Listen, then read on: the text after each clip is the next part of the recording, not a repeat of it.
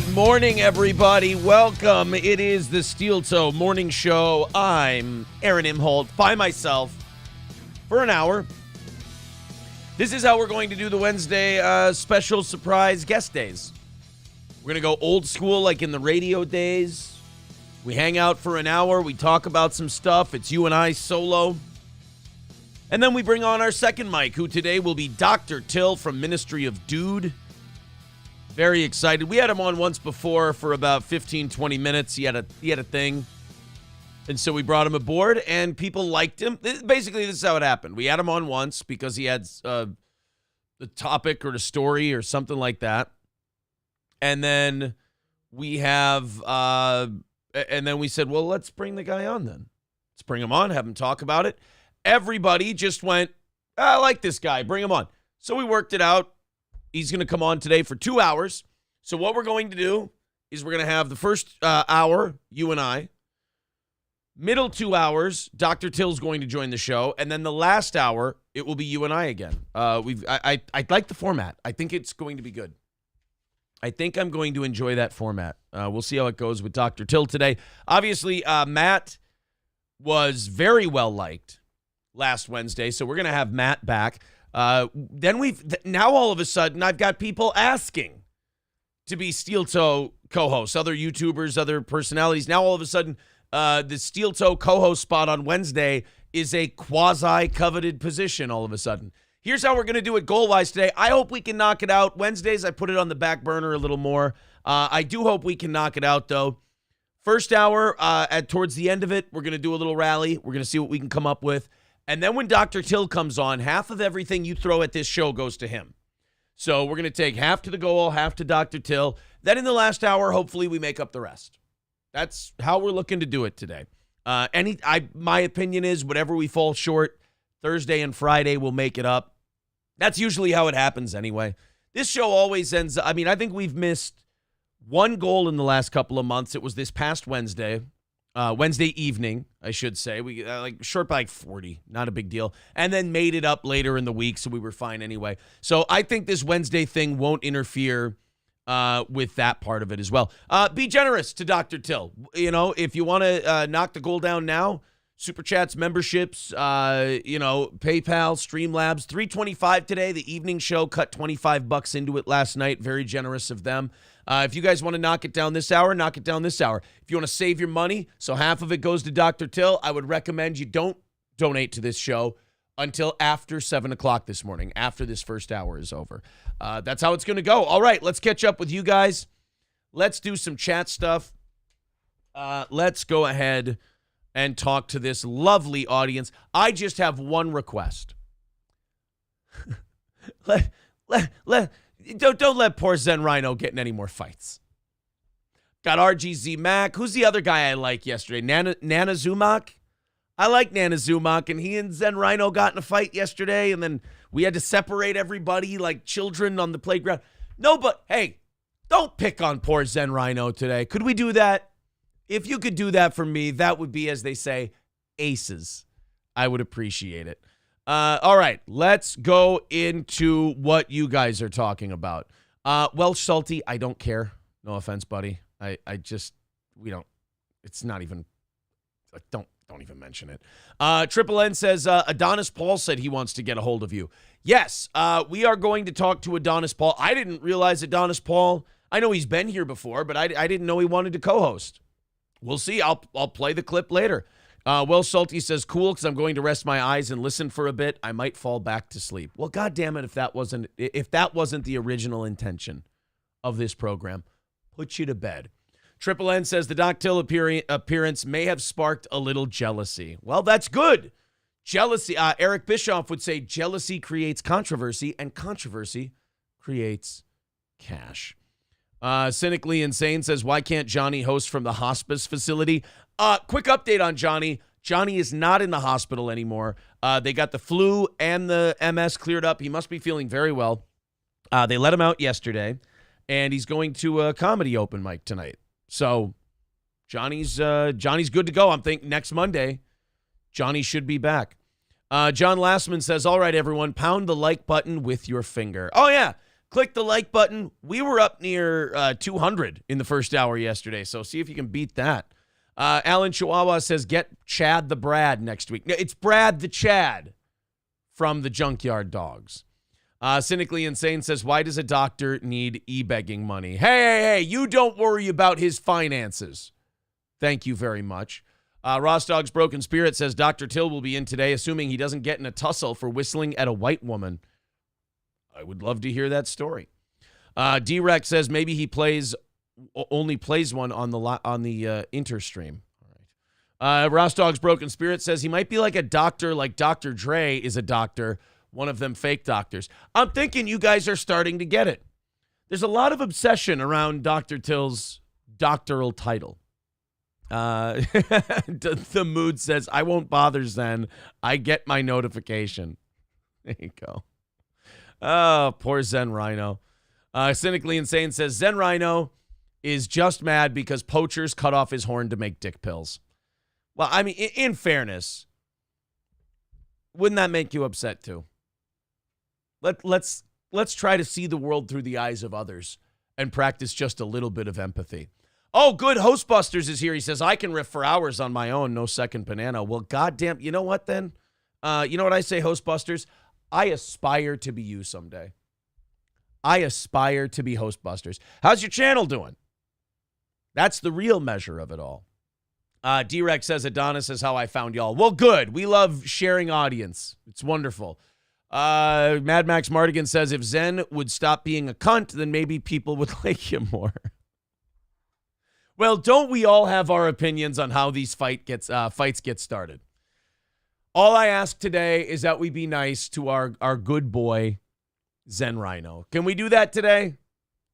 Let's do that. All right, getting things started. Adonis Paul apparently, I got people requesting to come on Steel Toe left and right. Salvo Pancakes apparently wants to come on Steel Toe. Adonis Paul wants to come on Steel Toe. Apparently my dance card is full. Oh, I forgot to tell you guys, this happened in the middle of the night last night. I saw this when I woke up. Wrestling Otaku is down to do the show, and he wants to do it Monday. I know. Fucking Otaku, right?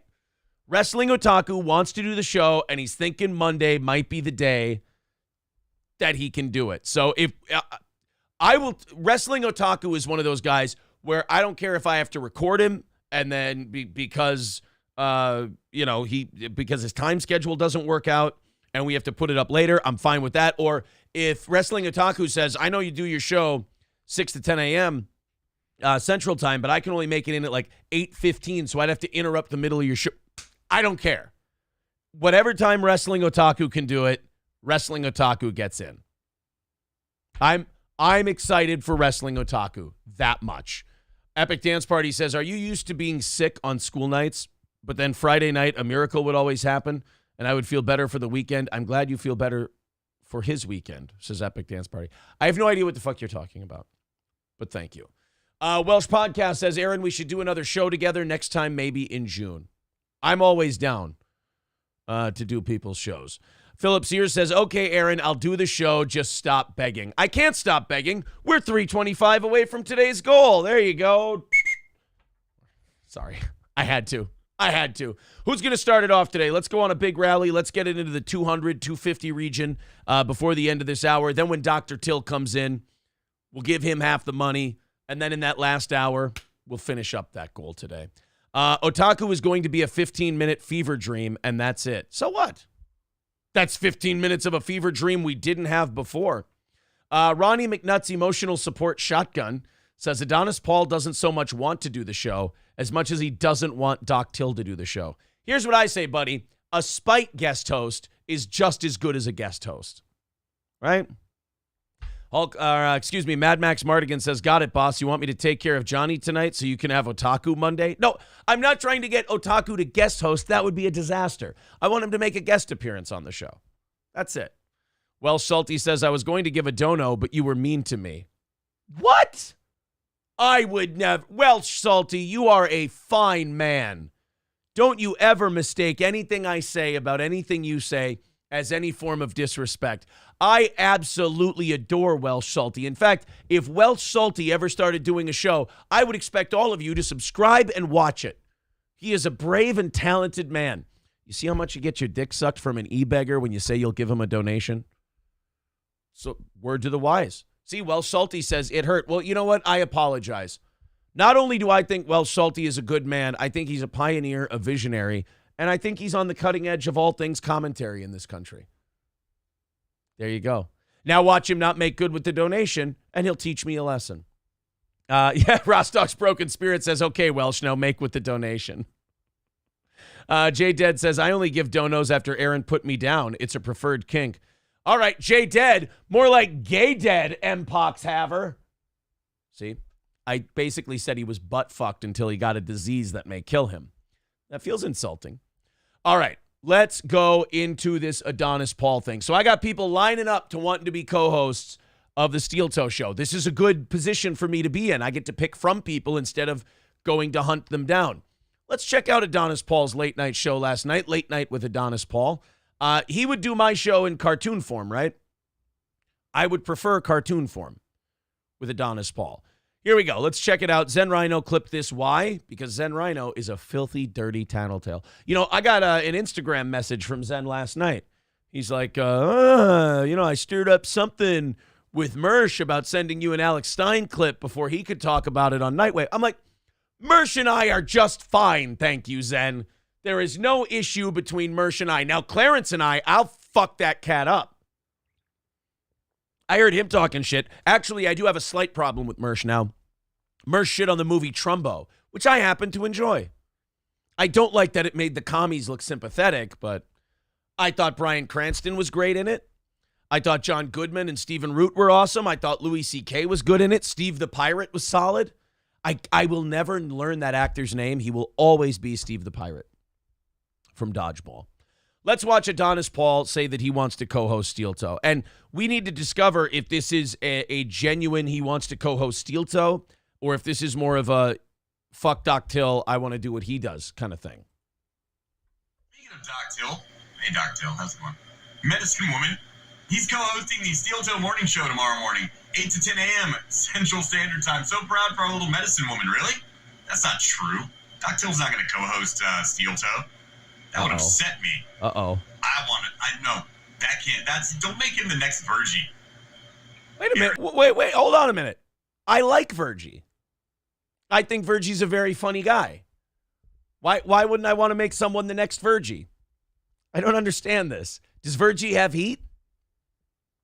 I like him. If this company grew a little bigger, if this show grew a little bit bigger and I was in a position to get in a bidding war with ROTC for Virgie's services, I might consider it. Wait, where's the Virgie heat come from? Don't make Doc Till the next Virgie. Does he have a drug problem and an obnoxious laugh? Because if so, I've been looking for one of those. Not for myself, but for the program. That would upset me. Don't make him the next Virgie. Aaron. The bluntstream@gmail.com.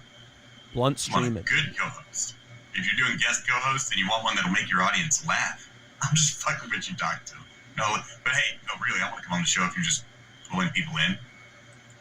That seems kind of cunty, just bringing people in, as if Doc Till didn't earn it with a guest appearance.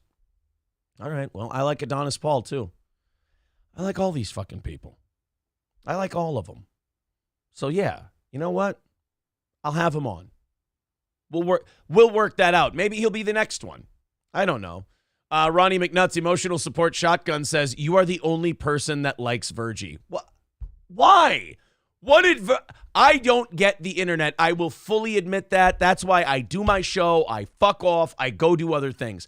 I don't understand the internet. I don't understand the unhappiness that other people feel. I feel really good. I like the show I do. I like the audience I have. 99.9% of the fans are not cunty and bitchy. And but then if you hang in there, you read stuff from people and they're like, yeah, I fucking hate this guy and I fucking hate that guy. And I'm like, I gotta unplug. I don't understand it. Like so many of the things that people hate, I always kind of respond to them with, this is not something you need to hate. This is like, you don't even need to worry about this. And not only do they not like it, they are passionately against it. And I will 100% admit that I can't handle the internet like that. It's not even shit about me. I can read shit about myself all day long. I mean, I don't, but I could.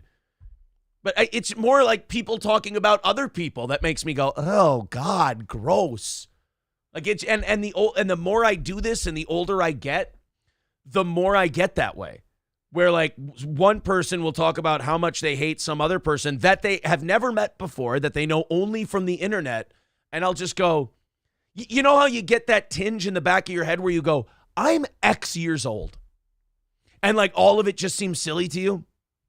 Like there's so much stuff I look at now and I go, I'm 36 years old. I am too old to be talking this way. I am too old to be talking about other human beings this way. This is a gay way to exist.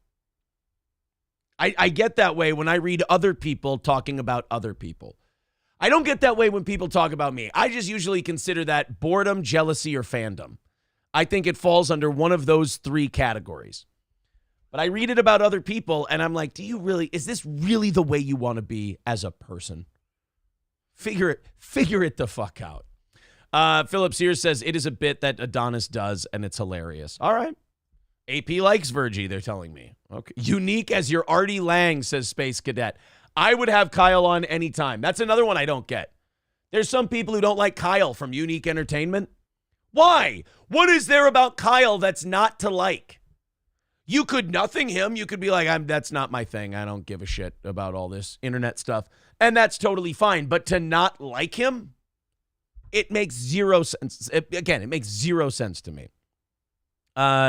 Philip Sears says, if we are going to do cartoon hosts, might reach out to Space Ghost. I'm not familiar with Space Ghost, but I would certainly consider that. Virgie is funny for a gay F slur. See now why. Triple N says, Virgie is retarded like me, but he's the smartest retard in the whole galaxy. I mean, that's something, right? Rex Dart says, that's right. We are all either cunty or bitchy. I mean, look, that self-awareness goes a long way. Flex says, I never talk shit about you, Aaron. Aw. That's really, you know what? I'm touched by that. I'm touched. Please have Kyle on. I've never met a not sketchy Kyle, someone says. Danger Bear Wolf Turtle says, I hope you are joking about Space Ghost. That I don't know Space Ghost? I'm sorry. I am not familiar with Space Ghost. Should I fix that?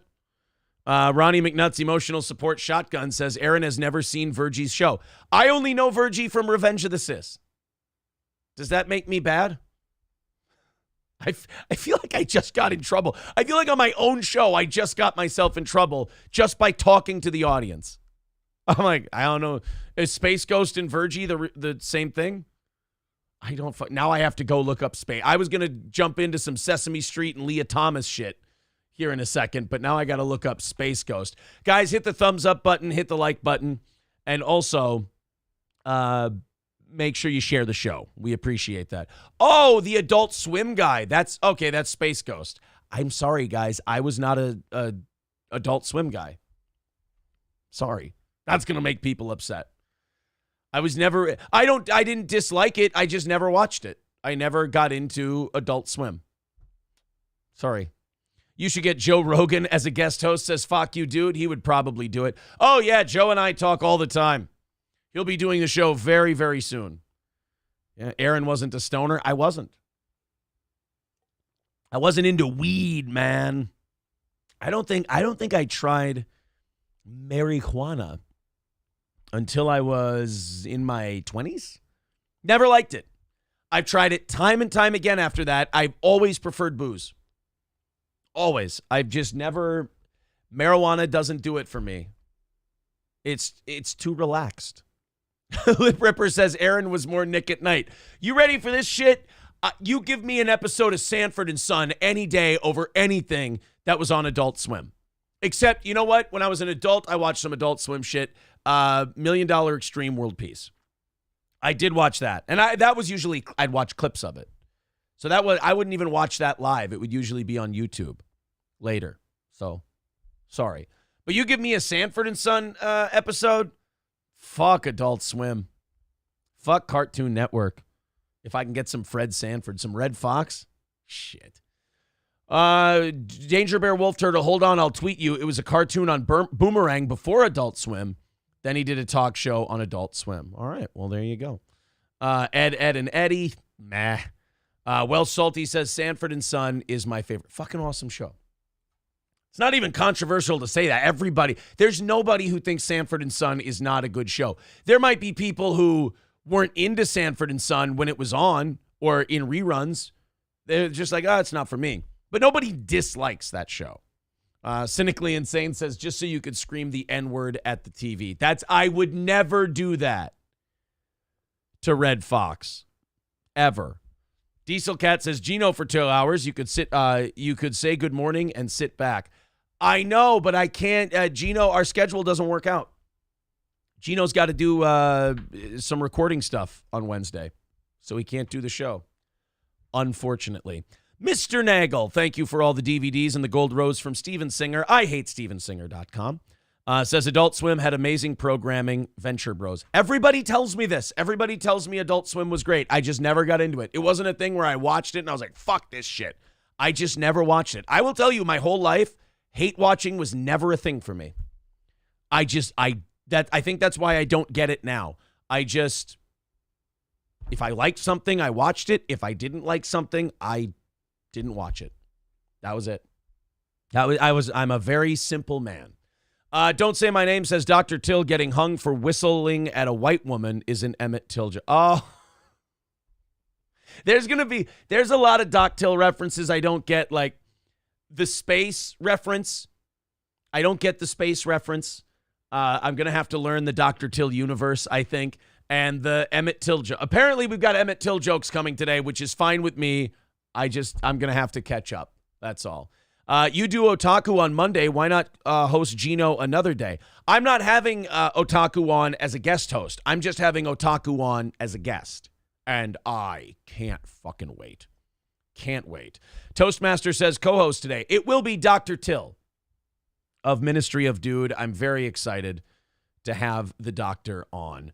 All right, guys, 325 away from today's goal. Let's chip into that. Let's get that knocked down more than usual.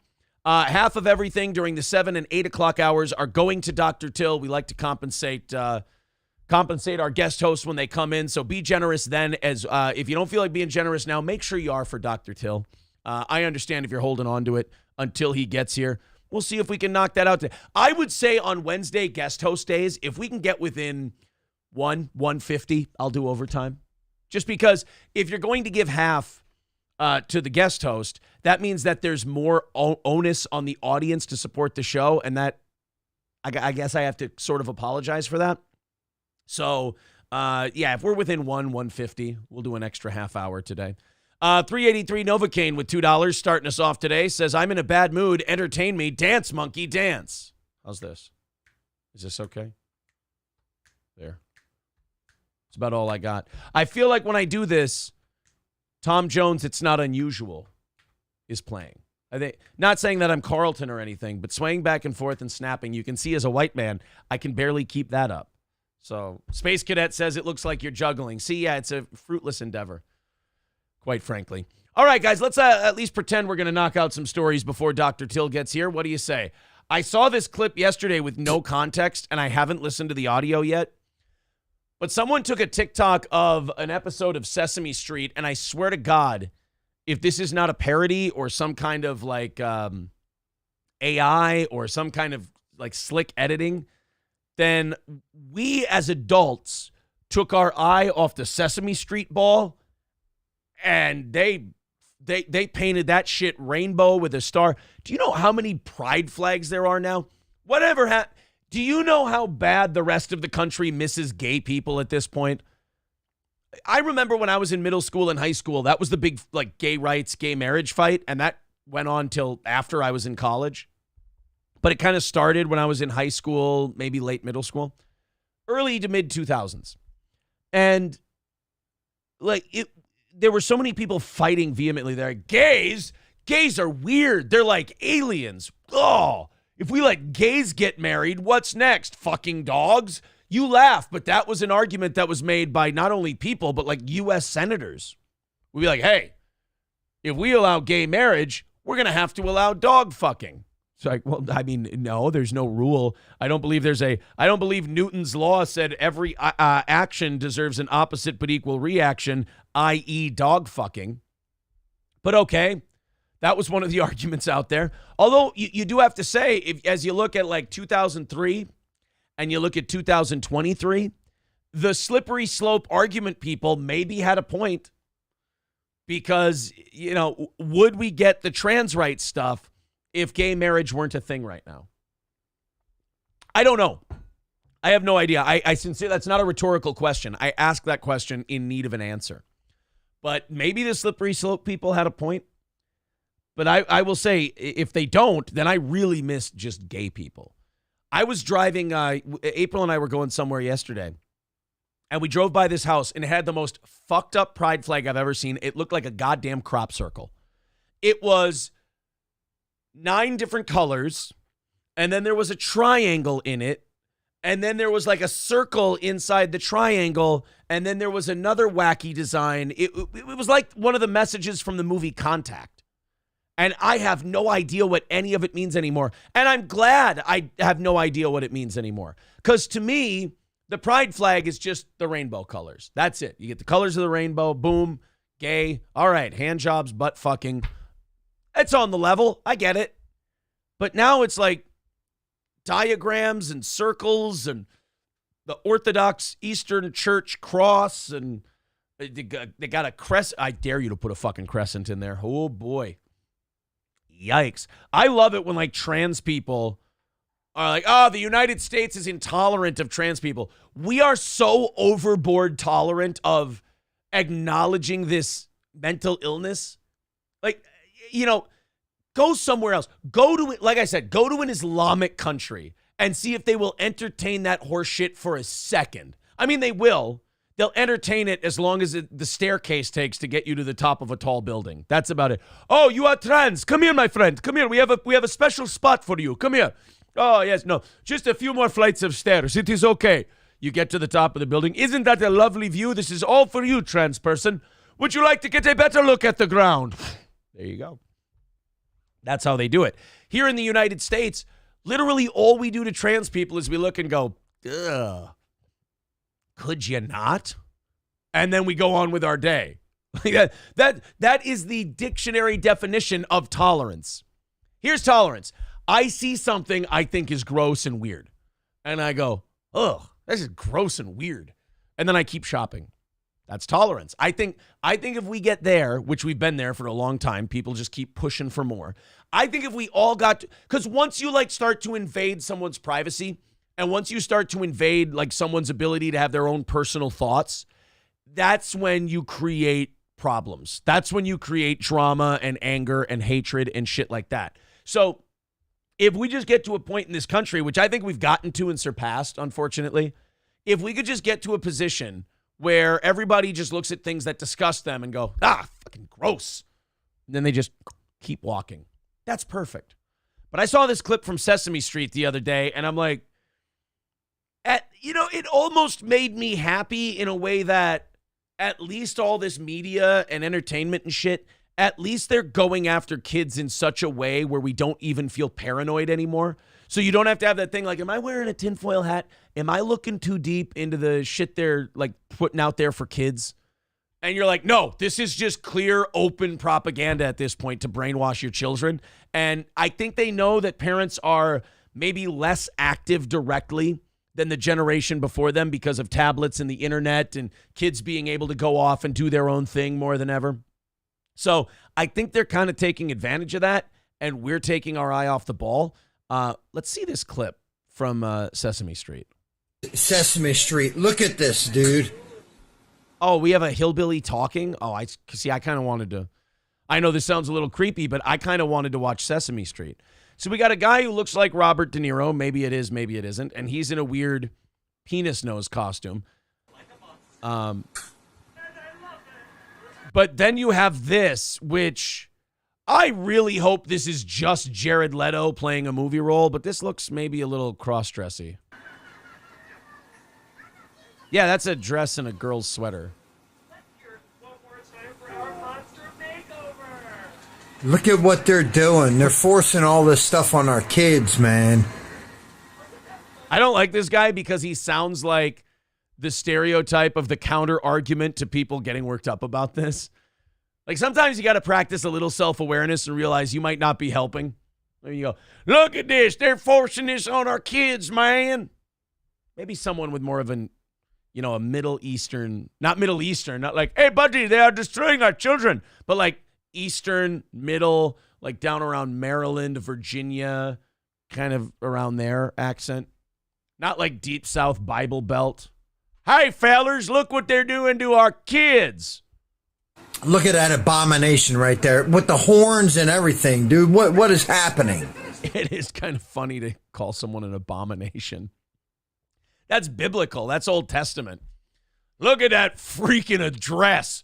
Look at that abomination. Like creepy, weird. It doesn't carry as much weight as calling someone an abomination.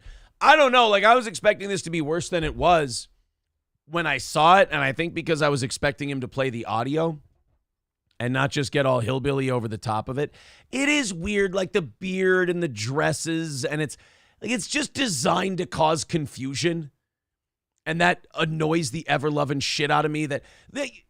It's one of those things where you just go, like, can't you just admit all I want? Like, I'm a simple guy. I understand the cultural battle is over. We lost. Let's laugh to the gallows. I can only laugh to the gallows if you would please just admit that you're doing what you're doing. It would be like if Canelo knocked somebody out in a boxing match and he went, I never touched the guy. No, you punched him in the head so many times his legs turned to jelly and he couldn't go anymore or you'd kill him. He's like, I never fucking touched him. It's like, that's a lie. We have you on tape. You're punching the shit out of this guy, and it's okay. You didn't break any laws. You didn't do anything wrong. You got in a boxing match and you beat him up. Never touched him. Come on. That's like what's happening now with all this shit. It's like, what? We're not doing anything to your kids. You're putting a freaky dragon guy looking thing in a dress, and it's meant to confuse, and it's meant to, kind of stir shit up. I have no idea what you're talking about. You must just be a bigot. It's like, would you at least give me that you're trying to do something? You're winning. You're succeeding. You've made us look crazy for saying let children be children, let them go through puberty, let nature take its course. You've made us look crazy for being pro the science. You're already winning that battle. You're winning the battle. Could you please just admit you're fighting it? That's it. It would be like Germany conquers France in 1940 and the French surrender and the Nazis go, what are you doing? And the French are going, we're surrendering to you. And we're not doing anything to you. The fuck are you talking about? You just wiped out 200,000 people and you're conquering our country. You've been in Germany this whole time, dude. You're insane. Just this cultural gaslighting. Thank you to Turtle for $5. He says, let's go morning show. Oh, thanks, buddy. Appreciate that. Dub says it's like the film Braveheart when the king throws his son's boyfriend out the castle window. Yeah, that's kind of how the Middle East would treat this whole thing with Sesame Street. They're like, oh, well, if you're so skilled in military tactics, why don't you tell me about the current... Out he goes. And the guys down below look up at the king and they go, oh, shit, and then run away. SC Motorsports says, why are you watching Sesame Street? That's a good question. Like, I never even asked that when I saw the clip on Not the Bee yesterday. Why was that guy watching Sesame Street? Maybe he's like keeping an eye on the culture so the rest of us don't have to. But you're right. You know what? We get so worked up on what's on TV, we don't worry about the guy watching TV and how maybe we should be keeping an eye on him. Holy shit, you're right. Holy shit, you're right. Cynically Insane says, in fairness, what else is he going to jack off to? Okay. I mean, look, now that you've put it that way. Ronnie McNutt's emotional support shotgun. I got to think of a cleaner way to say that guy's name. Says they literally have men singing in dresses all the time. Like I said, I took my eye off the ball, apparently. I didn't know I had to watch Sesame Street to make sure our kids weren't being poisoned. But now I just sound stupid saying that, don't I? Huge Erection says, Aaron, that's what most of America has forgotten. Your private life is your private life. until you introduce it to the public. Yeah, I think that's a pretty fair statement to make.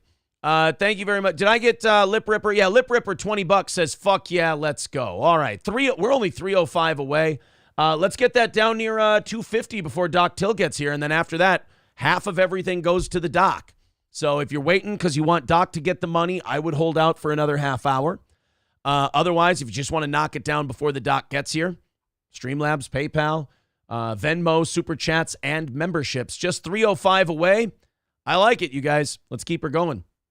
Phillips here says white women are the cause of this. So the question is, all white women get pedophilia legalized? I think women are starting to kind of, I think white women are starting to see now, a lot of them, that were kind of, what this is doing is bringing a lot of people off the bench. I think a lot of white women are starting to get off the bench and go, oh, so us just being nice to everyone and allowing everything and telling guys to shut the fuck up and their big meanie heads and sit down, that didn't work out so well. Because it wasn't guys that paid the price. Ultimately, it was women. Women are being eliminated because they basically tolerated their replacement. Yikes, right? Philip Sears says normies wake up way too late, and then they don't make the trying to our kids cry. Yeah, I mean, I get it. Us normies do, like, we do wake up too late, but in fairness, it's because we're not autistic and we don't have the laser focus that the autists do, and we also have other shit to do. And by the way, when I say us, I fully consider myself a normie. I'm not like inside guy or anything like that. This is a normie host you're listening to. And I like that. I like that look, I got a family to raise. I got places to go, shit to do, like normal people. I am, believe it or not, relatively normal outside of this program. But yeah, normies do catch on too late. That's why all wars, the aggressor starts off winning.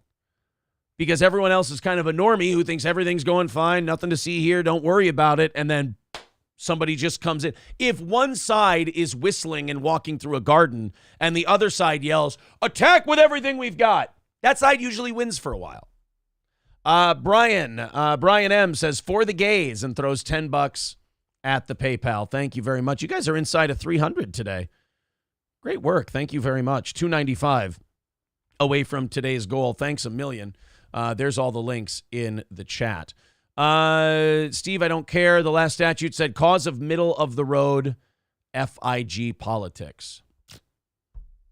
The normies are, I guess it's kind of our fault that we catch on late, but don't we always catch on late and then push back just in time? Like wasn't it, I think it was Churchill who said, Americans, you can always count on America to do the right thing after they've tried everything else.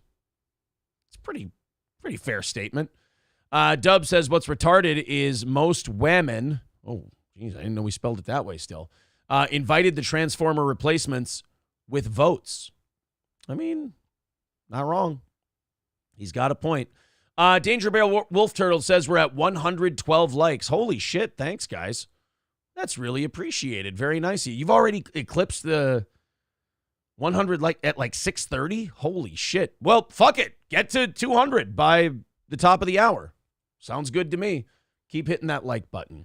Lia Thomas came back. I have to say, guys, prepping this show every day, hour and a half. Some days it's kind of starting to get longer to find enough stories because it is nothing but a giant psyop now. It is just trans, or race. That's all the news is. Trans, race.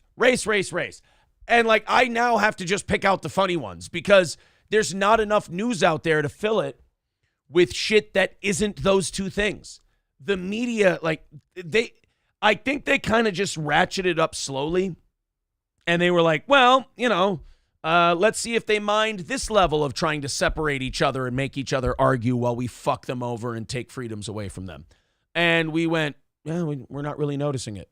And then they ratcheted it up a little bit more. We didn't notice. They ratcheted it up a little bit more. And it was just, it was ratcheting. It was a magician's trick. And they just kind of kept stepping it up over and over. It sucks. It sucks ass, man. And now I go through, the 10, 15, websites to prep the show. And I'm just like, literally yesterday, I was prepping the show and I said, I went like this on the table audibly and I said, Jesus Christ, something different, please. And it's not like the lefty news sites or the righty news sites. It's all of them. Like I go to CNN, I go to Blaze. I try to have that balance, and they're both. And it's just different spins on the same topic. And then you understand why so many people can argue about these issues. They only read one thing. It says exactly what they want to hear, and then they stop reading. And then you go, so that's CNN. Then you go over to the Blaze, and they do the same thing. And you wonder, you're like, how can we all be arguing and live in a different universe? Because technically, we do live in a different universe. We surround ourselves with people who say the same shit. We go read websites that say the same shit. We watch YouTube videos that say the same shit. I mean, it's totally understandable how people can live in their own little bubble. I get it. Thank you, Dirty Major Woody, for a $50 super chat. He says, for the host. Oh, very kind. We hope you guys are kind to Dr. Till as well when he joins the show in about 20 minutes. Just $260 away on today's show. Holy shit, boys and girls. Thank you very much for that. Oh, my God. And then we've got 5 coming in from Matthew and 10 coming in from D-Luke. He says, leaving for Vegas this morning. Take my money before I lose it. Well, thank you, pal. I hope you do very well in Las Vegas. I do. It's a very fun town. We try to take an annual trip there every year. This year has gotten quite busy for April and I, in a great way. Don't get me wrong. But we usually go in August. It's looking maybe like October, November, because we want to go when it starts to get... What this winter told us was that we get so fucking miserable in these long Minnesota winters that we're going to start going when it's cold out. We did kind of start getting tired of going in August when it's 105. You're just like, fuck me. You go into the casinos and it's like 40. You come out from 105 and you're like, I'm sweating standing still in shorts and a t-shirt. And then you walk into a casino and you're like, oh, now my heart's frozen. It's wonderful. So I think we're going to try to go when the Vikings play the Raiders. I don't know what prices look like when you go then, but I think we might try to go for Vikings Raiders this year. Yeah, Ronnie McNutt, we did do that UN story yesterday. That was fucked up. I almost don't even want to bring that one up again. It's just so fucked up. Hello over on Rumble. Make sure you guys are hitting the thumbs up and the Rumble button. We appreciate that. You guys are very cool. Share the show as well. We don't want to forget the people over on Rumble. You got 500 to 600 people at the peak of this show over on YouTube. But then you got those 200-300 people over on Rumble, and they deserve a hello as well. Delco says Biloxi is the new Vegas. Had so much fun there. It's like a throwback casino town from the 70s. I wish Las Vegas was... I think peak Vegas was like when the mob was coming to an end and the corporations were just the corporations have fucked it. It's not like the cheap Las Vegas vacation anymore. It's an expensive vacation now if you do it like with the restaurants and the resorts and everything else. But I think like mid to late 80s kind of looked like to me. I was born in 87 basically, late 86. But when you look at pictures and videos of like mid to late 80s Las Vegas, you're like, there's still enough dirtbag mafia shit here, but there's a little bit of the nice gleaming corporate shit. I'm a bit of a tourist. I'll be honest. I am a little bit of a tourist. I do like the shiny glitz and glamour stuff, but I also like kind of that grittier, simpler mob look also. The Gravy Show says, I wish I could have gone to Mob Stardust Vegas. Yeah, Casino Vegas. It does seem kind of fun. And, Mob Vegas it was very safe for the tourists. I mean, you had to fuck with the mob in order for them to do something to you. Otherwise, they were great. Dub says, did fashion designers create turtleneck sweaters for trans women to conceal the Adam's apple of trans women? Some allege so. No hate on trans. People are people, but kids shouldn't be pushed to. You know what? I like it when our audience has a random thought and they just go, Aaron, here, you do something with this. I don't mind that. CBK Born to Lose says, I can only imagine the 50s and earlier in black and white. Maybe, but See, like you go back into the 50s and 60s with Las Vegas, and to me, it looks a little too simple and old-timey. I don't like that. There was a certain level of merger in the 80s and 90s that kind of worked. But now, I mean, the mob is completely out of it. Rick Bradley says, Mob Vegas rules. No, it sucks. I still love that sound of the jukeboxes, the metal hitting a tin. Now it's a piece of paper and it's quiet. I'll be very honest. I have no idea what the fuck you're talking about, but I'm sure you're right. Dirty Major Woody, renewing his membership, says, I'm going to Vegas in June. Congratulations. Very fun town. TK 800 Kilowatts says, I heard there's a lot of construction because of the Formula One racing coming to Las Vegas. That there is. Dog Blooded over on Rumble says, resort fees suck for Vegas. They do. I guess Biden's trying to outlaw resort fees, which, that's such like a, no, not to get political on resort fees, but that's such a Democrat thing to do. I have an idea. Let's tell a corporation they can't charge for a certain thing. Dipshit, they're just going to raise the price on everything else. Hey, you can't charge for resort fees. Well, then they're going to charge more for the room. They're going to get their money. They probably did not do very well out there during COVID.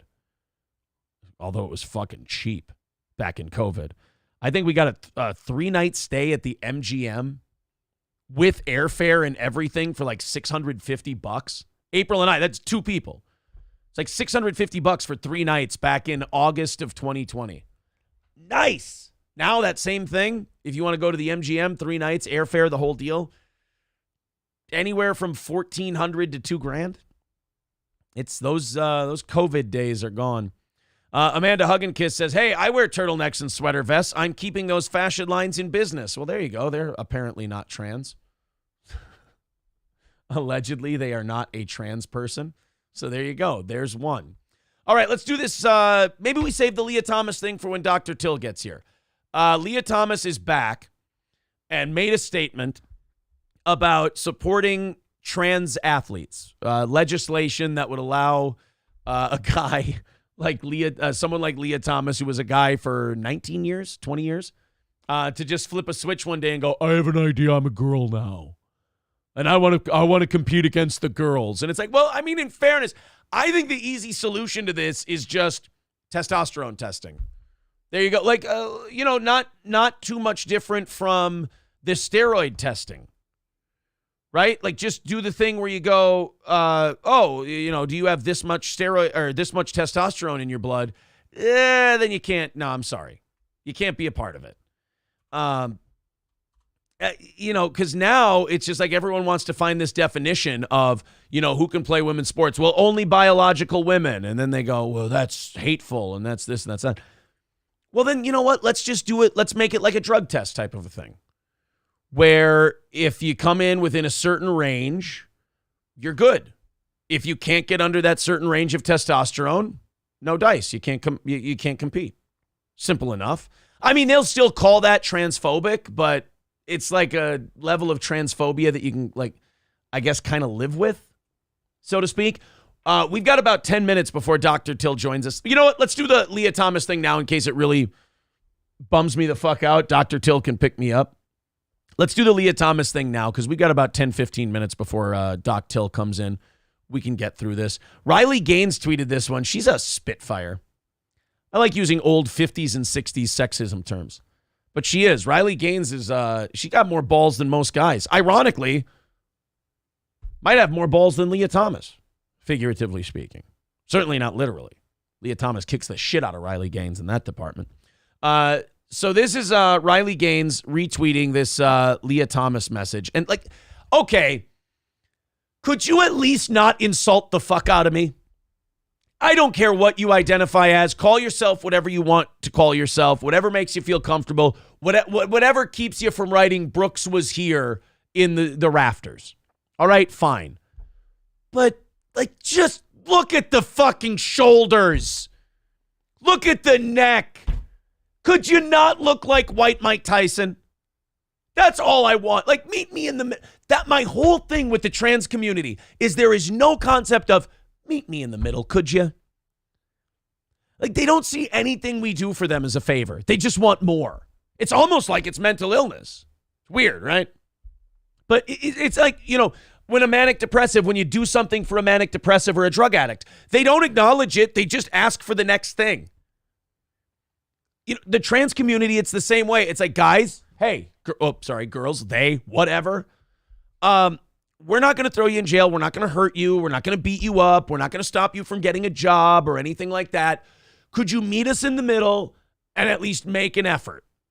And like this one gets to swim against women. It's like, could you maybe not do squats and lat pulls until your body's about to fall apart? Could you try to feminine the body down a little bit so it's not, her body is a fuck you to everyone competing against her. It's just a fuck you. She looks like Bill Goldberg. And a lot of it's aided by the fact that she is a biological man. It's not fair. I hate to use that term, but that's how this argument boils down. It's not fair. So before I've even hit play, I'm upset. Look at that. I'm riled up. I'm sweating, for God's sake. Fine. But this is Lia Thomas talking about how all the guys should be able to jump in the pool and just start karate chopping the fuck out of bitches. Let's check it out. My name is Lia Thomas. No way. I'm a transgender woman, a former college swimmer, and the first trans athlete to be named Division I NCAA champion. I'm proud of that, by the way. Proud of that. It's like you won a sack race at a county fair against 3-year-olds. And you're going, I'm the champion of the world. Suck it, kid. Glad you're proud of it. I beat the shit out of women who had such a muscular disadvantage that if I grabbed them too hard by the arm, I'd face assault charges if I were a man.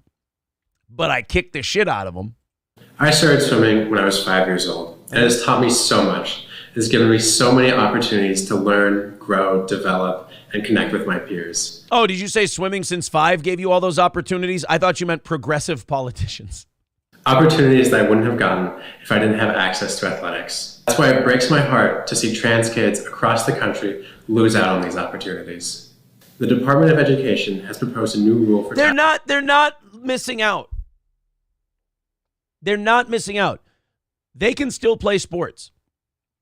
They just have to play it based on biology, because you know why sports are divided? Sports are not divided because one has a wiener and one has a hoo-hoo. Sports are divided based on biology. It is a physical mismatch. The reason men and women are separated in sports and not in, say, things like band, for example, is because there is a biological advantage. It's the only reason. If men and women were built exactly the same, they would all play basketball together. But because there is a biological disadvantage, we separate them. So how does it not make sense? Just from a common sense angle, forget like intolerance, forget inclusion, forget all that shit. Let's just go straight up Occam's razor on this bitch. If the reason we separate boys and girls sports in school is because of a biological difference, then does it not make sense that you compete in the division that fits your biology, not your identity?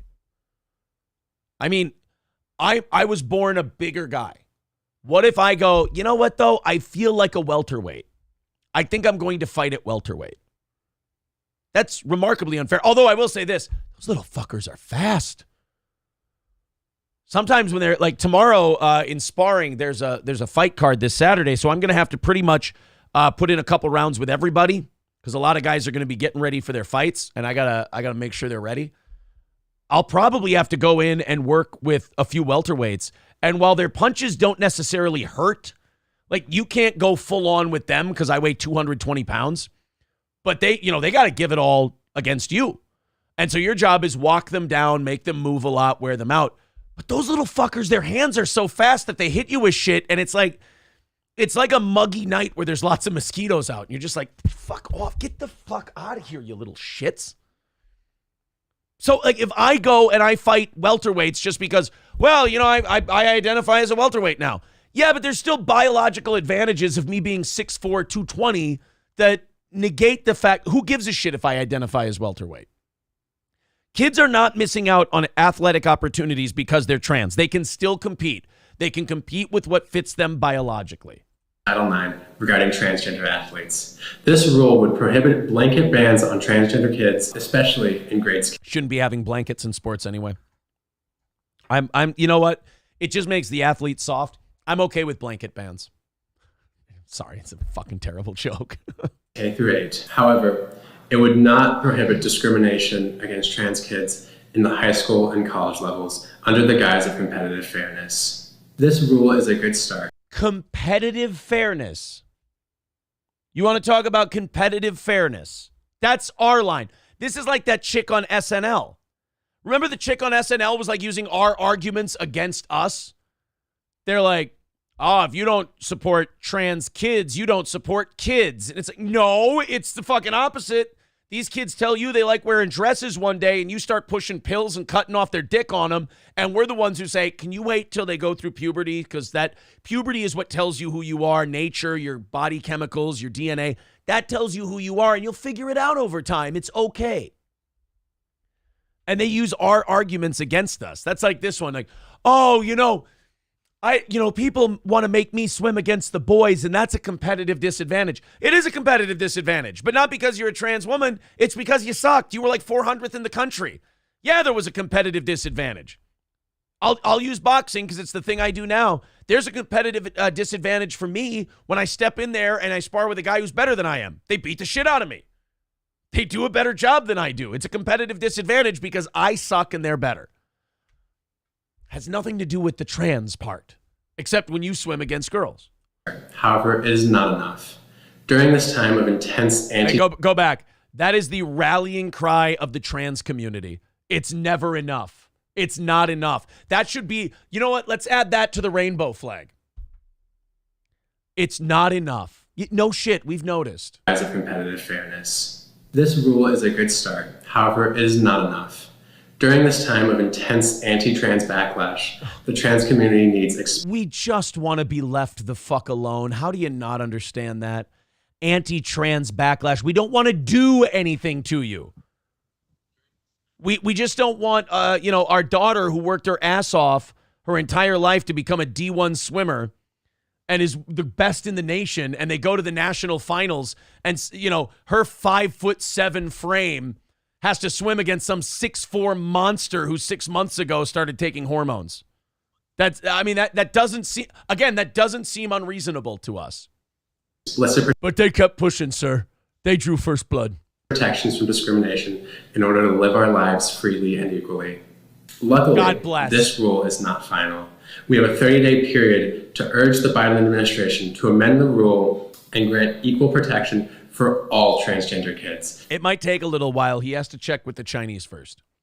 And when he says that this socially weakens America, China will sign off on it. They'll be fine. Don't worry. Because all trans kids deserve the opportunity to compete and play in the sports they love without compromising who they are. That's right. All of those trans kids should be able to get in there and beat the fuck out of little girls. That's, God damn it, fairness and equality, what this country was founded on. Join me in commenting on this proposed rule and demanding equal protection for all transgender athletes. No, you deadlift more than I can. Your voice is deeper than mine. I feel like I'm taking part in a sham, if you ask me. Oh my God. Well, it's okay. We're losing this one anyway, right?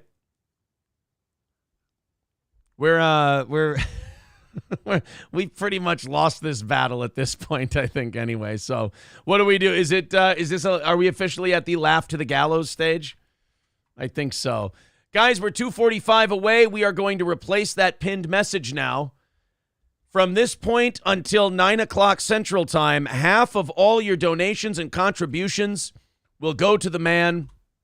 This is a couple.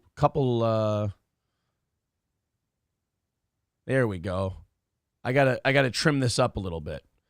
There we are. From now on, the rest of your contributions will be split 50-50 with our surprise guest host this morning. Let's bring him up on the screen. That's the wrong screen, dipshit. There we go. Dr. Till, Ministry of Dude. How are you, buddy? Morning, guys. How's it going? Pretty good, man. I'm so technologically devoid of knowledge and whatnot that I did have somebody. I'm going to move you over here. I had somebody DM me on Twitter, and they were like, "Hey, man, do you want to know how to get rid of that the whole the other person's audio cutting out when you start talking?" Because we had that with somebody we had on. Oh, one of the Junkyard Dogs recently. He kept cutting out every time we wanted to talk, and he sent me a step-by-step thing on Twitter. He's like, "Yeah, when Dr. Till is on, make sure you click this so he doesn't, so his audio doesn't go down when yours goes up." And I'm like, God, I just felt like such a retard. I've been there. I do a show with anywhere from 2 to 5 extra people behind me in the voice chat, and so I've gone through every technical error you could possibly imagine. It's tons of fun. I am remarkably basic, like incredibly. People have been telling me like, "Oh man, you should do StreamYard," and I'm like, "Do I have to yet? I mean, I'll do it when I have to. I promise I'll get there." But I'm so scared of new things technologically because I finally get one thing down. Like I've got this audio thing down with Zoom, and I'm like, well, now I kind of want to ride this out for a little bit because I just learned a new thing. Yeah, don't let them bully you in the StreamYards. We call that poverty yards where I come from. Oh, really? So, yeah, we even have like a poverty yards logo for the Legion Knights. Is it bad? It's very boomerish. Like it's like you can't hate them. People that stream with StreamYards, you're like, okay, I get it. You're doing this as like an extra thing, but like I don't know. I just prefer controllability, and OBS and Prism gives you that the controllability. I know because I use OBS every day. I know about 4% of it. I can get my scenes and my sources. I don't use together. OBS anymore. Really? I use what's called Prism. Okay. Like I originally heard about Prism through like the IP2 like weirdos. They use Prism because it was a great mobile app. Well, they made a desktop app now that like just kicks OBS in the dick.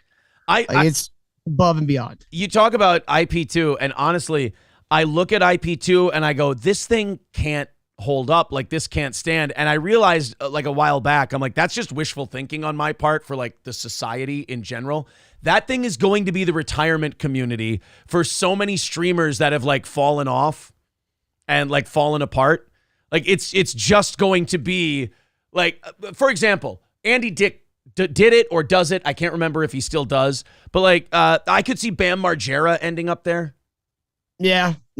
Oh man, that would actually be pretty great. IP2 RV7 or whatever the hell they're at. They're just going to have a fleet. It's going to be like, instead of going away, IP2 is going to end up with like legit Camping World endorsements and shit like that. They're going to have like used RV How has places. Use Me Blade not died yet? Dude, if you guys don't know, because, I have an audience, as you know, with a lot of normies in it like myself. But if you guys don't know Blade, holy shit. The fact that man is alive is an affront to God. If you're somebody sent me his back pustules the other day, I thought I was going to throw up in my mouth. That guy is a walking Ed Wood film. Eddie, let's shoot this fucker. Blade, I don't like his whole thing. Has his whole thing ever been anything other than I drink a whole shitload, say the N-word, and embarrass myself? No, but I can't really harsh a guy for that. That's half my friends on the internet. I get it, but it's not their broadcast persona, right? Or is it? No.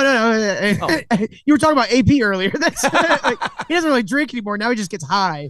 Adonis, you seem to light a fire under old Adonis Paul. He's putting the full court press on for the steel toe appearance because Dr. Till got it first. I fully endorse an AP appearance. That dude, like, he's one of the reasons why I love AP. He will just pop on randomly to my show, and then I don't have to work for like 25 minutes because he just will take the ball and just run. That dude he's what we call a power talker. Yeah. No, and like, is it always cartoon form? Because like I said, I got to go to bed early to do this show, so I don't get to watch too much Adonis Paul. But I watched his bar rescue, the Amy's Baking Company video. I thought that was great. Yeah. But is the show? Is it like, if I have him here? Am I getting cartoon Adonis Paul? Yeah. You can get all kinds of stuff from him. Like, he could be you if he wanted to be. Like, that's one of the great things about like these guys that do the VTuber shit, like Greg Grilmo. Yeah. He has literally taken a picture of my head, sliced at the top like I'm a Canadian in South Park, and then just like use my face to get into people's StreamYards when we're rating, and then just will be a cartoon version of me while I'm sitting there hosting a different show. It's remarkable the effort people put in. And then I just sit here and talk shit all day.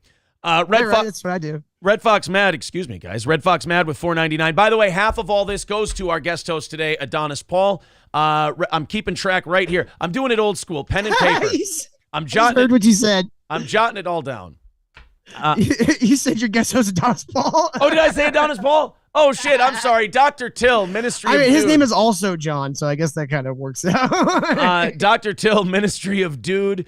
Subscribe to it on YouTube. It's youtube.com at Dr. Till, 1L, Ministry of Dude.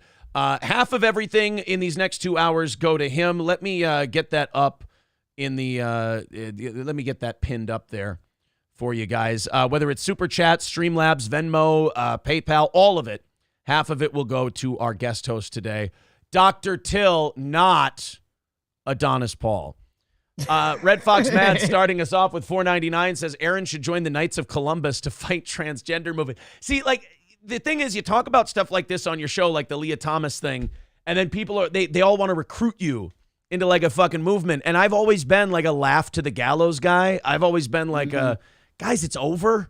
Like, let's just have as much fun as we can until, they put us in the camp. Because, like, I don't want to spend my life being angry and fighting all to just end up in the same place where if I would have fucked around and had a good time anyway. Yeah, like after a certain point, you just got to go, fuck this. I'm just going to move on with my life. And I'm just going to pretend like everything's back to normal. Yeah. And let's hope that things get back to normal eventually. It's not that much different than like the first 6 months of COVID. Where, God, where you were just like, I'm just going to pretend. We all, like, for the last few years, whether it's propaganda or COVID, we were all kind of Roberto Benigni in Life is Beautiful. Like, we were just in the concentration camp but pretending it was a game. And we're like, hey, if I do it long enough, I won't notice I've lost 40 pounds and I can see my rib cage. Hey, my mom used to say I could entertain myself anywhere. It might as well be a FEMA camp, Exactly.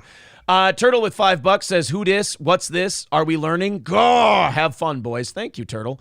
Mad Joe with $79.99 Australian. I have no idea what the fuck that is. It's in the same color as 50, so I'll call it 50 until I find out different. He says, just a little help for all the wholesome entertainment I watch for free on my favorite channels, the Ministry of Dude and the Legion of Dude and Burnt Popcorn. Explain to people burnt popcorn, because you explained that to me the last time you were here. I really liked the concept.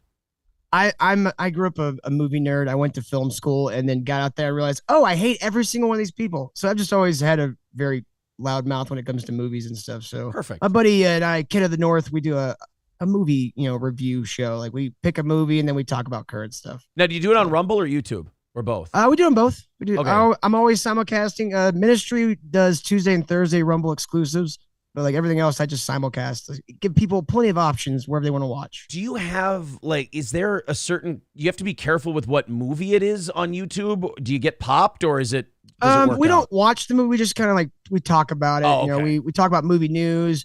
Right now we're discussing the new Picard series that's out. That's actually somehow really good. I don't know how the hell that happened. Really? But it's season 1 and 2, dumpster fires. Don't know why those were made. Season 3, how did we not make this first? Is Picard the one where what's her tits? Stacey Abrams was like the leader of Earth or whatever? That was the other one, Discovery. That's the one with the Walking Dead chick that can't emote worth a shit. She just has one expression. The sword one? The sword lady?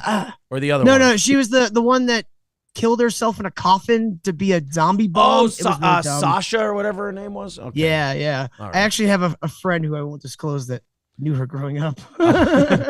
Trucker 18-wheeler with $8 says Aaron is a boomer. I mean, kind of when it comes to like technology and shit, I've got a serious problem. It's more of like I'm afraid to go learn because I'm afraid to look stupid kind of a thing. Yeah. That's kind of where I'm at. I just break things until I figure it out. Yeah, exactly. And that's where I end up getting to eventually. Oh, look at Zen Rhino. He's doing all the math for us. He says conversating seven. I think he means converting. Converting 79.99 Australian ends up being 39.53 after you converted to American and take the Google out. Oh, wow. He even did the Google 30%. All right. So I was within $5 of that one. I'm going to add another $5 to Dr. Till's total then today. The Gravy Show with $10 says Dr. Till is a real one. Respect. All right. Thank you, buddy. Thank you very much. A real dumb one. So here's the references I have to catch up with. Okay. The Emmett Till jokes. Well, yeah, that's just straight from the name, yeah. All right, and then oh God, what's the space? Do you ever think about space? Yeah, do you ever just think about space? That is an old joke that I stole from my group of friends back in high school, and I just kind of put it on the internet. It's a way that I mark people when I find them. You know, I'm looking for locales or something. Sure. I'll just ask them, do they ever think about space? I honestly thought that part of it was like a Joe Rogan dig. No, my buddy, years and years ago, we were out having a bonfire in the middle of my dad's woods. We're getting high and drinking beers and stuff, sitting around a little bonfire, and we're just talking and talking. And my buddy Thor has just been staring at the sky for like 10 minutes. Yeah. So we all kind of stop and go, "Hey, what's up? What's going on, Thor? You want to throw in on this conversation?" He just looks at us and goes, "Do you guys ever just like think about space?" Oh God, you called him the gay F word a lot, didn't you? We just died laughing. We're like, where did that come from? Like he was just high staring at the sky. Yeah. Drunken high just hits you different at 19 and 20, and just like you're so impressed with yourself that you got drunk, or you're so impressed with yourself that you got high that you're just the dumbest motherfucker who's ever lived. Oh yeah, I mean, I never quite left that, but you know, that's part of my charm. Fair enough. Scarface with $10 over on PayPal says taking the clown pill is the only way you will go insane. Otherwise, 07, Dr. Till. 07, back to you. All right, thank you, buddy. Let's get into some things here. It's fun to watch the worlds combine here. MN Concrete guy, one of our guys, says, please stop him from laughing ever again. If you can tolerate my laugh, you can tolerate his. I'm just honored to be considered worse than Virgie for once. What now? See, I don't, like I said, like I form my opinions, and then I hear like the internet's opinion on shit, and I almost like I dig into my opinion on people more the more angry and upset the internet gets. I'm an ROTC fan. I like Mersh. I like Royce. I really like what Virgie brings to that show. And anytime I voice that opinion around any ROTC fans, it's literally a 50-50. It's like, oh yeah, I love Virgie. And people are like, fuck you for liking Virgie. I'm like, I'm sorry. Virgie seems like a good enough dude. Honestly, what I love about Virgie though is he splits people's opinions so hard. But he's he sounds like, okay, the best way to put it, because he is a dog person on the internet, right? Like, he has a loud bark, but he doesn't really bite very often. Unless you're Razor Fist, in which case he'll chew on your ass all day. Sure. He's not going to post a picture of Jack Posobiec's kid and say, I want to take food out of his mouth. That fucking Mersh tweet of Posobiec, it was so great to see Mersh just lean the fuck into that and go, I don't care. It was like... Mersh is also a polarizing figure, but what a lot of people don't understand, like the things that most of these people hate about Mersh and hate about Virgie are the exact reasons why I love them. Yeah. Oh yeah. I mean, I've never had good anything but good things to say about him. I mean, I'd like to introduce Clarence to the Chinese buffet, but that's neither here nor there. It's okay. We're in a feud with not a huge fan of cats either, but that's my own personal thing. And we're in a feud with the Bad Luck Boys. Apparently, Clarence wants to fuck my wife, and it's a whole big thing. But you know, look, I'm not going to bring. In your state, is that even legal? Yeah, I don't think it is, but I'm not. I don't want to bring race into it. I don't want to go to that level. I want to stay high road when it comes to those fucking cats. Med Joe with $14.99 Australian. They're still, the autism is strong. They're still breaking down the $79.99 Australian.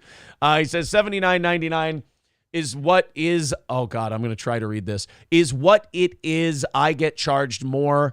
I just looked at my bank account. Oh, okay. I did not know. We're not. This is not working out. You math two be shady sometimes. I ask my audience for math. I might as well ask them about quantum physics. Jesus, that's on me. I think we know which ones aren't Asian or a chosen people out there. You know? Yes, exactly. The person who can count it down to you to the dime, you're like, oh, here, you dropped this, and just hand him a yarmulke.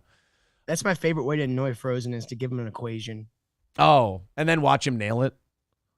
Yeah, but like constantly just give him wrong answers back. And he's like, how are you not understanding this? Like, I don't know. I'm not Asian. It is odd. The positive stereotypes even get you shit on a little bit. Like the positive stereotypes people get ashamed of. You almost like Asians going, stop saying we're good at math while they're explaining to you the Pythagorean theorem that you forgot in 3rd grade. And then they're like, it's a negative stereotype. I'm like, no. You want to go look at this group of people? I'll show you some negative stereotypes. You should be very happy with this one. Yeah, I mean, I'm Irish, so my stereotypes are drunk and large nipples. And it's like, I mean, all right. Drunk, large nipples, fighting, people thinking that hair color and skin consistency is not of this earth and perhaps came from extraterrestrials. It's bad. I mean, they might have a point there. Like, I don't disagree with the shops that said no Irish need apply. Like, I'm just like, I get it. I met me. I understand. Yeah, believe me, you don't have to convince me on the Irish. Yeah. I mean, I watched Gangs of New York. I'm pretty sure that was a documentary. You people were fucking uncontrollable for a while there. Yeah. That's one of the reasons why I love Mersh is Mersh, like, he has all the present tendencies that I like bury deep down in my brain. So he's like that voice in your head that's telling you to do awful shit, but he's like a person now. And you're like, hey, I know you. You've been in Hero for years. Mersh is one of those guys who lets you know that not lets you know, convinces you that the way you've been thinking is okay. It's just like, well, he said it out loud. It must be all right.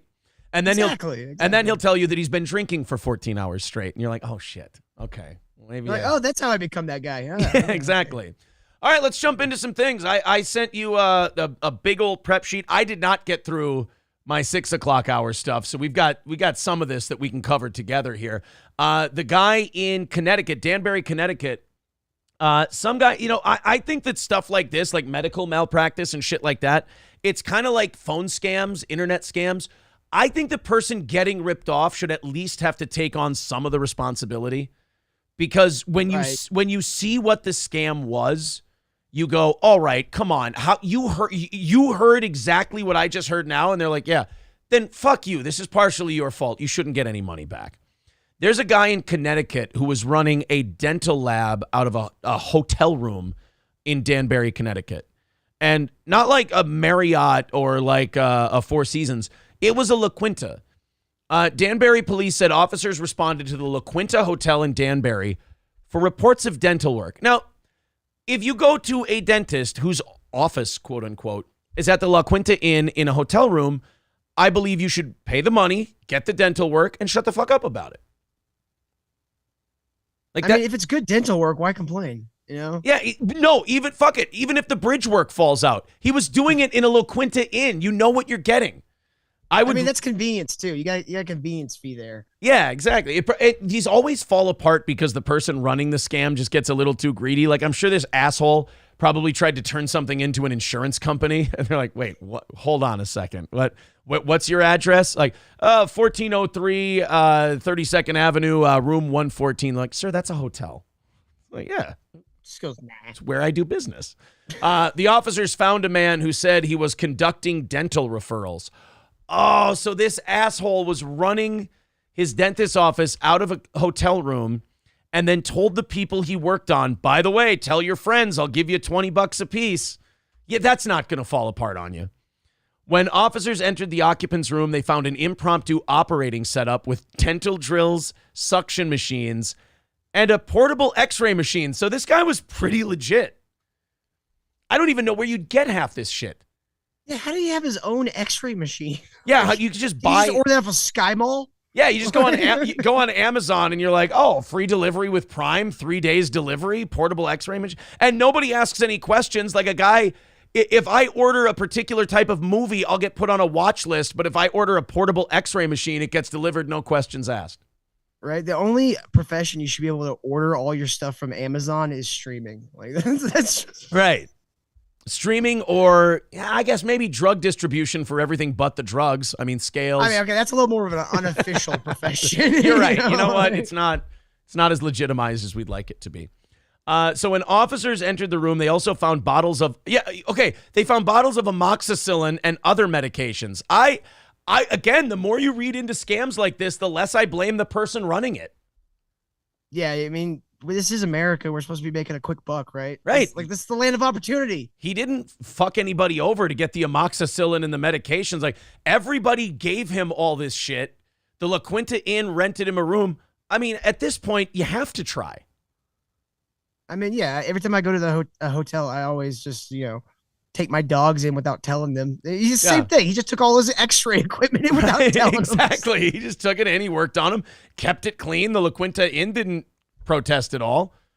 I can't really blame anyone who's done this except for their complaining. I think you should just take your cheap dental work from the hotel and continue. I mean, what other dentist's office can you go get a filling and then go for a swim? That is a good point. None. The amenities at this dentist's office are top notch. I mean, that's way better than a sucker. Exactly. I've gone to a hotel and the guy said he was a proctologist and I was like, good enough for me. And he shoved his finger. Right. I went into his room. He shoved his finger up my asshole. He said, it all checks out. He said, all right, now it's time to pay.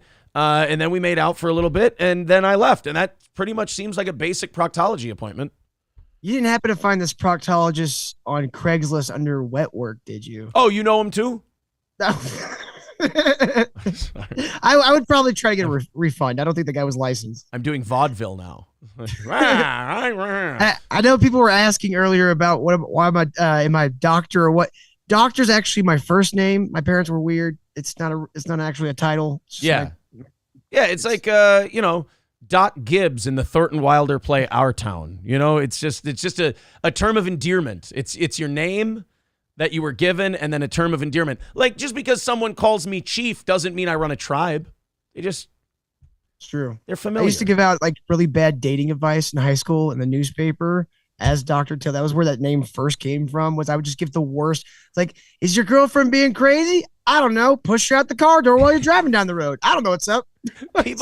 People sleep on the school newspaper, but they let you get away with murder in there. I wrote for our school newspaper too, and we would just put the stupidest shit in there. Like, it was I'm not saying we were good at it or we were funny, but we, like, a few of my friends and I, we did really kind of treat it like a low rent, not funny National Lampoon. And the teacher running it probably got paid like a $200 stipend to do it, so they didn't give a shit. And they were like, all right, now make sure you're using proper journalistic phrasing and stuff like that. So we'd write this dumb fever dream bullshit, but it would be in perfect AP format. I had a friend who's like, his older brother was like an IT guy for FEMA down in Texas. And so this dude like knew how to do like almost everything on a computer. And he was in our newspaper class and I had a copy of Halo for PC on a hard drive. So he took that and he put that on our main server and made it to where every computer in the school could access the game and play it. And so just whatever room we were in, we just text each other, be like, hey, get on the computer, we're gonna play some Halo. And just be over there playing Halo during most of our like junior year. It's fantastic. Nobody got. That explains why I can't count well. Yeah, exactly. I can't tell you, like, I can't remember, like, actually doing, I still have dreams about, like, not doing homework my senior year of high school and waking up thinking, oh, shit, I'm fucked. And then going, oh, no, never mind, I'm 36. But, like, in senior year of high school, I don't remember doing any homework. Like, I know I had chemistry class. I don't remember anything from it. I don't remember doing projects. I don't remember doing worksheets or anything like that. It really, like, if you think back at your high school experience, you really do go, oh yeah, we have a really dog shit education system, and I'm one of the examples. Mine was so bad that like I was just taking like random like extra classes at the community college because I was bored and I really didn't want to get a job because I knew if I didn't take classes, my parents would maybe get a job. Yeah. So I'm out there taking courses in like 3 semesters. I'm in like starting like the end of my junior year, and my guidance counselor calls me and goes, hey, you've got like all your credits to graduate. I'm like, what? Like, yeah, you've got everything you need to graduate. Do you even want to come back next year? I'm like, no. Did you have to go back or no? No, I never went back. Fuck. That shouldn't be allowed. Like, it's not okay. I wasn't even trying to do that. I was just taking random stuff. Like I don't know. I'm terrible at algebra. I guess I'll take that. Yeah. And they just go, yeah, oh, by the way, you almost end up having to lecture the school system. It's so bad. They're like, yeah, you have enough credits to graduate. And you're like, I have another year left, right? Like, you can still teach me shit and educate me. And they're like, we don't fucking need to. It's like, you're talking to me. You could tell I'm mentally retarded. Yes. I need another year. Like, you're sitting there going, I'm an affront to the system. Yes, I'm an embarrassment to your school. What is wrong with you people? We're all sitting there. We're like Jim Carrey at the end of Liar, Liar. We're like, no, I found a loophole. Come on. I mean, I guess if you get one, exploit it, whatever. Yeah, fuck it. I mean, they're actively trying to throw you out, so you take it. Yeah, exactly. KF with $10 says, since Till is here, and then sends us a YouTube link. Oh boy, what is this? This is Struttin'. Oh God. Oh God.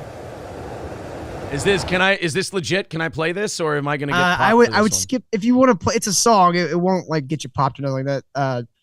Thumpasaurus are pretty cool guys. Where am I skipping to? It's a meme that is started with my friend Greg Grilmo, and just infested every part of. Oh Jesus! Hold on a second. Here's my strutting, doop-de-doo. Strutting my way on over to you. You like my strut? I like yours too. Fuck, this ain't leaving my head. God damn it. It's this. Greg figured out, because Greg gets on like super late, gets really stoned, and then just veers off into craziness. And he has found that this song syncs with everything. It syncs with 9/11 footage. I'm not even kidding. It's weird. It's like the Dark Tower of music. It just sits there in the middle like a spindle, and everything just circulates around it. Hold on. Let's take a look. Let me do a little experiment here. Let me just bring. Here we go. Disclaimer. Oh yes, of course we have to have the disclaimer that this is really bad. All right, let me fire up the music here, and then we will play the video, and we will see if Greg and Dr. Till are right. My way on over to you. Seems like these days got nothing to do. East side walking and strut with you. Strutting in the morning, strutting in the noon. Strutting in the nighttime under the moon. Hey you, I like you too. Do you mind if I strut for you? Maybe feel free to strut for me. You gotta strut. What you gotta do is you gotta music go side to side. Strut so hard with the strutting thighs. Strut your way into my mind. Kind of works with 9/11. Dude, it's a crazy song. It's one of those that will just permeate your brain and not go away. Even if you hate it at first, it will still get stuck in there, and you just do like you just start saying that random places. It's weird. R. Bud Dwyer could probably work for the R. Bud Dwyer video. Holocaust liberation camps. I synced it one time. Who is the guy that waited at the phone booth for his son's rapist? Oh, I know that he was a Texas guy, but I can't remember his name. But I know who you're talking about. Pluchet. Yeah, you're very close. It's like I think it was like Gary Pluchet. I synced it to the footage of Gary Pluchet popping his son's rapist one time. I was like, holy shit, this thing does sync with everything. I don't know what's going on here. Doot really does kind of work with all of it. In fairness, yeah, Gary Pluchet. They're saying that's the guy. Sounds right. I actually remembered something for once. Yeah. Thank you very much, Zen Rhino over on PayPal with $25. Remember, half of everything these next couple of hours going to our guest host, Dr. Till today. Dr. Till, Ministry of Dude over on YouTube. Mods, if you could throw his link in the chat there, that would be great so people can subscribe to Doc Till. They're saying, yeah, Aaron's first boxing match, this would go well too. Yeah, well, it's longer than 52. That would be a great come out song. Like, you gotta come out boxing with the robe on and stuff. My first with high energy. I definitely took my first fight before I was ready, and it did not go well. I caught a right hand to the nose, it busted it open, and I survived about 30 seconds after that. And then the ref, after I took a knee, I got up, My nose just ran onto my shoes, onto my shirt, and I looked at the ref. I'm like, I'm ready to go. He's like, yeah, no, we're done. he waved it off right there. I've considered fucked like up. getting into like boxing or like maybe a little bit MMA because I got into a car wreck a couple years ago and I wasn't wearing my seatbelt. I hit a semi that was sitting still and I was doing 55 and I smacked my head against that windshield so hard it rung my bell, but I never lost consciousness.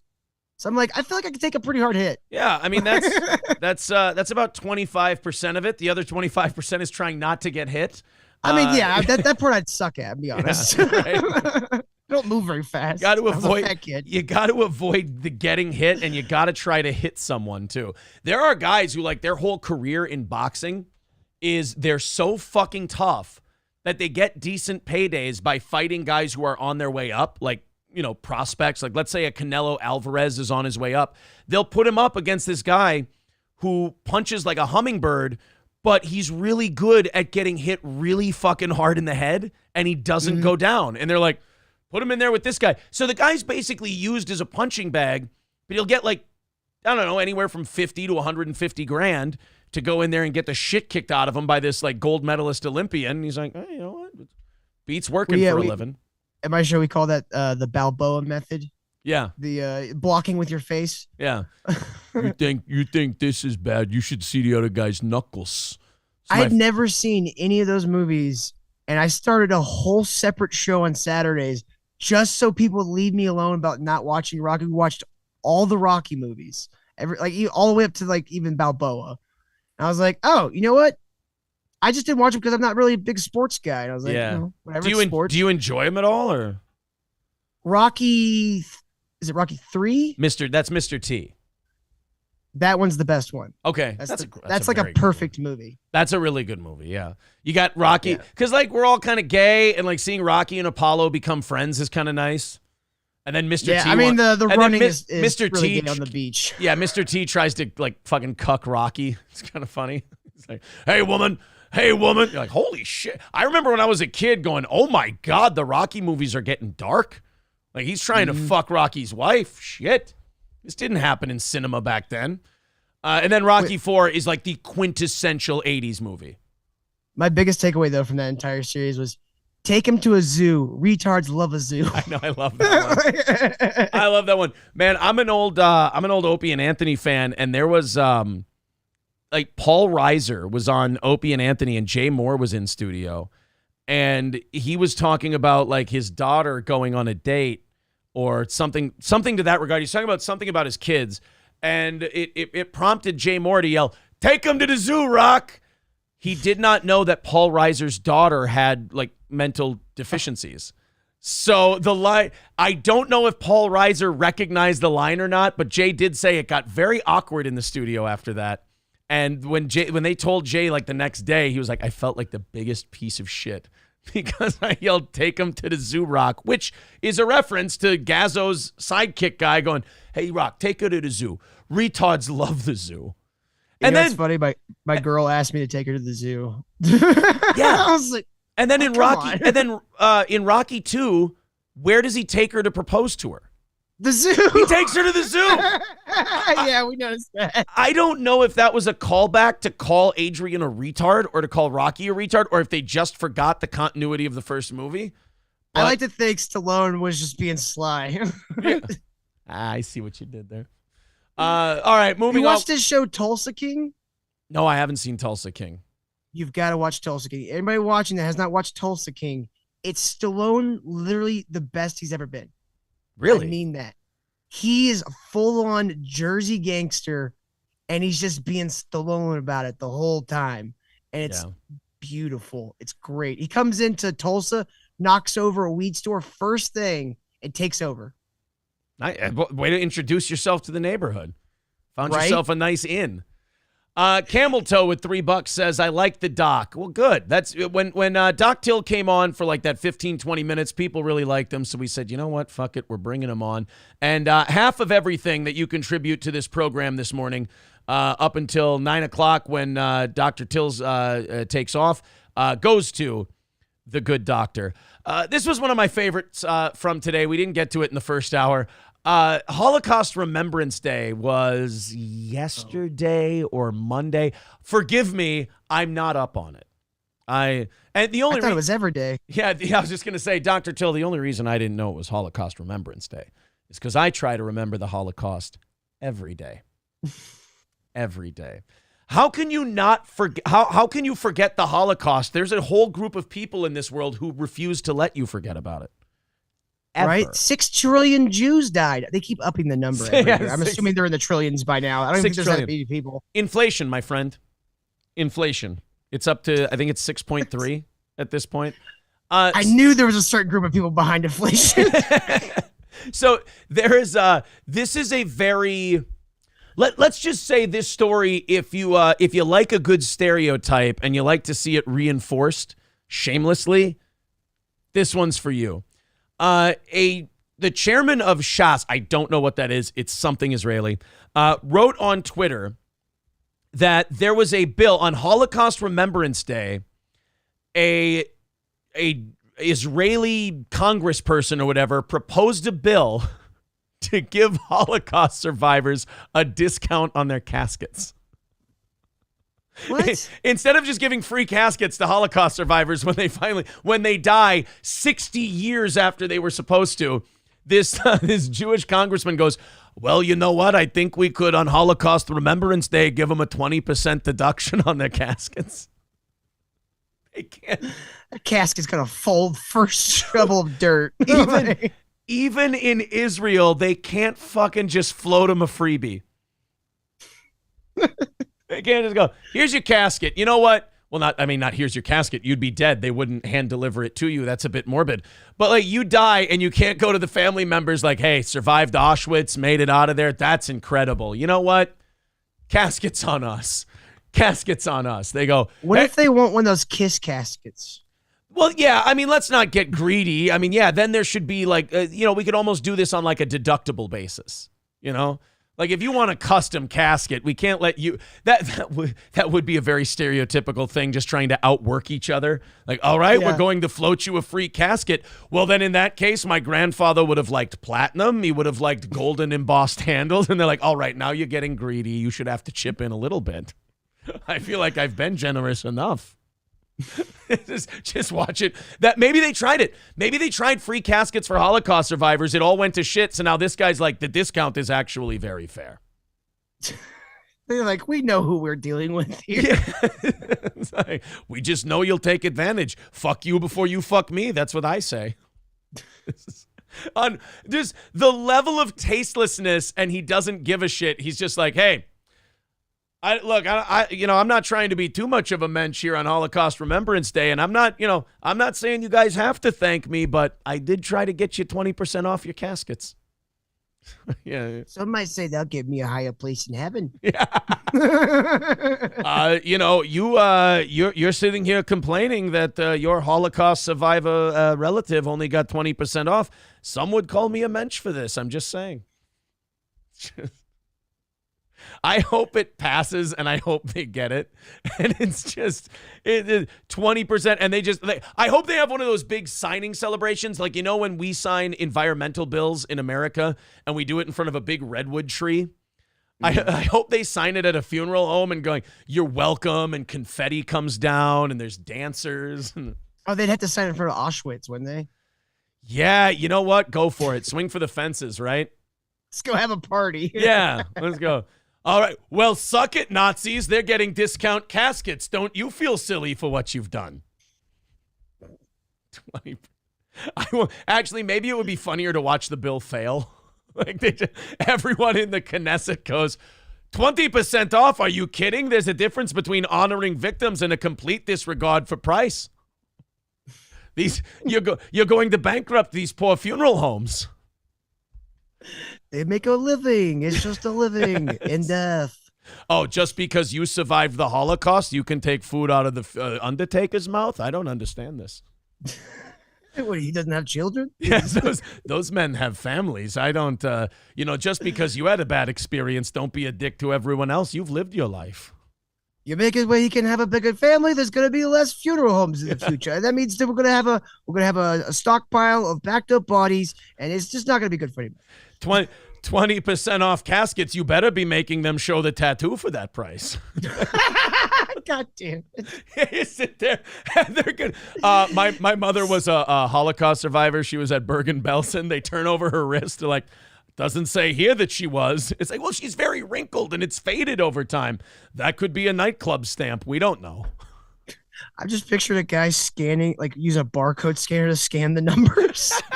All right, beep, beep. All right, this one's good. I just love, not only do they not get free caskets, they get 20% off, but they're still going to be a dick about checking. Look, they don't have like a handheld one. They have like one of the ones from like a grocery store. So you gotta like put your arm over it like a couple of times. Yes. I'm sorry, but it's not scanning. They're Could taking. you possibly go put it back and get a different arm? They're taking a corpse and they're just waving its arm over a thing. Beep beep. It's not beeping right. God damn it. Oh man! Look, if you guys are gonna make stereotypes about us, we might as well earn them. 20% is 20%. Today is tax day. What am I supposed to do? See, like that would be a thing I would feel reasonable for taxing people. It's like, you know what? You pay an extra 1% of tax a year. You can literally say whatever you want. We just will never ever like give you shit for just being racist. Yeah, we'll pay. Yeah, there's a racist tax. Why not? Why did it make a lot of money? The South would clean up. The government would make a lot of money, and then we'd find out how many of us are actually racist, and we never knew. You got people. I was like, why are they charging me 5%? That was a 1%. You find out how much the FBI has been reading your emails and Twitter DMs. You're like, oh, they charged me the 5% just because they know already. Oh, okay. Those sad poor fucks. My DMs are so boring. Really? Yeah. Mine's just like, boy, this guy asks a lot of people to be on his show that say no. Thanks. Gray Duck. Stop asking after a while. Yeah, Gray Duckling with $4.99 says free cremation. Oh no, see that? Read the room, pal. Read the room is all we're saying. Now, are the smokestacks going to be attached to the crematorium? That's what I want to know. Why is there a nursery next to it? Why? I have to ask you, Undertaker, why does your funeral home have a soccer field? It would be a really out of place thing.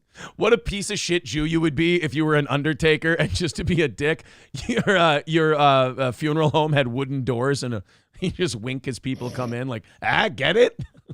You fucking dickhead. Oh. The shower's over there. You don't need a shower at a funeral home. I know I don't, but isn't it a wonderful amenity to have? I smell. They had a deal on tile. I had the tile room, so I made it to a shower. What do you want to do? Hey, congratulations, everyone! Here at the Mensch Funeral Home, we've added a new feature. You can make the funeral food in house with our new propane grill. It's not okay. Oh man. I don't know. I would give that place business because they're funny. Right. Like, yeah. I like you. I would be. Yeah. Don't worry. They, no matter how much their sense of humor, if you're not a part of the tribe, they ain't letting you in. I know that from experience. Yeah. They'd still just be like, oh, you find our business funny. That's wonderful. What's your last name? Yeah. No, I'm sorry. I was like, we could just add a Steen and into Till. What? Tilstein? That sounds real. Yeah. Like, why not? Phil Burnell says, hey, Aaron, you missed Zen Rhino's dono. Oh, I'm sorry. I've got Edward Michael here at 199 says, ironically, it's also National Train Day. Jesus. I don't see Zen Rhinos. I saw his $25 over on PayPal. I got that one, but thank you, buddy. And by the way, Tattletales, thanks for keeping an eye on it for him, too. Jesus. Oh, I don't want to leave this story. It's just too wonderful, but I feel like we've wrung as much out of the good old Holocaust story as we possibly can. Don't worry, we can always circle back. I believe you got one over on Rumble too. Oh, we do. Oh, I'm sorry. There we go. Mayo Riot with $10. I got to do a better job of keeping up with the Rumble people. I'm sorry, guys. That's on me. Mayo Riot with $10 says the Lolbrary is for Emmett Till purposes only. There's another. Yeah, Lolbrary. Yes, we forgot your middle name, Emmett. Dr. Emmett Till, of course. That would be the weirdest doctor ever. Oh man, that would be an odd doctor. He definitely would have an axe to grind. Feel like calling that guy a doctor now would just be a misnomer. Yeah, exactly. Fewer than half of Americans are on track to comfortably retire, and 55% of 18 to 35-year-olds have put savings on hold. Average 401k account lost $30,000 last year compared to the year before. Stories like this are both good and bad. Like to let me, I mean, just the knowledge that I have of this story existing. It's good because it makes you go, okay, I'm not crazy. Things are shitty. But then it's also bad because it's like, yeah, I wasn't under any impression that it was good. So like it's almost like, was it Han Solo who said, never tell me the odds? Yes. Don't like, I know in an abstract way that shit's bad. You don't need to give me the direct statistics of how shitty it is. It's almost like the guy who doesn't watch football and he comes in while you're watching your team get the shit kicked out of you. And you're like, wow, 41-7. That's almost impossible to come back from. You're like, thanks, Dick. That's me usually. Eat a dick on purpose. Yeah, wow, they're really sucking it up today. That must make you feel awful. Yeah, get out of here, idiot. You look at your 401k and then you're just looking at it. You're like, yeah, I knew that was going to be bad. And someone looks over your shoulder and goes, whoo, boy, 30K. That's got to be a hell of a hit. No, it's fine. Don't worry about it. I planned for it. It's part of my retirement. Me and my guy got together and we said, let's have a good purge year every like 7. $30,000. And then 18 to 35-year-olds putting savings on hold. I tell you what, I think like Walmart and Target love statistics like this. They're like, we're going to have a shitload of greeters for like the next 50 years. Right. None of these people at 35 are going to be able to retire. They're going to. I saw an old lady holding a road construction sign yesterday. I was like, what the fuck? Oh, no. Yeah. She had like the big orange vest on and everything on the sign. I'm like, and yeah, that's not going to get better. No, it's not. We're only going to see more of that. Just like gams fucking sitting out there. They're going to be operating the jackhammer soon. Like, fuck holding the sign. Like, there's going to be too many of them that need work. And we're just going to have people, like in the cartoons where they would start on fire and then you just get that dust pile. You're going to have an 85-year-old working a jackhammer and just turn to bone dust. That's it. It's turned to what is that stuff they put? Oh, Metamucil powder. It's Metamucil powder. It's terrible, man. Like I've said numerous times on this show, like I feel like this next year and a half, we are desperately trying to run out the clock. And I've never felt this way in my life before. And I don't know if this is just me getting older or if this is just me watching the world burn and going like, dude, if we don't, I don't care, like right, left, Republican, Democrat, I don't give a shit. For me, it's more like observe and report. It's like seeing how shit is and going, why don't we try something different? If enough of this country is convinced that like going a different direction political party wise is a terrible idea and we should give this experiment 4 more years. I know people have been saying this for centuries, but I don't know if we can absorb like 6 more years of this hit. The whole place is falling apart. It's kind of, my plan is we go to China, say, okay, look, China, we need like $100 trillion more dollars. All right. And then we'll pay up. And then we use that money to make way better missiles and pay everybody's debt off. And then we tell China to go fuck themselves. You're going to have to. It's a great plan. I mean, it's so funny when people would always say like, oh yeah, we owe China like, I think it's like $1.6 trillion at this point. I'm like, really? 1.6 trillion? We owe like 30, I think it's like 37 trillion. We are in such a suicide pact with China. People think that they've got us by the balls. If we decided that we were going to pay off that debt today at 1.7 trillion and just trash the shit out of our currency, like here's your $1.7 trillion in worthless dollar bills, China would be like, fuck. Oh, wait, maybe that's the plan. Maybe that's what they're doing. Never thought about that before. I wouldn't doubt it. Because like China, if you don't, some people don't know about China. Their currency outside of their borders is fucking worthless. They threw it on the ground years ago because they have to have enough of this shit for 1.3 billion people. So it's worthless outside. So what China like pays for, like when they go try to take natural resources like contracts for oil and gold and shit in other countries, they pay those in American dollars that we pay them as like servicing our debt that we have. We make the debt payments and they go and they spend the billions of dollars on, acquiring land and contracts and shit like that. So if we go and we pay that debt, they're fucked. I mean, we are too, don't get me wrong, but they're fucked also. So it really is like this. It's like two guys. It's like the end of the second Sherlock Holmes movie where one guy just goes, fuck it, bear hugs the other guy, and they just jump off a cliff.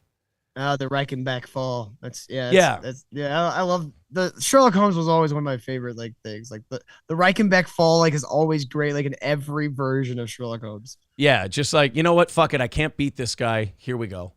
We're kind of like the two stones at the top of an arch that have to lean against each other. Yeah. It's like if you move one of those stones, the whole arch is going to fall. And for some reason we designed it this way, I guess. like people are like, "Oh yeah, we're being used by China and this and that." I'm like, "You don't think we built in a self-destruct button to this thing?" I mean, we've been running the world for at least 60, 70, probably about 80 years now, since the end of World War II. We've been running the world for about 80 years. And the way we've run it, and as cutthroat as we've been, you don't think we've installed a mechanism in this whole thing that if we can't have it, nobody will? Like, I mean, yeah, it makes sense. I don't think we're kind of greedy bastards. Yeah, exactly. Like whatever China inherits, it's going to be like Littlefinger in Game of Thrones. They're going to be king of the ashes. Like, we're not going to just. I don't know what empire has decided to let the next world power take it over better than they found it. Like when Rome fell apart, everybody living in the former Roman territories just went, okay, we don't know how to feed ourselves, keep up these roads, or build basic structures. Why don't we just quarry the stones from this amazing architecture they've built, rip it all apart so I can have a stone house? So, when one empire falls, the next one has a little bit of rebuilding to do because the cunts that ran it before decided to wreck it on their way out. Well, at least the Romans had a brilliant move when they noticed that their empire was falling. Constantine was like, oh, this is not going to last. Yeah. So he sees this little young, like, Gnostic religion known as Christianity and goes, I'm going to adopt that as the state religion. So now all the land that Rome would occupy no longer is actual land. It's now people's hearts, and they can take those hearts into other countries. It's like, wow, that is evil genius. I'm jealous I didn't think of that. It forestalled the death of the empire by about a century or so.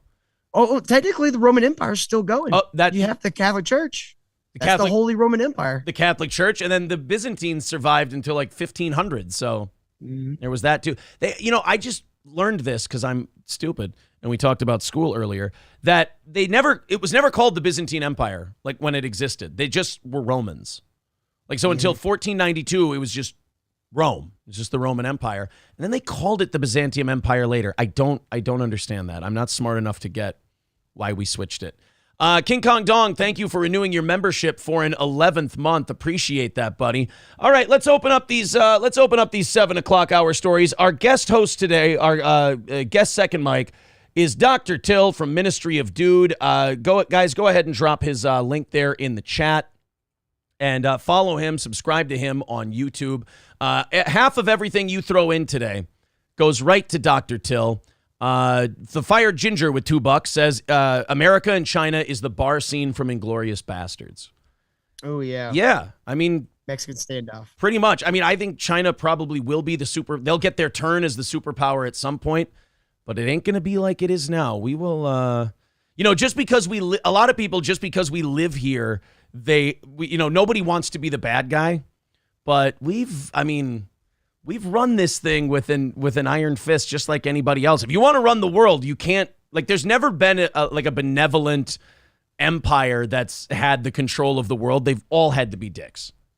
Yeah, I mean, that's just what an alpha is. It's just an asshole. Yeah, like that controls everything. Exactly. And whether or not how good they are at controlling it depends on how good they are as a leader. It's like the asshole part's always going to be there. Yeah, and it's got an expiration date on it anyway, too, because all of these people who play ball with you resent you and hate your fucking guts, but it's the best thing going. And over time, like you look at OPEC and now China and Russia and shit like that, over time, all these people who resent you just kind of slowly build up until it's time to, make a move, whether it's economically, military, whatever. They work with you because you're the only game in town, but they fucking hate your guts. And Like, look at Saudi Arabia. We've been buying oil from them forever, and they let the 9/11 hijackers just train in their country, plan the whole thing. You can't tell me they didn't know what was going on. And they're like, yeah, fuck it. We don't care. And then what did we do? We went to war with Afghanistan and Iraq. Perfect. I believe recently some documents came out that was not only like alleging, but was showing like a paper trail of like some of the people that were involved with 9/11 were straight up CIA agents. Yeah, and isn't it weird? Like, I said before that, like, I get it. I'm the ultimate, like, normie doing a show, but, like, I have a lot of friends and a lot of fans and a lot of stuff who are big-time conspiracy people. And before COVID, I was like, guys, come on, not everything's a conspiracy. And now after COVID, after they just started doing Quiet Part Out Loud all the time, every story I see, like, my first thing, like, I don't even go to, like, the actual story first anymore. I go, oh, you know what? This could benefit this and this can benefit that. I bet that's why they're doing it. Like, I don't even do benefit of the doubt anymore. It's just straight to what the conspiracy is. Yeah, I don't believe anything the media says. Right. It's like, you remember that 90s movie Conspiracy with Mel Gibson and Patrick Stewart? Yeah. Yeah. Today makes that feel very quaint. Oh, yeah. Like, there's so many movies now that are aging horribly. Like, with all the, like, the trans stuff and the trans sports stuff and all that, I watched the movie Red State and I go, every time I watch this movie, Aben Cooper becomes less of a bad guy. I pray more and more for the coming of Christ at the end. Like, I have so many Aben Cooper drops because I'm like, I mean, at the time that seemed a little extreme, but you know, now, yeah, like if I hear trumpet blasts, I'm like, oh shit, my poor kids, but I think I'm ready. What's that actor's name? Michael Parks, dude. He's awesome. Michael Parks is one of my like favorite like actors that just vanishes in roles. Like, yeah, you won't know it's him half the time. Oh, dude, I've seen Django Unchained 20 times. Didn't know he was in it until the last time I watched it. He's in both Kill Bills as two different people. Yeah, yeah. And everything he's in, he just owns it. Like, you're just like, God, this guy's fucking good. But that Aben Cooper thing, I guarantee it's because of the subject matter and the fact that it was a fucking Kevin Smith movie. But that, he deserved something for that. I'm not saying, like, give him the Oscar or anything, but nominate him for, like, a SAG award or, you know, something smaller.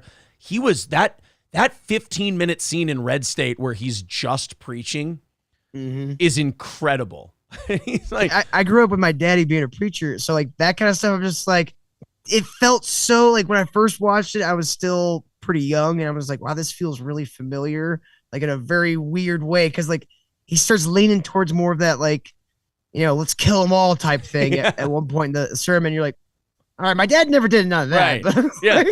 There's like, but else felt familiar. But like, as shit gets weirder and weirder, it takes until later and later in the sermon where I go, whoa, easy there, Aben. Let's take it down a notch. Yeah. Now it gets to the part where he's like, well, it's kind of become a pestilence on society. And I'm like, you know what? That doesn't not check out. And then he's like, it's this and it's that and it's this. And he goes, and we should kill them. I'm like, whoa.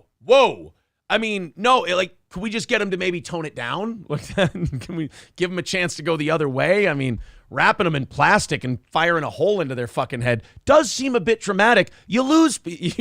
I'd love to see, like, that Aben Cooper character sit down with, like, an image consultant and just have that image consultant go. He's got a PR guy. Yeah. Now, Aben, when you tie up the homosexuals and you shoot them in the top of the head, our polling shows that's where you start losing people. Can you choose, like, the chest? Yes. Or, like, I don't know, like the arm or something? Yeah. Or look, I won't have the same fact. Yeah. Or look, Aben, just spitballing here. If you like it, take it. If you don't, throw it back at me. We don't kidnap the homosexuals. Well, then what? I mean, to be honest, what am I going to do for a closer? You know what, Aben? Never mind. You know, we'll work up to that part. Just. Have you heard of Muslims, Aben? Yes. Have you ever thought about opening a church in Iran? You'd clean up. I mean, you have to drop the whole Christ thing, but I mean, it's you just got to use different words. That's all. Soup Can says, Red State is Kevin Smith's best work. I wish he would have continued making those kinds of movies. I do really enjoy that movie, and it was pretty good, but you can definitely see in parts of it the self-indulgent Kevin Smith writing. In a few parts of it. Can you imagine, though, if he had kept going down that trail instead of becoming a whiny bitch boy on the internet, like just kept making like crazier, like he was wanting to do a movie called Moose Jaws at one point, which is just essentially the movie Jaws, but in the forest with a moose. That's awesome. Yeah, that sounds great. And he never made it. Yeah. I'm still pissed. Did you ever see the thing where he talked about what the original ending of Red State was? Something about like an angel coming down and like chopping off someone's head or something. It was like it was gonna be like real metal. An angel in full battle armor, like in Dogma with the big wings and everything. And Aben Cooper gets run through with a giant sword, and the sword point stops right at John Goodman's face as he just skewers Aben Cooper and then flies up to the sky and looks at John Goodman and goes, shh. And then the fucking apocalypse, the 4 horsemen come and the whole thing, you're like, oh, shit. That would have been, like, the light was good enough. It's like, I got what's happening. I've seen enough Christian movies growing up to know what happens when there's a bright light in the sky. It's Jesus. Right. It's like, but the angel with the sword and just, like, the 4 horsemen, that just would have been so fucking metal. Yeah. He said it would have been great. He wanted to do it, but when they priced it out, it was 4 times the film's budget. So, unfortunately...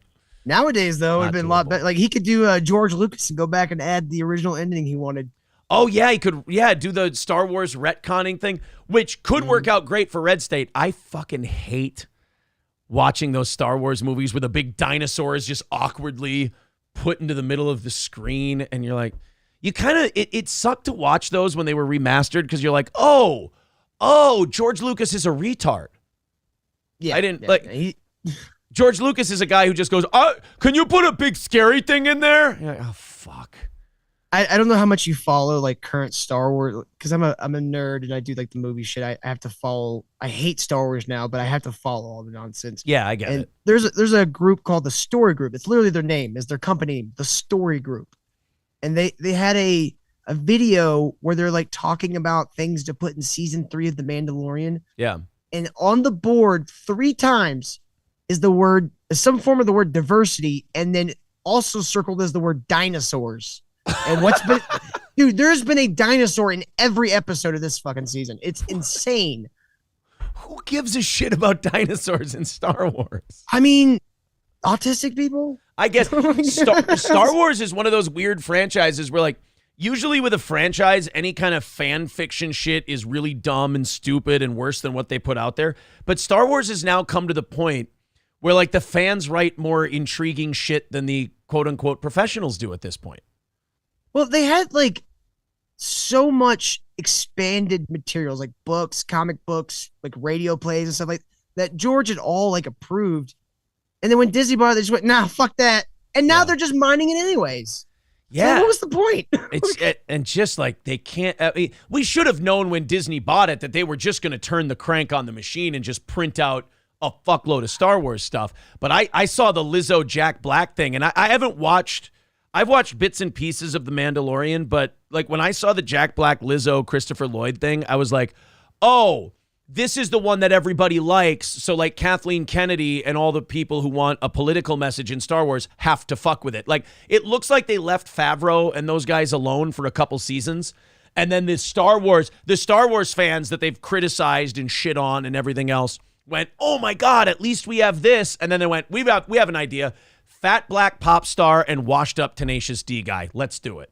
Yeah, and she's in charge. Like, that's like, yeah. But the weirdest part to me is, okay, Favreau, there's rumors right now Favreau's leaving. He's like out after this season. He's done with Star Wars, is the rumor. Well, the last episode they put out last week, Favreau actually plays one of the Mandalorians. Okay. And he kills himself in that episode.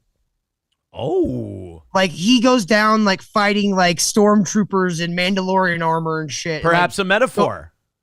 Yeah, and it's like, I feel like it feels a little metaphor. Of course, the Spurgs and the stands will just be like, oh, it's Favreau trying to make a last stand against Lucasfilm. Yeah. Like, maybe he just kind of just feels like a little, nihilistic at the moment because he hates everything. Right. Or, there's always the chance, you could Occam's razor it and go, he just wanted to be a badass character who dies in a hardcore way. Like, it could be any one of those things.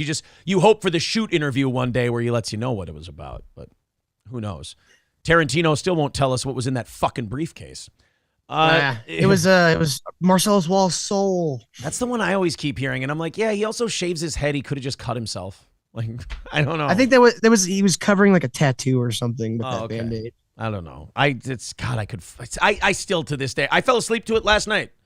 Like I could watch that movie any day of the week, and I'm still just as grabbed by it as I was, the first 900 times I watched it. But I do absolutely love that movie, but Inglourious Bastards to me is still just like his best work. It's just the best everything. It doesn't give you gratuitous nonsense action sequences that you don't need to fill the time. Instead, it gives you like that first scene with Hans in the farmhouse. Yeah.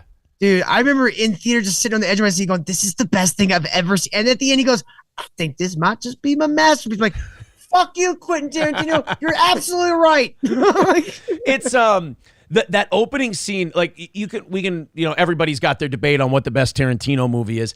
I don't think you could argue that that's the best scene in any of his movies, because you start out, the first time I watched that movie, that scene starts and I'm like, oh, this Gestapo guy's legit just questioning this guy, just running. And then as it goes, they just ratchet up the tension very slowly. And you're like, wait, does he know that this guy's hiding Jews? And you're like, oh shit. Like once he like takes out the pipe and has the second glass of milk, you're like, oh, this motherfucker knows. You're like, oh, and then you watch him play with his food and you're like, oh God, no. He's gonna give him a glass of milk, smokes a giant ornate pipe, compared to the guy's corn cob, like pulls out essentially a horn you'd blast for warfare and stuffs tobacco in it. Like the scene imagery that punches you right in the face in that scene is perfect. Like even the dumbest fucking movie viewer can get it. Like, oh, the domination here of the giant pipe versus the tiny little corn cob pipe. This guy's no match for this dude. It's basically whenever this guy decides to snap his finger, and then he's merciful at the end. Mm-hmm. At the end, he goes, look, I'm killing these Jews. That's my job. But we'll leave you the fuck alone.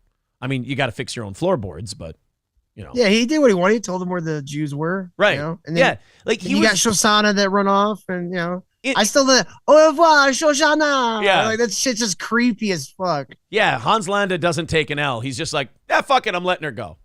Like, Christoph Waltz is a great actor. He's bar none, like one of my favorite foreign actors. Yeah. He doesn't. And Hugo Stieglitz, the Nazi they recruit. Yeah. That guy's real name is Till Schweiger, too. So that was another reason why I kept my old moniker of Dr. Till. I was like, that guy was always my favorite character in Inglourious Bastards. He also one of those guys, like you see him in other stuff and you're like, who the fuck is that guy? And you're like, oh, that's Hugo. Holy shit. Mm-hmm. And dude, he's a megastar in Germany. Yeah, Hugo Stieglitz is in some stuff. And oh God, why can't I think of the sniper's name? Friedrich Zoller. Friedrich Zoller's in like the Marvel movies. He's the Hydra guy. He's in like 9-10 other different fucking things. He's in a lot of shit too. Another guy, he's a good one. I'll never remember his name. He's got that face where it's like it's very friendly, but there's something behind it where you go, I don't like this guy. He's off somewhere. Yeah. Mad Joe with $7.99 says, I like dinosaurs. Did you know the T-Rex has a brain the size of a walnut? Is that one of yours? Or is I didn't know walnuts had brains. I didn't know the walnuts would have. I've learned 2 new things now. People are going, wow, that was a dumb joke. Hey, stick around for more. Stick around, boys and girls. Stick around. Half of everything you throw into the show today goes to our guest host, Dr. Till. There's the links in the chat. Streamlabs, PayPal, Venmo, Super Chats, memberships, Rumble Rants, all of it. It counts, and half of it goes to our guest host this Wednesday, Dr. Till, Ministry of Dude. Dr. Till, Ministry of Dude on YouTube, Rumble. Follow him on both. Subscribe to both. This is one of those no shit, we'll use the word normie again this morning, but a normie headline. It's funny when like the media, like the New York Post in this case, thinks they're being really based, but it's like, dude, it's pretty like overstating the obvious. This headline, Gen Z women are identifying as bisexual in unprecedented numbers, but are they just following a trend? That is like the most limp-wristed attempt at being base I've ever heard. No, they're like, guys, hear me out. Could chicks making out and blurring the lines of gender and sexuality be kind of a fuck you to their parents? Wow. Holy shit, dude. It's almost like young women like to attention and stuff. Yeah. I mean, it's funny to watch people go, and like, if 63-year-old Bill Maher gets something and you don't, I think you're just a little bit behind. Like, even Bill Maher's like, his guests will be, because he's becoming like a crotchety moderate now instead of like a giant lefty. He's just becoming an old prick. And I just want an apology from him for all the bullshit he pushed for years. Like, I would accept this new Bill Maher, like being like the cool moderate guy, if you just go, guys, I was out of my fucking mind. I don't know why. I just thought I was doing the right thing. I'm sorry for pushing this dumb shit. Yeah. It's partially my fault. I feel responsible. No culpability whatsoever. I wonder if he wouldn't if you pushed him. I wonder, like, because I remember he used to go on like Bill O'Reilly's show. Like, if a Bill O'Reilly type were to go, hey, do you feel a little bad that you kind of pushed this train down the tracks and now you can't get in front of it and stop it? And he's like, maybe he would go like, yeah, there's some of, like, he wouldn't admit to all of it, but he'd be like, yeah, there's maybe some shit that I pushed out of spite for Trump or Bush or, you know, other people where, yeah, no, you know what? Bill Maher's a cunt. He probably wouldn't. Yeah, he's kind of a creep too. So it's like, you know, I don't feel too bad hating the guy still, even though, like, it seems like he just wants to hang out with the cool people that are now on the right, like the Russell Brands and the Matthew McConaughey. Both those people are right. Those are, I swear, they're government psyops. That's the only thing that makes sense. Russell Brand, especially, because if you, like, people are like, wow, Russell Brand. And I'm like, have you listened to him talk? He's connected to Rothschilds. Oh, is he really?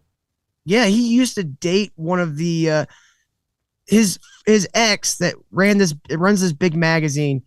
Her brother is married to one of the Rothschild heirs. Okay, yeah, and you know, there's people that keep everything in the family. Yeah, like with Russell Brand, everyone's like, oh, he's so fucking based. I'm like, have you ever watched him talk? He doesn't say anything. Like, he says just enough buzzwords to get people that are looking for more conservative viewpoints to go, oh, this guy's on my side, and don't see that he's like sliding his hand in their pockets the whole time. Yeah. And then like just giving them enough bullshit to where they're like, I feel conservative again. It is. And it's distractions. It's all distractions. Amazing. You watch these lefties and righties fight each other and then watch how in many of the base level ways they're exactly alike. Yeah. It's they're just like, if at this point you don't think that every single politician on the planet is a scumbag snake that just wants to use you as fuel to make them money, then you haven't been paying attention. Like, there are no good politicians. There has never been a good politician. I mean, it's just now it's gotten much worse, obviously. The best you could maybe do is Ron Paul, but then again, he fucking bailed. Like, he was like, I'm out of here. Ron Paul, the reason why he'll never get to the level we want him to get to is because he is the type of person that should run things because he doesn't want it. Right. And, you know, he's just like, leave me alone. I'll help out my community. I'll just leave me alone on the other stuff. This also rains on people's parade, too. I'll tell people this and they'll get mad at me. I'll be like, you know why people like Ron Paul, as much as they make sense and they're very smart, do you know why they're never going to run things? Because the majority of people in this country don't want Ron Paul. Like, I know we like him and everything else, but you go talk to the majority of people, they'll go, either they'll say who, because they don't follow the shit, or they'll be like, ooh, total freedom. Like, you start telling people specifics of the government that you want to get rid of. Everyone's like, oh, I want to cut the government budget and get rid of the deficit. And I'm like, all right, let's slash the military. Like, oh, I can't do that. Let's get rid of the Department of Education. Oh, we can't do that. Like, everyone wants to be rebellious and revolutionary until you start telling them what it entails. And they're like, ooh, no, you know what? I like that government program. Like, a great example, Medicare, Medicaid, Social Security. They are bust. We cannot pay for them. We can't afford them. And you're like, look, guys, if we're ever going to get healthy, we got to wipe these things out and let people keep the tax money that they're paying on that shit and do with it what they want. They'll run you out of town for that. So, like, a guy like Ron Paul, we can all love him. We can all think he's great. But the reason he'd never gain power is most people wouldn't want him. Yeah. I think a lot of it, though, like, the way it kind of comes off to me, but I'm an idiot, so don't take everything with a grain of salt. Me too. I'm making this shit up as I go. I feel like most people, if you sat them down and asked them line item by line item, I feel like most people would have pretty reasonable takes on whatever you're supposed to do with the government, like taxes, certain laws of that. It's when people get into their ideological like little bubbles that they push that ideology. It's kind of like football in a sense where, like, I grew up in Texas. Like Adrian Peterson went to our high school in Texas. Yeah, everybody fucking behaved, didn't they? Everybody came out for Adrian Peterson when he played football there in town. He was like the biggest star in town, and then he went on to be like a huge star in the stuff. And like people would take on whatever team he was playing for as their new team because they liked him. Yeah. And it's kind of the same thing where it's like, oh, I like this politician because they're charming or whatever it is they light up in my brain. Yeah. Like, so I'm just going to accept their ideological nonsense and I'm going to tout it because I want my team to win. Yeah, I mean, a great example with Adrian Peterson. Like, he played here in Minnesota, and like when that kid, like hitting a kid with a fucking tree branch thing came out to where he left marks, there were a lot of people who were like, yeah, but is he going to be back soon? Because we could really use the help offensively. And it's like, I'm not going to lie. Like, I was partially guilty too, where I'm like, look, I know I should be like banning this guy from football. Like, principally, I'm against this. This is terrible. But I'm like, not my pick, not my farm. I had to pick my own switch out as a kid. Did you really? I haven't done heroin or anything. I mean, I have had friends who have done heroin, but it's like, I'm never against corporal punishment. It's more of like, you should never be doing it out of anger. You should be doing it out of discipline. Yeah, and it's difficult to know. Yeah, like who's doing it for what reason. It felt like when I was a kid, my dad's favorite phrase was "go get the paddle." Like he had a paddle on one side that said Jonathan's friend, on the other side said my brother's name's friend. Oh no! And you would get the paddling part was never the worst part. It was always the go get the paddle. And you're like, oh no, I've screwed up. But you understand, it's like when you're a kid, your brain's mush. Yeah. You have the reasonability of a dog, and you spank your dog when it poops in the floor. You give a little paddle on the butt and say no. Yeah. That's essentially what you're doing with kids. It's like, you just got to like build in these like, markers in their head, go, oh wait, I'm about to do something that's going to cause myself problems. And like, for me, at least, that started when I was getting spankings, So, God, you had to go get... Yeah, see, that's the psychological part. That's the idea behind a switch, too, is like, go pick the switch. Mm-hmm. But then, however, for every one of you, there's a Michael Jackson.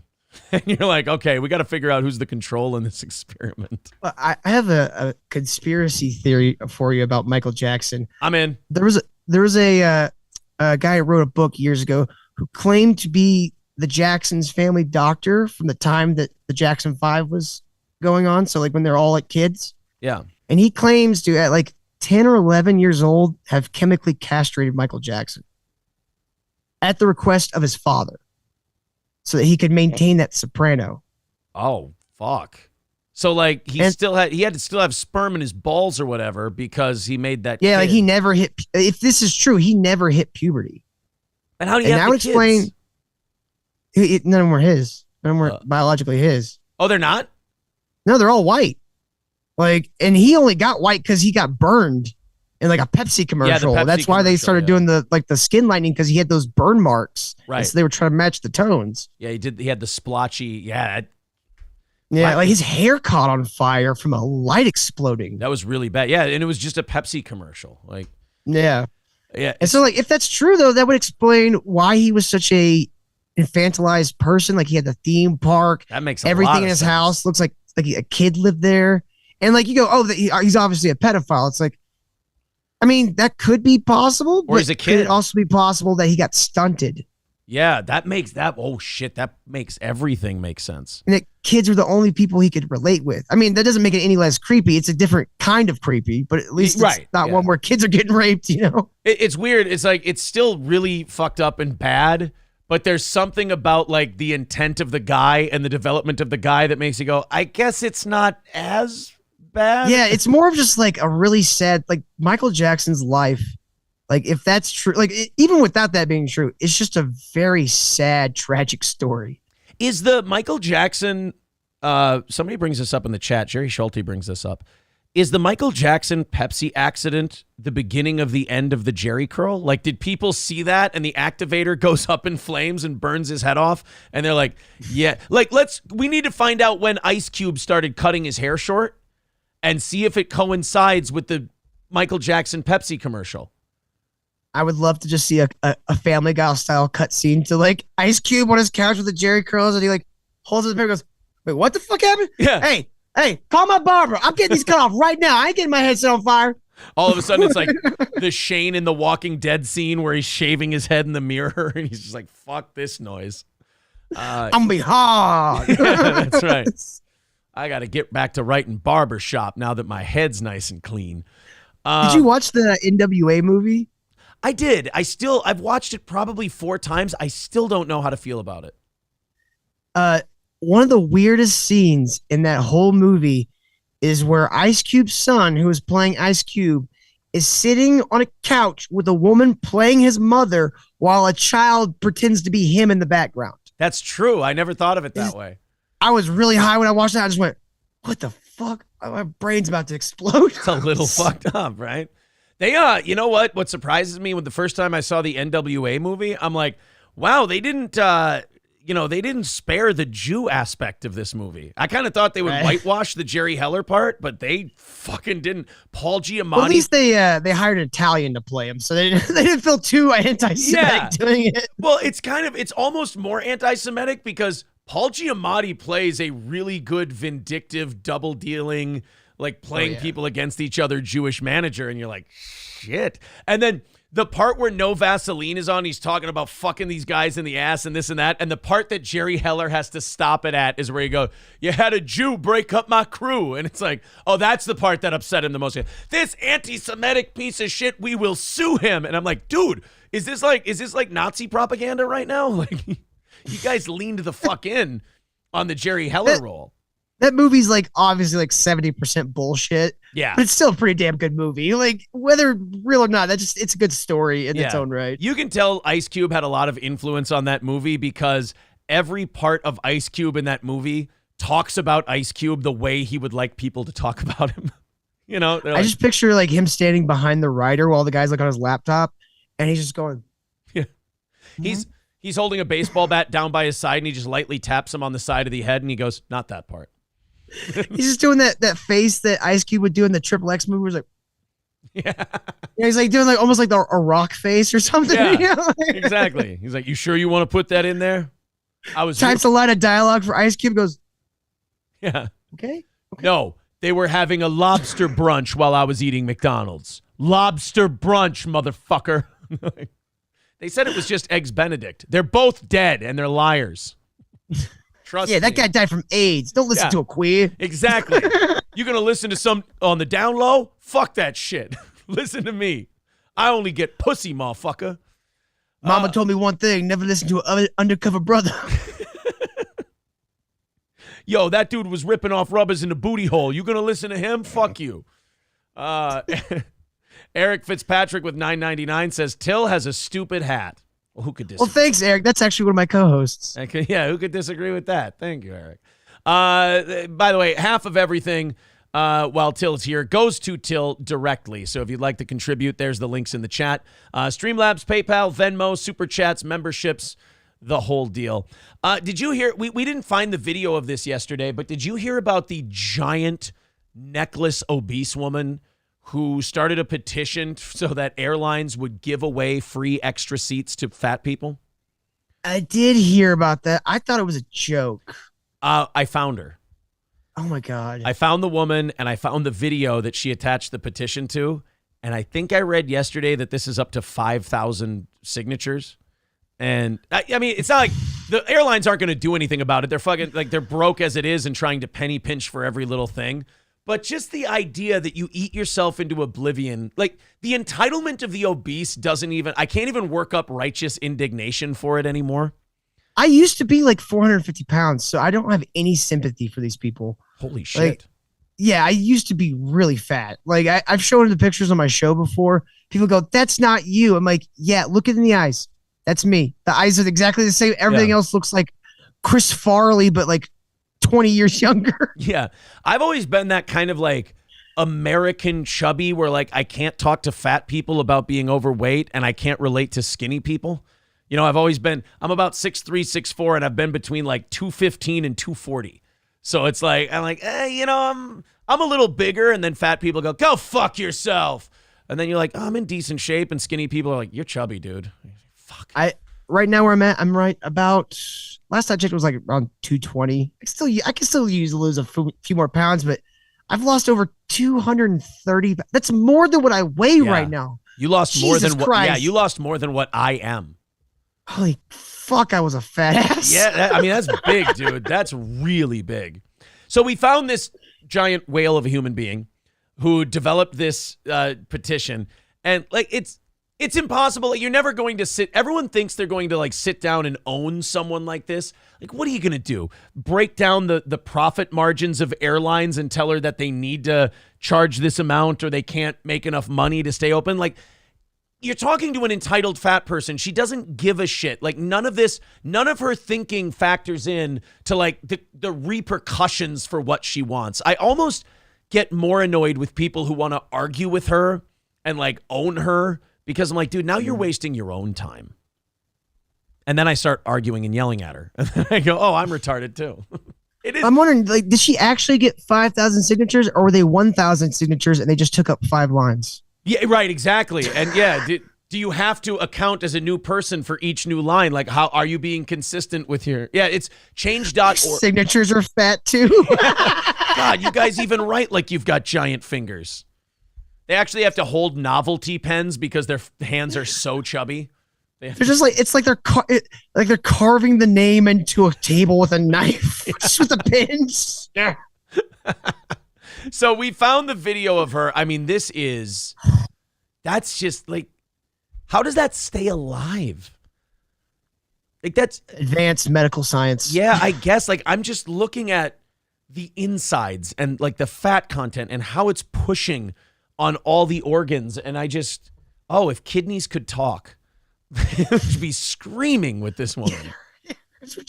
Help us! Help us, please! Your lungs would just be sitting there going, the sweet release of death cannot come soon enough. Right, I'm a smoker and somehow I'm more healthy than this bitch. Right, exactly. That's bad. And if I'm more healthy than you, you have problems. Right, like you always run faster when someone's chasing you. So like, I feel like when we watch people like this, it actually also kind of hurts us because we're like, oh, I'm fine. You know? He's like, you know what? I don't need to go to the gym today. I'm good. Yeah. So let's watch her 11-second video here on her plus size travel petition that she's got. My petition states all plus size passengers should be provided with an additional. I'll restart this. She even has like the too fat to speak thing going on, where she can't. Her subtitles are too fat for the cropping. Everything about this is on brand. It's incredible.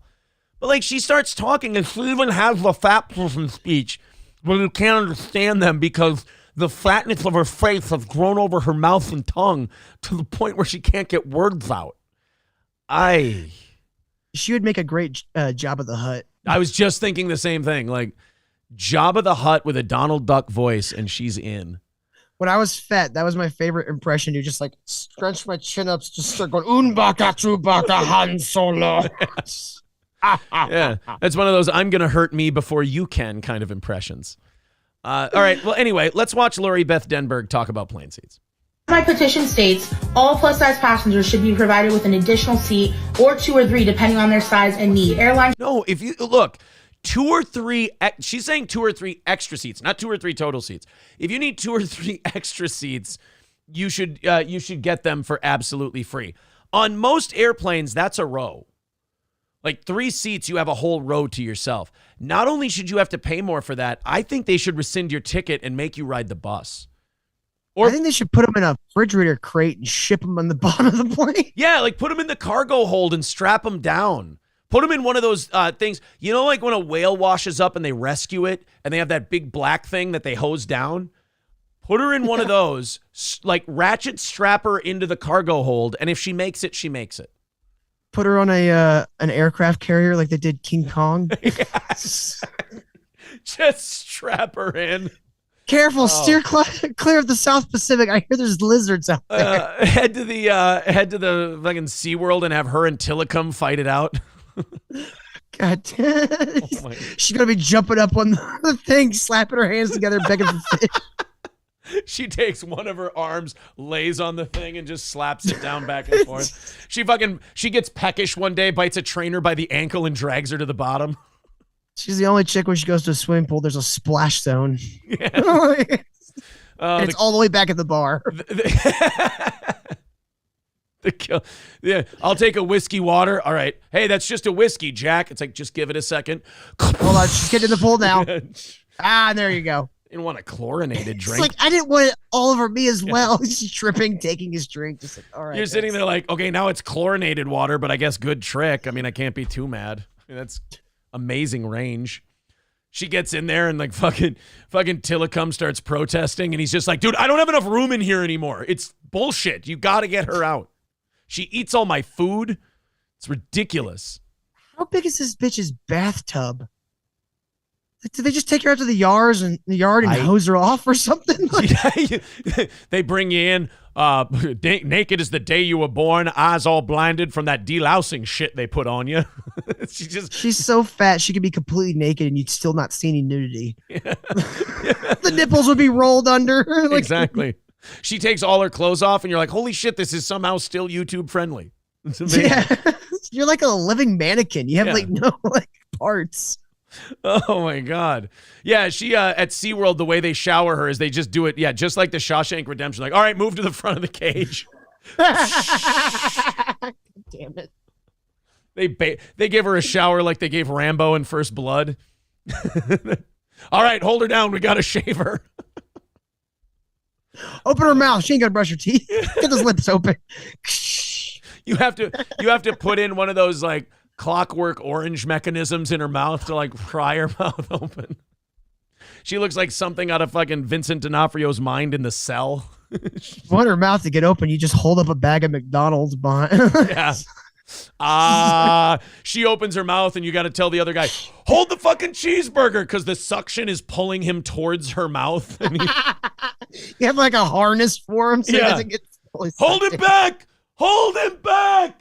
Shit, we lost another one. John's gone. We got to go in and get him. He's gone, damn it. Shoot. He's got the hand under, like, he's like.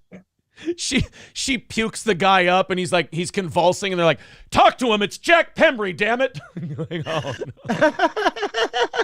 I just love the idea of putting her in a cage and feed her like a velociraptor from the beginning of Jurassic Park.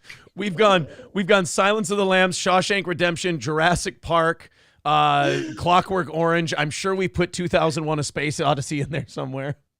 Yeah. Here we can get a Star Wars reference. She's the spacecraft. You put a bone in her hand and it's just gonna end up in her mouth.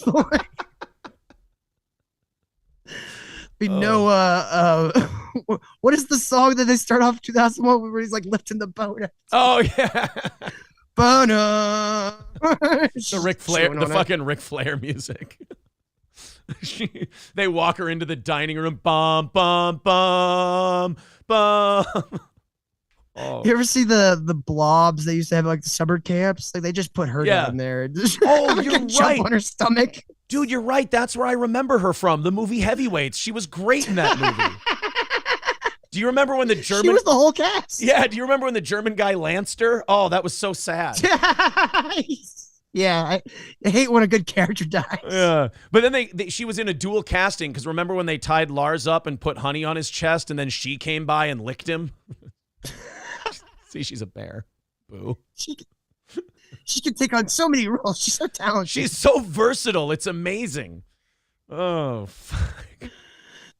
I remember her as Pizza the Hut that one time. That was great too. Exactly. She was great in she was great in Planes, Trains, and Automobiles too. She was very solid in that. She was a great Uncle Buck. I'll give her that. Yeah. Yeah, but she was the old 96er. Yeah, she was the Buick that he was driving around. Oh, but you remember that cameo she had in Home Alone as the plane? Yeah. Oh my Oh god. God, if Macaulay Culkin had thrown her off the roof, Joe Pesci would be dead. Yeah, he's like, all right, I got one more, and he has to like him and like 3 other people, like the fucking Royal Rumble, have to push her over the roof.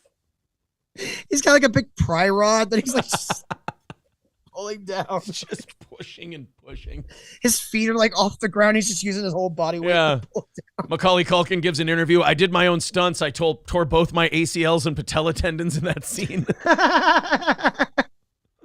Oh, She reminds me of. Do you ever watch Futurama when Bender became a human? yes. And he got like really fat. Like at the end, he's just going woo. Like, oh, I thought he was still alive. That's just air escaping from his folds. By the way, boys and girls, I want to point out this is an 11-second video. We have not gotten through it. Welcome to the ministry. There are too many movies for this to happen. Do you remember when Marcellus Wallace threw her through a 4th-story window through a greenhouse? Fucked up her speech. Just for looking at his wife. Yeah, she's Tony Rocky Horror. All right. Guys, for God's sake, I think we can be done with the fat shaming now. I'm just Do you kidding. remember that one time she chased Indiana Jones down a hallway? Oh, God, that was close. One of the best introductions of a character ever. I mean, she was... I saw she got a reprising role in the new one, too. I felt really bad for her when her house burned down at the end of Gilbert Grape, but it seemed like she wanted it. Why did I think of Gilbert Grape? I forgot about that bitch. That was low-hanging fruit. Grape, Who get was it? eating Gilbert Grape? His mother. Have you not seen her? Oh, fuck. There's got to be more fat people. I don't want to be done with this one yet. Oh. You remember that one movie where Mark Wahlberg had to go stop her from burning in the Gulf?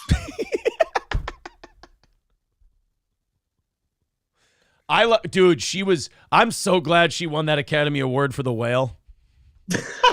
Yeah, it's great. I've missed her since The Mummy. Yeah, I mean, she was the pyramid. Yeah. God damn it. Fucking hell. Oh. I don't know. I thought she was really good in Independence Day, as the mothership. Yeah, they had to give her a virus. I don't know how they got through the folds. They had to give her a virus. It was just the flu, so she would shit out all the weight. Someone said she sank the Titanic. She was good in that movie. I'm sorry, but she hasn't had a bad role yet. My favorite thing about making fun of fat people, they go, "You're hurting their feelings." I'm like, well, what are they doing to their health? Am I hurting their feelings any worse than what they're doing to their body every day? She is hurting her lung capacity more than I could ever hurt her feelings. Trust me. Oh. She was great in that Orlando Bloom movie, Kingdom of Heaven, as the walls of Jerusalem. I thought they were throwing her over the walls. Saladin was launching her at the walls over and over. Let's just make fat people trebuchets. That could be our new weapon of war. Just launch fat people at the walls. The wall is weaker here. We should launch the fat girl on it. Hajjaj has seen it. Oh my God. For Christ. Ah! Oh, she was so good in Gangs of New York as the entire 5 Points. She was all 5 boroughs. Yeah. I have my hand open like this, and when I close it, I have a cheeseburger in it. Oh, it's weird seeing the actors that used to be really big, like John Goodman's a good example. He used to be a huge guy, and now he's old and he's lost all that weight, but he still has the skin. Yeah. And he looks so much like my freaking dad. It's so weird just being like, Dad, you could just be John Goodman if you want. You could be his double. Right. And they always for some reason, the fat people as they age, I think because the skin stays tighter, they almost look better, even though they're not in better shape. John Goodman's better off the way he is, but you're like Red State is when he first starts, to bring up Red State again. She was great as the Compound. To bring up Red State in that movie, it was just what you said. How do you think you get property like that? You put a giant fucking fat girl in your front yard. You feed it. But he had just lost the weight in that movie, and it's just nothing but skin. It's awful. Yeah. Let's see if we can get through this. I'm going to play the whole 11 seconds. I'm going to shut the fuck up, and I swear to God we can do this. My petition states all plus-size passengers should be provided with an additional seat or 2 or 3 depending on their size and need. Airlines should also offer a straightforward refund process for those who are buying additional seats independently. Okay. Well, I mean, at Like, least I don't want to do this to all fat people, but her specifically, I just want to be like, ma'am, can you please stop? Could you just like buy an extra seat or 2 yourself? It's just it's just bad for everybody. I want to wait till she falls asleep. I want to grab both of her cheeks and see how loud the sound is. Because there was this one girl I knew in college that she wasn't as fat as that, but she was kind of hefty girl. She had a problem of getting really drunk and passing out on people's couches. Sure. And we like to do this thing. I'm sure you may have heard of it called antiquing. You know, where you take a handful of powder and you just right in somebody's face. I've never heard of that. That's wonderful. Really? Yeah. I've never heard of it. So we did it where we mixed the antiquing with like the hand in the water thing. You know, you're trying to go pee. So like we took her hand, filled it with flour, and then we stuck her other hand in water, and she went to go like her. I guess she went to like grab her other hand or something while she was asleep, and she just antiqued herself. Just covered her entire face and upper body with flour. And we're just standing around howling at this dumb bitch.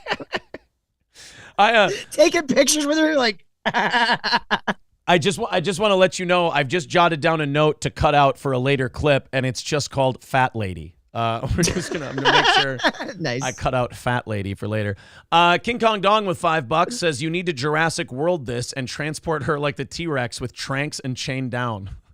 That's kind of not dissimilar to the King Kong treatment. Matt Melt with $4.99 says, and Democrats are worried about the cows farting. KF says y'all with $10 says y'all forgot her best role. What, a hoagie? Sorry, that was all right. Let's check. Yeah, let's check the clip. He says this was her best role. I gave it a 10. A 10. A fucking 10. Gentlemen. I forgot that she was Billy Bob. Is that Varsity Blues? Yeah.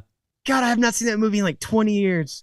I'm not going to say it holds up. It's a dumb, retarded fucking movie that I still enjoy watching every 5 or 6 years. I just remember them going to the strip club and seeing their teacher stripping and just being like now it's like that's a bit weird. Before you're like, yeah, you'd be like, I'd be like, yeah, in high school, hell yeah, I felt my teacher stripping. But now I'm just like, that's concerning on so many levels. That relationship has to continue into the classroom now. Like you guys got to see each other for a while yet. I don't know. The older I get, I watch that movie. I'm like, John Voight wasn't that big of a dick. Those kids were kind of being pussies. Wesley with $3 for old Dr. Till there on PayPal. Thank you very much, guys. Half of everything goes to Dr. Till. There's the links in the chat if you'd like to contribute. Gary Crouch with $1.99 says, great laugh, Doc. Well, I know there's people out there that will disagree, but I appreciate it. Some people, it's the simplest comments that get them through the day. Yeah, Greg Gurilmo says, she broke my heart, so I broke her jaw. It's a solid movie, man. It's not bad. It's probably. If you're looking for someone else as another future mystery host, I would nominate Mr. Greg Gurilmo. He's a great co-host. You're not the first person to say that. Absolutely, yeah. So I've got the whole kind of expanded ROTC universe is going to end up being a guest host on on Steel Toe at some point. Oh God, I lost my goddamn spot. Somebody had a really good one for that fat chick, and I totally lost. I hate that about the YouTube chat, where if you scroll down a little when you're behind, it goes whoop, right to the bottom. I gotta teach you about pop-out chats, bro. I do have my chat popped out. Yeah, I've got like a whole screen that's vertical. It's just all pop-outs. Oh, really? Yeah, it's like my audio, the Rumble chat. I've even got my dono thing open, which. KF, thank you. I appreciate that. He was hoping it'd make it sound while I was on there with you. See, I have mine popped out, but then I turn it into its own tab too, so I'm sure that fucks it up. So yeah. It can it's all about getting the way you like it set up and then just never touching anything ever again. Zen Rhino says Jim N-word is probably hating all these ROTC family of fans walking to Steel Toe and all of the guest hosts that could arise from it. I don't know. Jim N-word, I don't have a problem with him. He just doesn't dig our show. He's not like, he doesn't like hate me or think I'm a piece of shit. He's just like, he's told me before, he's like, I just don't like your show. Like, that's fine. Jim's a weird one. Like he's told me before, he's like, I don't like your stream. I'm like, that's cool, man. It's not for everybody. He's like, but I like you. I'm like, right. All right. I don't know what to do with that. Thank you. Yeah. I saw like Zen Rhino, little shit stirrer that he is, told me, he's like, oh yeah, Jim N-word was shitting on you on one of Mersh's streams. And I'm like, I went and looked at it. I'm like, no, he didn't. He just said he thinks my show sucks. Like it's totally fair. I mean, yeah, it's always a valid complaint. And it's like, just there's not every stream is for everybody, but there is a stream out there for everybody. I would much rather either hear I like it or it sucks rather than I've never heard it or I don't care. Like, I don't know. Indifference is the worst. Yeah, the indifference is like, that makes you feel the worst. Like, even if they say you suck, it's like, well, they've checked it out. And like, the arrogance of someone to think that they're the show that's for everybody. You know? Yeah. Like, I mean, if you're a show for everybody, you're a show for nobody. Exactly. Yeah, you're fucking you're Ethan Klein. Well, no, Ethan Klein's not even that anymore. I've always hated him. I've always thought there was something off about that dude. Never understood why people thought he was funny. But now he's almost become... He almost seems like one of those fatalist guys who wants to fall apart. Like he wants it to, but they, for some reason, he's attracted this really goofy ass audience that won't let him kill his creation. Because like, yeah, it's kind of like the guy he hangs around with, Hassan or whatever. Hassan. Nobody in Hassan's chat likes Hassan. Nobody's there to watch Hassan. They're there to talk to their friends in chat. Right. And it's like, okay, you've got thousands of people watching, but nobody's watching you. Right. Like you're like the restaurant they go to hang out with all their friends. Like they're not there to communicate with like the owner of the restaurant or anything. They're just like, you're just the vessel we're using to talk to each other. I think like from a streamer's point of view, I think you should just go into it trying to have fun. Like if you're having fun, the audience is more likely to be having fun. Right. That's always my thing. And by the way, watch that fun shit. Like that's why I've always kind of liked the kind of that ROTC universe better than like the boomerverse of streamers. You say that word fun and there's like a whole bunch of people on the internet who's like, what are you, gay? Fun's gay. What's fun? And you're like, I'm sorry. Like this, you don't, it's always that thing where you're like, if you don't like that kind of thing, you don't have to check it out. Like you almost start to feel bad for people who don't like you, but watch it. You're like, don't do this to yourself. Like, I don't need you that bad, buddy. Like, it's like you're making yourself upset. It's especially like a show as small as like mine is, like you have like a certain number of people and you get familiar with them and it becomes like, it does become like a hangout spot in many ways, but it's like, I'm just trying to provide as best of an environment for people to hang out in as I can. Yeah. And it's by making fart and dick jokes. Yeah, I mean, even this show, we started off with, all right, we're going to catch up with you guys in the chat, then we'll go to topics, and then in between each story, we'll see what you guys had to say, blah, blah, blah. Like, it's just, kind of that laid back, but you're also putting an effort in kind of a thing. Yeah. I don't know. The real trick of streaming is to make it look effortless. Right. So I just put in no effort. Exactly. There's two ways you can do that. You can prep a show so well that it looks effortless that you're doing 4 hours, or you can just not give a shit and not try. Make it look effortless by not putting any effort in. Perfect. I mean, there you go. You get a little bit of both. This one comes out of, I think, Colorado. This next story. That's where I'm at. Oh, really? So there's been, I don't know how old you are, but I'm 36. I was in high school 18, 20 years ago. And like the idea of even laying your hands on a teacher or even swearing at a teacher was like so foreign. Like it was such a fearful thing that you would see it maybe once a semester and you'd be like, what the fuck just happened? Now you see news stories and videos where students are just straight up beating the dog shit out of their teachers. And for the dumbest reason, like that one kid almost killed that teacher because they confiscated his Nintendo Switch. And then they said, oh, well, that kid might have a little bit of autism. You're like, yeah, no shit. Thanks. Appreciate it. I mean, I saw definitely plenty of retard strength in that video. Yes, exactly. Well, might as well pick her up and tombstone that bitch. Yes. Actually, that would have been more artistic. I would have appreciated it. Or choke slammed her, just gave her one of the big old heave hose up, down. People's elbow right into her sternum. Just like I just get a wrestling fan. Oh, man. Yeah, I mean, to get a kid to F5 a teacher would be, like, horrific but fun to watch, you know? Yeah, you'd be like, this is awful and entertaining. My biggest problem with kids beating the shit out of their teacher is no sense of showmanship. These kids don't know how to work. There's no entrance song. They'd have no robes with like their names on the back or nothing. Like, I'm wearing my Corny shirt. I think Corny was a goddamn motherfucker doesn't know the difference between a wrist lock and a wristwatch, motherfucker. He's exposing the goddamn business all over a fucking switch. I'll take his ass to Dairy Queen. We'll get a couple of cheeseburgers and I'll show this motherfucker how to arm drag. That'd be great. A wrestling class for retarded people. Fucking Corny going into schools like, if you're gonna beat the shit out of your teacher, you gotta learn how to work, motherfucker. I was about to say they should have like a special needs wrestling like federation, but they already did Glow, didn't they? Yeah, exactly. I mean, that's.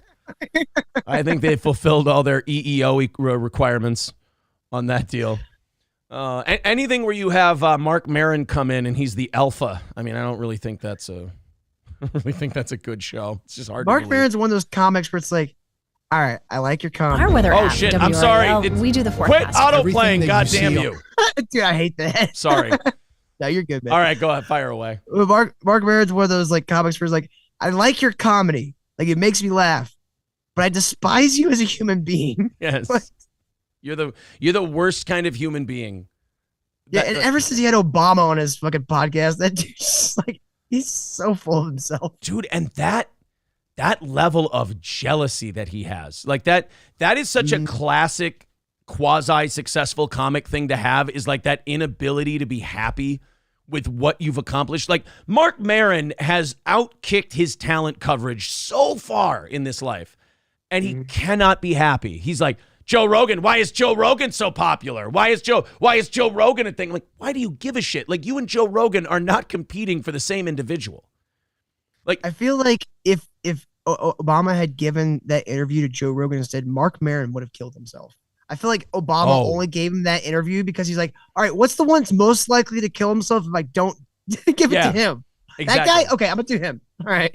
And he did Maron's show, and Obama got a nice soft touch. And I love when like people interview people that are on their same side and they're like, I'm going to hold them to account.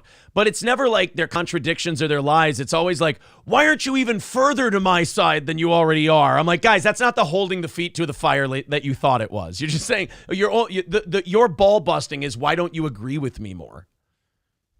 Yeah. That was like Tucker with Elon Musk. I kind of liked that interview because Tucker just kind of asked the question, shut the fuck up, let Elon answer. And it's like, good. He didn't try to like make up some kind of disagreement that they have so they could have that, that clippable moment. We covered that like a lot of that video yesterday on my show. And dude, the scariest shit out of all of that is him saying that Google is trying to make a digital god. It's like, yes, okay, every organization should just be trying to make a new form of a god. That sounds like a great idea. Who's running this? Because you're all stupid. The AI thing is a disaster. Like I'm watching the end of the world start in real time.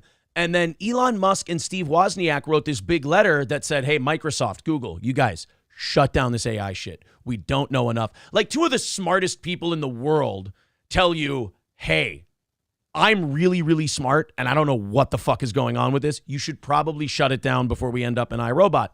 And then it went from that to like the Tucker interview where Elon's like, well, maybe I will just create my own AI. And it's like, you're going the opposite direction. It's like, I will create Optimus Prime to fight the other Transformers. Google's making the Decepticon. Yes. God damn it.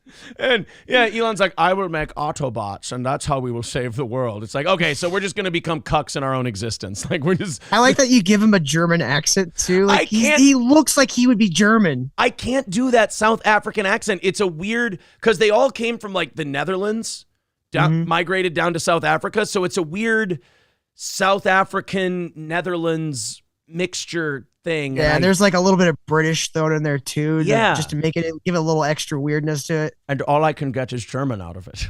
That's it. I can't. years ago, my brother and I used to go on these like mission trips things for church, and one of the places my brother ended up going was South Africa, and he's an Irish boy, and his best friend was a Filipino guy that was like 6'4", and they both got perms of afros before they went to South Africa because they didn't know that South Africa was predominantly white. Oh no. So they're like just the only two people like in all Johannesburg with an afro. All right, man, I got an idea. We're actually going to flatten it out and straighten it. We're going to put the coagulate on this one. And then they get there and they're like, what the fuck? It's all white people. Yeah. He was like, it was the weirdest thing. I was expecting way more black people. Oh, it was very strange. I was like, what? You never seen Lethal Weapon 3? Like, yeah, come on. Exactly. Why do you want to go to South Africa? You a blick. So I'm sorry, we got off onto something. I can't remember how we got there. But this one out of Colorado where you're at is some girl tried beating the shit out of her substitute teacher. And I guess that this girl maybe thought that, the substitute teacher was soft and decided to test her.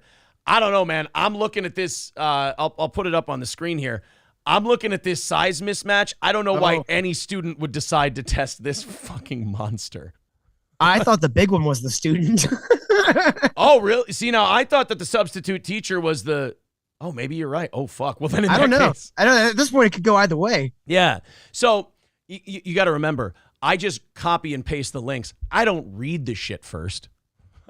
I've always done that ever since I was on radio, and I've always told the audience, like, well, I just want to see it with you guys. Some of it's that. Some of it's I'm lazy and I want to go to bed. But here's this is Rocky Mount, I think middle school or high school. The police are investigating a fight involving a student and substitute teacher. This is one of those moments where we all want it, but you know that this teacher is fucked and never teaching again. It's the moment where the student decides to be a dick and try to beat up their teacher. So the teacher's like, yeah, I don't give a fuck what the handbook says. I'm beating the shit out of this kid right now. Let's go ahead and hit play on this one. Oh, that's right. This is the one that had the ad. Right now at 6, Rocky Mount police are investigating after a fight between a substitute teacher and a student. It was all caught on video. Thank you for joining us. I'm Deborah Moore. Oh, I'm Gerald Owen. Nice horses. What the fuck is this? Airheads have more fun. I don't know what this is. Right now at 6, Rocky Mount police are investigating. That commercial was playing at the same time as the fucking story. I thought maybe just waking up at 5 a.m. was catching up to me for a second. I'm sorry. I don't know what the hell that was. But I wish they would teach some of these girls how to throw decent punches, because these fights always look good until they start throw with swinging. the wrists. Like they hit like this. It's Yeah. like Or they do clearly didn't have a dad. Or they do the windmill slapping. Well, actually, Dr. Till, if you just play the odds in this one, you're 70% chance of being right. All right. Enough, goddammit. All right. I remember in high school we had these two black girls that got into a fight, and the way our school was set up, in the very middle of it was the library that had glass all the way around it. So from the front of the school, you could see all the way to the back hallway. And I'm at the front, and I'm just watching this black chick just smash this other black chick's face against the window over and over again by her weave. I just had to stop and went, this might be the greatest thing I've ever seen. And nobody's doing anything. It's just... The students had made a bubble around them where the teachers couldn't even get in. They were just, just fucking beating the shit out of each other. It looks like something you'd see in Ren and Stimpy. It's just someone, psh, psh, psh, psh, I wanted to go into the library and just stand on the other side of the glass and just wave at them while they're fighting. You guys are doing great. You guys are doing good. Ooh, you know what? You're going to want to get this tooth looked at right here when you're done. It's crooked. For sure it's crooked. Sweep the legs. Do something. Defend yourself. Windmill punch. Come on. It's very one-sided. Kick her in the cunt. I would have loved if one of the guys had just pulled off his shirt. And there's a referee shirt under there. He's got a whistle. And all right, we're going to have a good, clean fight here. All right, break. Watch the hair. Watch the hair. That's a point next time. All right. So okay, we still don't know who the teacher is and who the student is, but I think fucking Ray Lewis here is the teacher and Floyd Mayweather is the student. Let's check it out. Fight between a substitute teacher and a student. It was all caught on video. Thank you for joining us. I'm Deborah Morgan. And I'm Gerald Owens. This fight was caught on a cell phone camera by someone in the classroom. Oh, she's throwing. That's a teacher who, that's someone who I don't think ever had any intention of becoming a full-time teacher. That's definitely someone who's subbing for some supplemental income. She got stuff open for a punt right there. Yeah. Oh, so yeah. Walk up right behind you, just pick her right off the floor. Just right there. Yeah. Well, I don't know. She's a bigger gal. You might lose your shoe. You got to do that thing where you pull your leg like as far up behind your head as you can and then kick, Yeah. This is a wind up. Like momentum. Yeah, if you can't put her down with that kick, that's on you. That's your lack of power because you are wide open here. Since then, people have shared it more than 800 times on social media. WRO's Destiny Patterson explains this all started over a cell phone. Because of course it did. Because of course the teacher went, all right, I'm taking your cell phone away. All right, well, the only logical conclusion to this is I punch you in the face. Oh, well, so problem-solving skills are up to par. Good job, kids. I started with writing a letter. Yeah. It started as an argument over a confiscated cell phone. Oh, yeah. Okay, so the substitute teacher is the big one. Then what the fuck was this kid thinking? It's like getting mauled by a bear. Oh, my. Yeah, I mean, this is not even, they're not even close to the same weight class. You couldn't even get a catch weight for these two. And it quickly escalated. Oh, boy. Oh, yeah, there you go. Oh, that's not, and down the we go. scuffle ended with substitute teacher. Always that weave, though. I feel like these women got to stop wearing these weaves. It's always target number one. I feel like it's a defense mechanism. You put hair in there that can break off. They can't really grab you by the hair. That's true. That's true. Women love that hair move, man. They don't have a code like we do. Like, you don't see guys get in a fight and just start kicking each other in the dick. It's just, they just go with the dirtiest fighting possible. It's weird, like grabbing women by the hair. If a guy does it, it's sexual. If another chick does it, it's fighting. It's on. It's like there's no instance where like the chick nut tapping me is gonna like like there's no translation for a guy. Like right. If a girl hits you in the dick, you're not like, oh fucking. Like, okay, I'm done. I'm sorry. I'm sorry. I can't do this no more. Okay, I got to go on the 15-day DL. That was a hell of a tap. Holy shit. Just like 5 minutes, like, oh, I feel it in my stomach now. Yeah. Oh no. Oh, God, I don't know if I have to shit or that's just from the ball tap. But that's an uncomfortable feeling. Xavier Steele and the unnamed student on the ground. Oh, God. Steele's hands appear she's hammer fisting the shit out of this bitch. God damn. To be pressing down near the student's head, and the student screams. That's good to see Awesome Kong still working. I mean, that's a positive. It's like there's not even like a throw like a little headlock on there. Like just get like control. You know, you don't want to hurt the person. You see, she's literally just got both hands on her head and is pushing it against the tile floor. That's it. Get a teacher. It's not clear why Steele took the student's phone. The cell phones is got no place in class, and then you're gonna go up there and jump on a teacher or fight a teacher. You know how hard this was for these two old white people to pick a side. They had to choose between a black authority figure and a black girl with a cell phone in class when she's not supposed to. They just go, which one was the white one? Yeah. And they tell them like, oh, I don't know. I'll pick the bigger one. Yeah. They asked this guy. I didn't know we were doing. What do they call it? What do they call it? You had the two big black guys fighting. Like, Mandingo fighting. Mandingo fighting. There you go. I wanted to call it Monsanto fighting. I was like, I know that's not right. Like, oh man, yeah, the fighters. The old guy goes, "Which one there is Eskimo Joe?"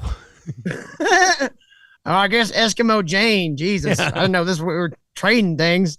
God, progression. Can we just stop for 5 minutes? I need to get my bearings. That reminds me, honey. Back in the day, you used to look like Fay Ray from King Kong.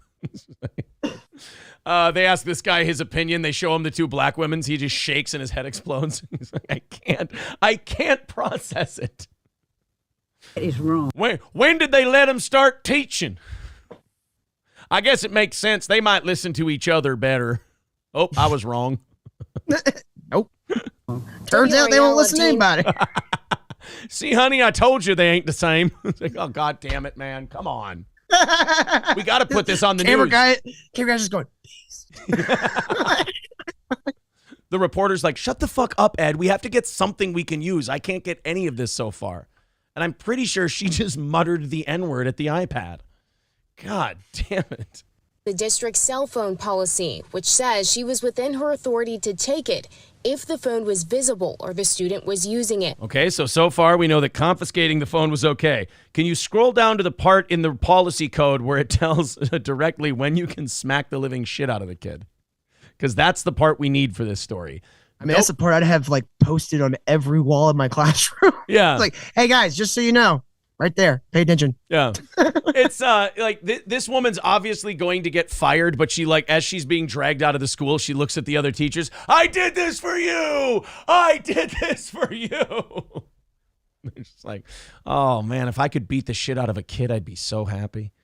I should have had the shit beat on me so many times in school. Like I put like a remote fart machine in like my English teacher's podium one day, and just every time she'd talk, I'd hit the button. Oh, that's adorable. That's cute. That's a good one. If she can't appreciate that, I mean, at least there was some effort and planning in that one. It was like her first year teacher, so she like couldn't stop giggling. And so like I would just stop until like I was sitting in the front row too, like right in front of her.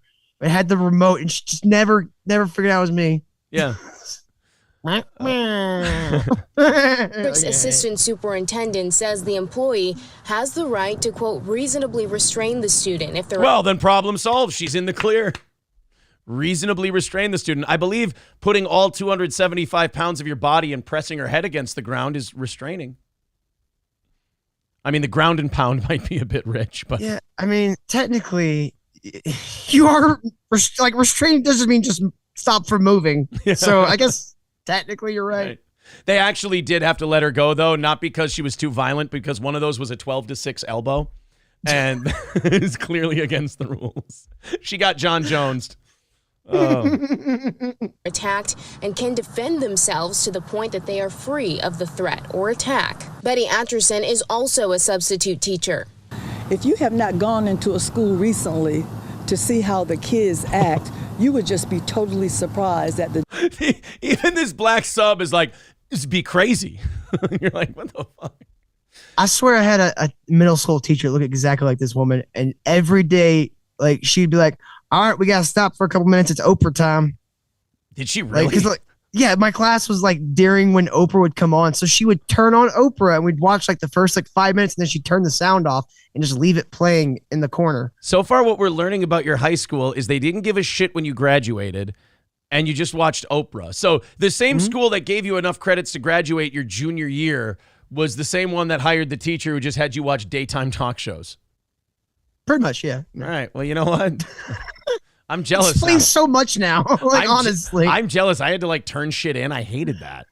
I was really good at getting like the homework done between the time of when I entered the classroom and when the bell rang. Yeah, I just this year's. I just love that you talk to these teachers about a teacher. Like they obviously showed this lady the video, and like I love that teachers' responses now are like, yeah, I know you want me to be upset or offended about this, but unless you've been in those schools, we need to start elbowing the fuck out of these kids on the ground. Like we need to start beating Maybe we should just start hiring big burly guys again to do everything. You know, let women do everything. You know, yeah, just retired UFC fighters who didn't manage their money well. Like boys and girls, I'd like to show you our new in-class security, Quentin Rampage Jackson, ladies and gentlemen. Coach Rampage. Coach Rampage. Oh, did you hear what happened? What? Oh, well, Donnie tried to bring a cell phone into class. What happened? Rampage broke his neck. Mr. Rampage. He's still alive. That guy's really talented. Mr. Rampage shattered 3 of his vertebrae and then asked us, quote, any questions? He kept calling him Vanderlei. We didn't understand. We think it was a flashback. Mr. Macho Man? Can I use the bathroom? No, brother. Oh, wait, I did a Hulk. Why'd I do that? Yeah. God damn it. It's using the bathroom. Yeah. There you go. Gotta take the hall pass. Yeah, take it down. Yeah, second left. Yeah, boys, not girls. Don't care how you identify. Yeah, piss in your own toilet. Oh, he does not respect gender pronouns, apparently. Well, he died before that time, so it's understandable.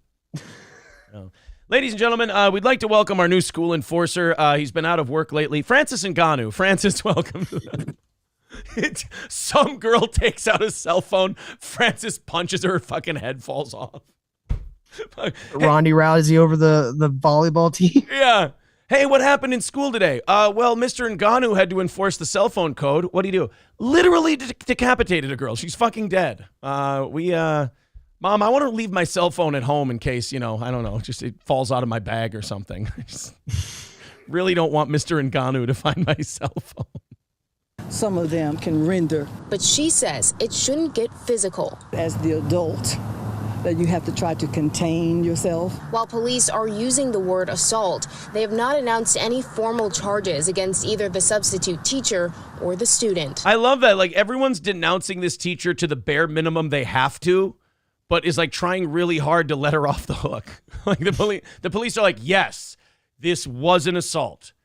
No, we're not sure we're going to file charges. These kids are shitbags. And maybe we agree with it. Yes. Maybe. We're going to leave it vague. Look, we saw the kids at this school had a walkout to defund the police 3 weeks ago. They can suck my dick, quite frankly. They're a bunch of fucking kids. What do we care what they think? Yeah, exactly.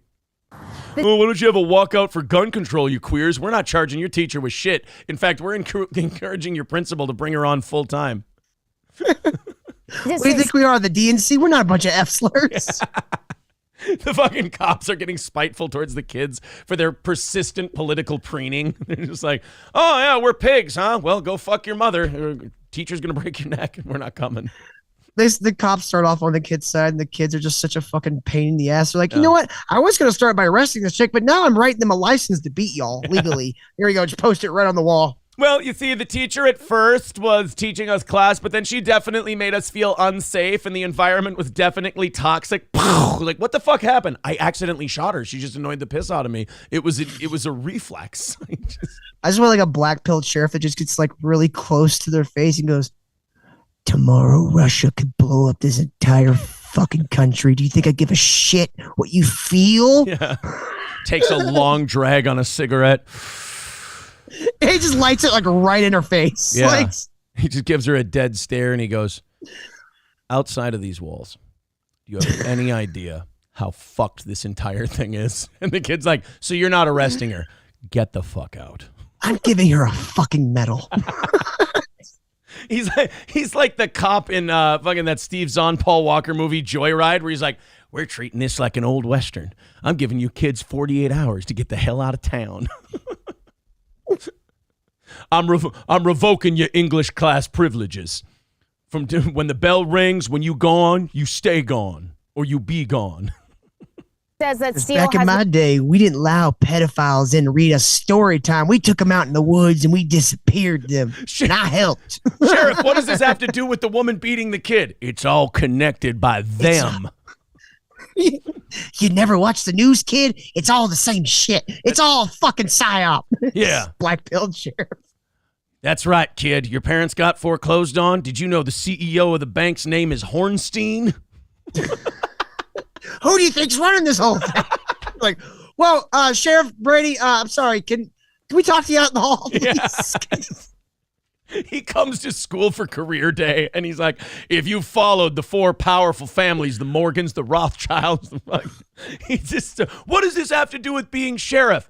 What does my authority mean? Not jack shit. The orders come down, and I do what I'm told. And those people who give me orders take orders from a nameless, faceless black ops society that funds the entire fucking global mechanism. Do you know what the World Health or the World Economic Forum is, kid? You better not, because they're the fucking devil. Do you know who? You know they're trying to raise demons at CERN? They want to open a portal at Satan in. You ever seen the South Park episode where Cthulhu gets freed? Get ready, motherfucker, because it's a documentary.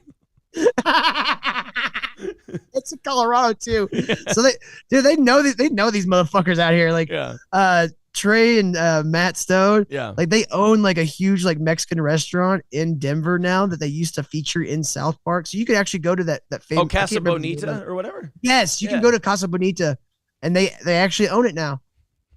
I love the idea of the black-pilled sheriff not only doesn't give a shit about the incident at the school, but he also uses that as an opportunity to black-pill the shit out of the kids. Yeah. Oh. It turns into an assembly. You see what your teacher's doing to that student? That's what the banking system does to mortgage holders. He's just suddenly in the gym with a microphone like, look, kids, Now, I got to tell you, the whole reason why they're collapsing the banks is because they're trying to push digital currency so they can just flip off your income when you say something they don't like. That's called tyranny, and we are far past our constitutional duties as a people. They're already doing social credit scores in China, kids. Open your fucking eyeballs. You think TikTok is here for your entertainment? Nah, it's here because they need to learn about you so they can control you. Oh. We went from denouncing the constitutional dangers of a Red Scare and hearings on Capitol Hill to needing another one, if you ask me. Need to put some of these commies in burlap bags and throw them into Salt Lake. Jesus. All I'm saying, kids, is maybe McCarthy wasn't so wrong. Hollywood seems to be full of communists now, doesn't it? It's only after we took our foot off their head that they began swimming so well. Been working as a substitute teacher since last school year, and because the police and the school district are investigating the incident at this What's with the fucking hair? I'm Gumby, damn it. Dude, she looks like she just came out of a wind tunnel. time, it's not clear what the punishments would be, if any at all. Destiny Patterson. I'm telling you, this has got to be like a based police department or something, because everything we're hearing about this monster teacher who mauled this kid is like, yeah, we're really not feeling like pulling the trigger on this one. Like, we kind of want to keep her around. I'm thinking they're going to. Colorado is a really weird state because Denver and Boulder are very liberal, like super liberal. Yeah. But you get anywhere outside those two, like that little spot in the middle of Colorado, everything else is super conservative. Like, I live in an open carry, like, county.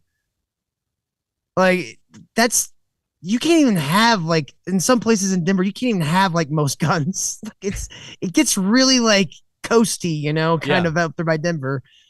But it's so weird. Like, Springs, that's where the military base is, like the Air Force base, super conservative, right-wing, and you're just like, this is a really weird, like, it's a very weird mix. It's kind of how Minnesota is. Like, we have two metropolitan areas. We have, like, Minneapolis, St. Paul, and Duluth. And then if you look like at a congressional map, it's all red except for these two little spots. And those two little spots run the state. Like that. And the weird part is, like, Colorado's had legal weed since the 90s. Like, I think it was either, I don't remember if it was before California, if it, like, legalized right after California did in, like, 94. Okay.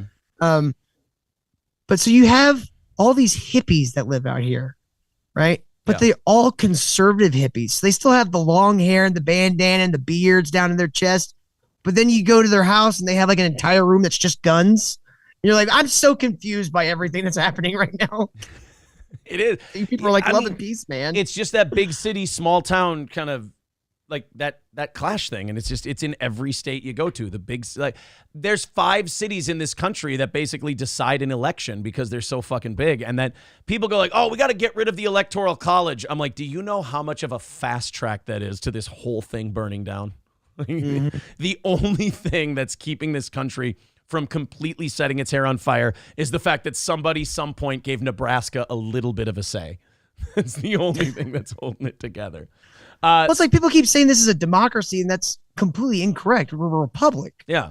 Like, democracy is mob rule. Like, who the fuck wants that? I always get depressed when, like, people like you or me say that to people, because it's like, dude, I'm retarded, and I get that.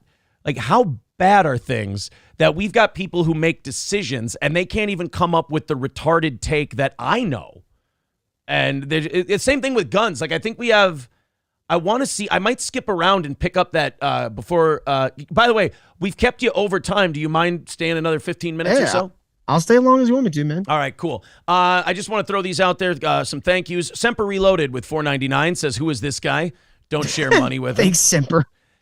Semper. I have the best friends. Semper is one of those guys who definitely had, like, one of the first times he watched this show, he had me kind of pegged as, like, the normie toe dipped in based guy that I am. Like, he was like, oh, because I go, God damn, man. Like, because I really am this innocent guy who, like, brings up the psyop and that kind of shit as, like, I don't want to believe it, but deep down I know it's true. So I know one time on the show I went, dude, I think this Dylan Mulvaney is like a CIA employee, like psyop kind of thing. And Semper Reloaded is like, no shit, normie, you think? And I'm like, I'm sorry. He does that to me about everything. Like, he did it to me about Star Trek a couple of weeks ago. Just like, yeah.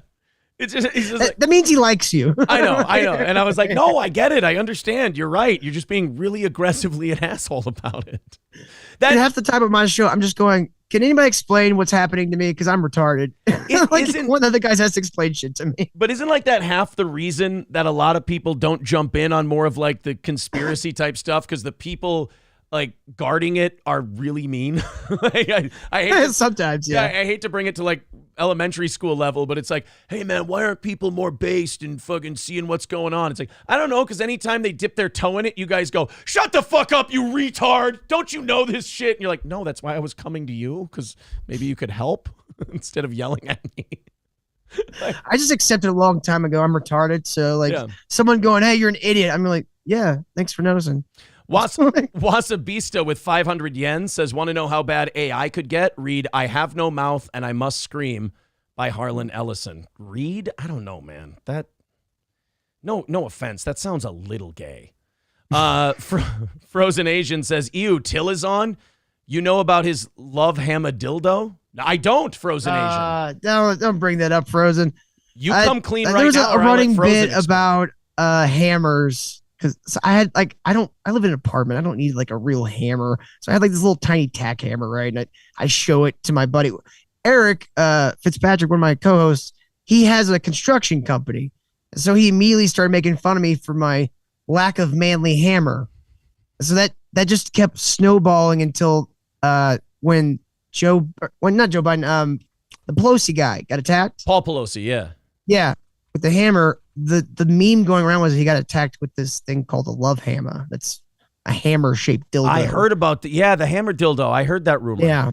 So I had to purchase one of those as a as a bit. So I just have as a bit. Yeah, as a bit, of course. I mean, like the only thing I've ever done with it is turn it on and like toss it to somebody like without them expecting it. Like that's the only thing I've ever done with it. Of course. I just show it on camera. I deducted it on my taxes this year.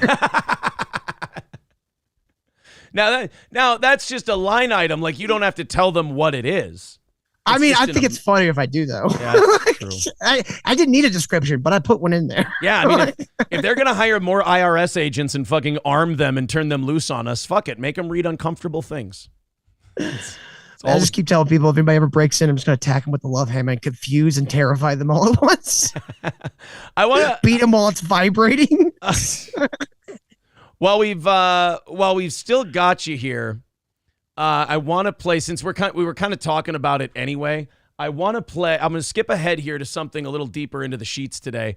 The ATF director on Capitol Hill yesterday saying, and I quote, "I'm not a firearms expert." He's the head of the ATF, and he goes, what the fuck, you want me to know shit about guns? Like, did you see when they were doing the nominations for the FAA director and the guy they were interviewing, and he didn't know couldn't answer a single question. I got like 4 out of 5 of them right guessing. Yeah. No, they would ask him like, what's this maneuver? And he's like, fuck if I know, dude. And I happened to have a guy that used to fly planes in the military and the VC with me at the time. And so he was like, yep, that's right. That's like I'm just guessing here. I don't know. I'm saying what sounds reasonable. Right. Like you could at least bullshit your way through half of that stuff and they don't even try. The entitlement of like, I got nominated, like just rubber stamp me, dude. It's like Pete Buttigieg is the transportation secretary. He has had absolutely no fucking experience in running anything transportation related. You ask him what his qualifications are. He's like, oh, I don't know. The DNC bribed me to drop out of the race so Bernie Sanders wouldn't beat Joe Biden. Like, oh, why don't you run all the planes and shit and the trains? It's like, okay, fine. What's the worst that could happen? Meanwhile, it seems like every month an airline's shutting down because of a tech issue. A fucking train derails every day and spills cancer all over the place. And they're like, Pete says set it on fire. We'll be fine. Did the airlines announce they're going to start having women of color as pilots, like going to start like, pumping for those kind of people? And then they're like, suddenly like the next week, they're like, please come fly with us. God bless. You know what I think, Dr. Till? I think that diversity is our greatest strength. Oh, God. Diversity, equity, and inclusion. That's what I say. I say just go ahead and put me against the wall now. Like, just go ahead and line me up. I'll even face it. I don't care at this point. I'll make a joke. I'll ask you, do you ever just think about, and then you shoot me. Yeah, so you never get the space. Right.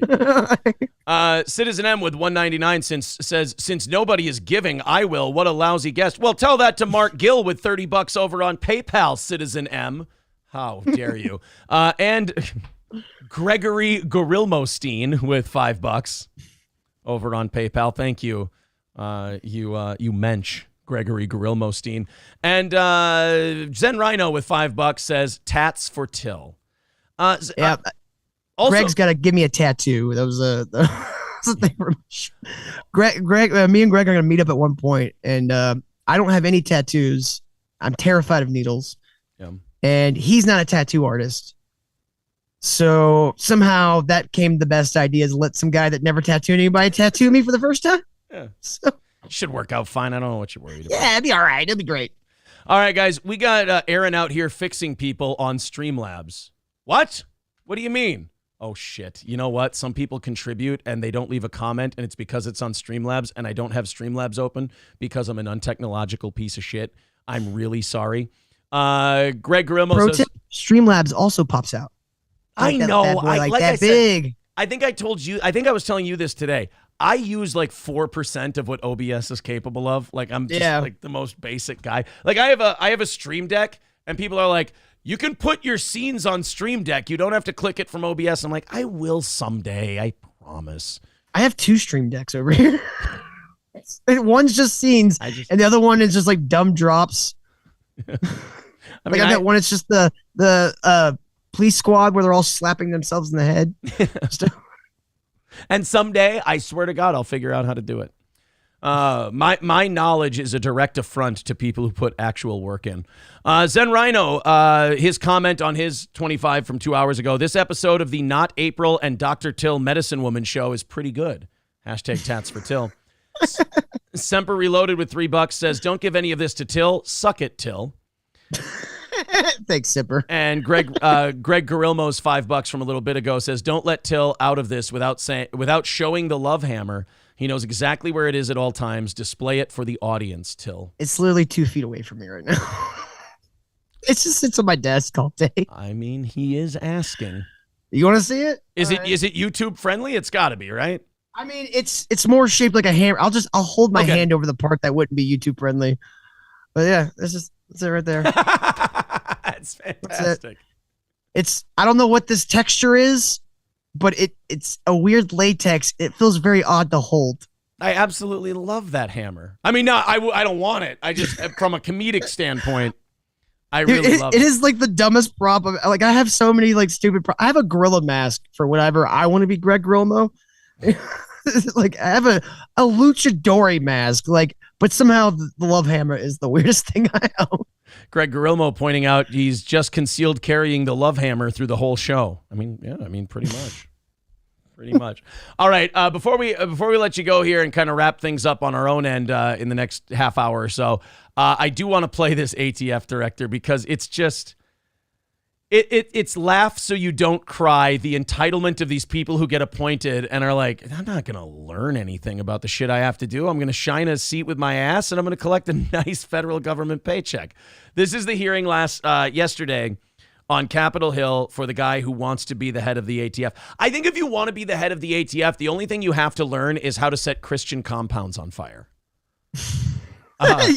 Yeah, and then claim the victimhood right after. Right, yeah. I think how to shoot a guy who modifies shotguns for undercover agents after they begged him to. You have to know how to blow that guy's wife's head off while she's holding a baby. And then you can be the head of the ATF.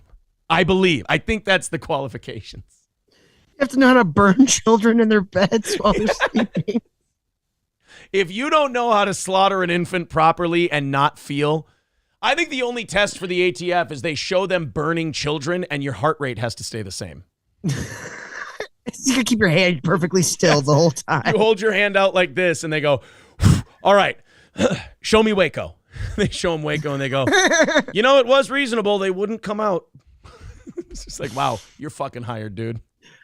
They just have like a question on the questionnaire, like, how do you feel about Waco, Texas? If you say a good place for a barbecue, you're in. How do you feel about abortion? Every woman should be allowed to have one. It's totally okay. How do you feel about slaughtering live children in their beds for being Christian? Totally for it. The man's consistent. Well, what's the pay like? Yeah. What's the pension like? Look, I always said I'm not setting my own people on fire for less than $250K in full retirement. All right, let's watch this fucking dildo try to answer about. Oh, he looks like a guy who has just guns, and he's been a hunter and all that. He just definitely looks like a gun guy. He looks like a kind of guy that, like, remember Green Acres, like the bankers that would always come out to the farm that just were like kind of dumb and just like, hey, how's it going out there? Yeah, it's what he looks like. Well, his answers aren't going to be much better. An owner of many different types and a 20-year military veteran. I have some expertise in weaponry and self-defense weapons.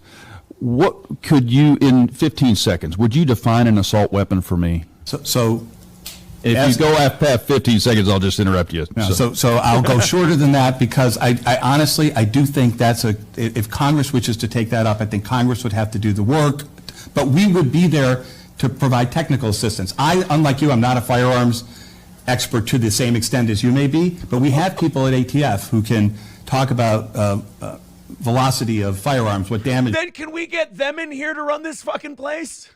Can we just have like one of the people that sit in the back taking notes? As soon as he gets up, just stand up with an egg and smash it on his face, so he literally has egg on his face. Better yet, just point to one of the people in the back. You, assault rifle.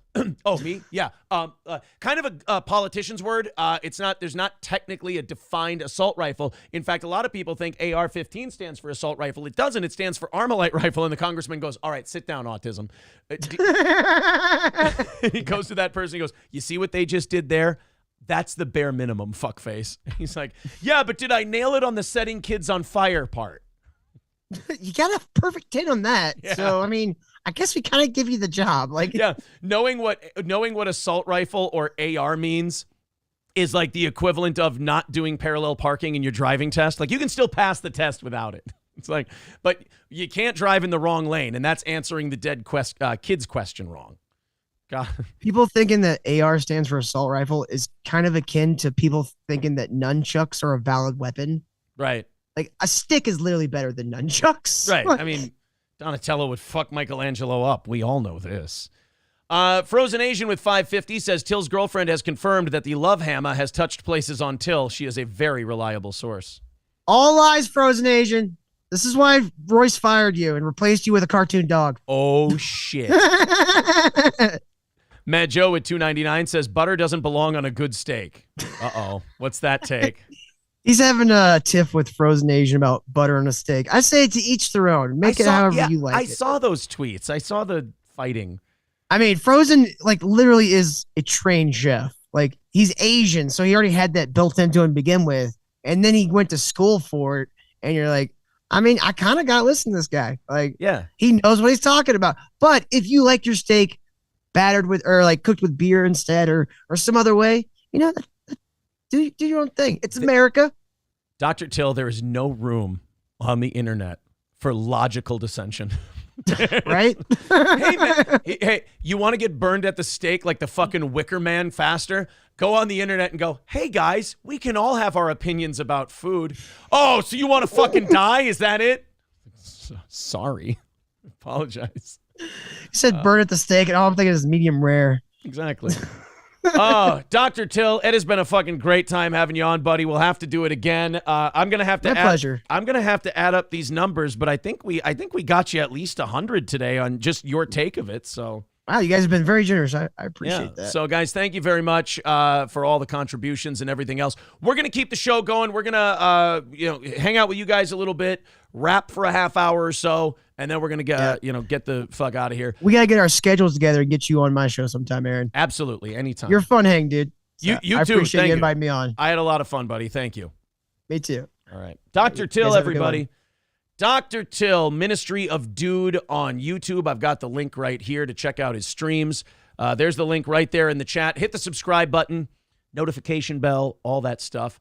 I have not added this shit up to see if we've how far we've knocked it off today, but hold on a minute. Guys, give me 1 moment here, and then I'll be able to tell you where the goal is at today and whether or not we are doing overtime. Just give me 1 quick second. Let's put the really gay synth music on. There we go.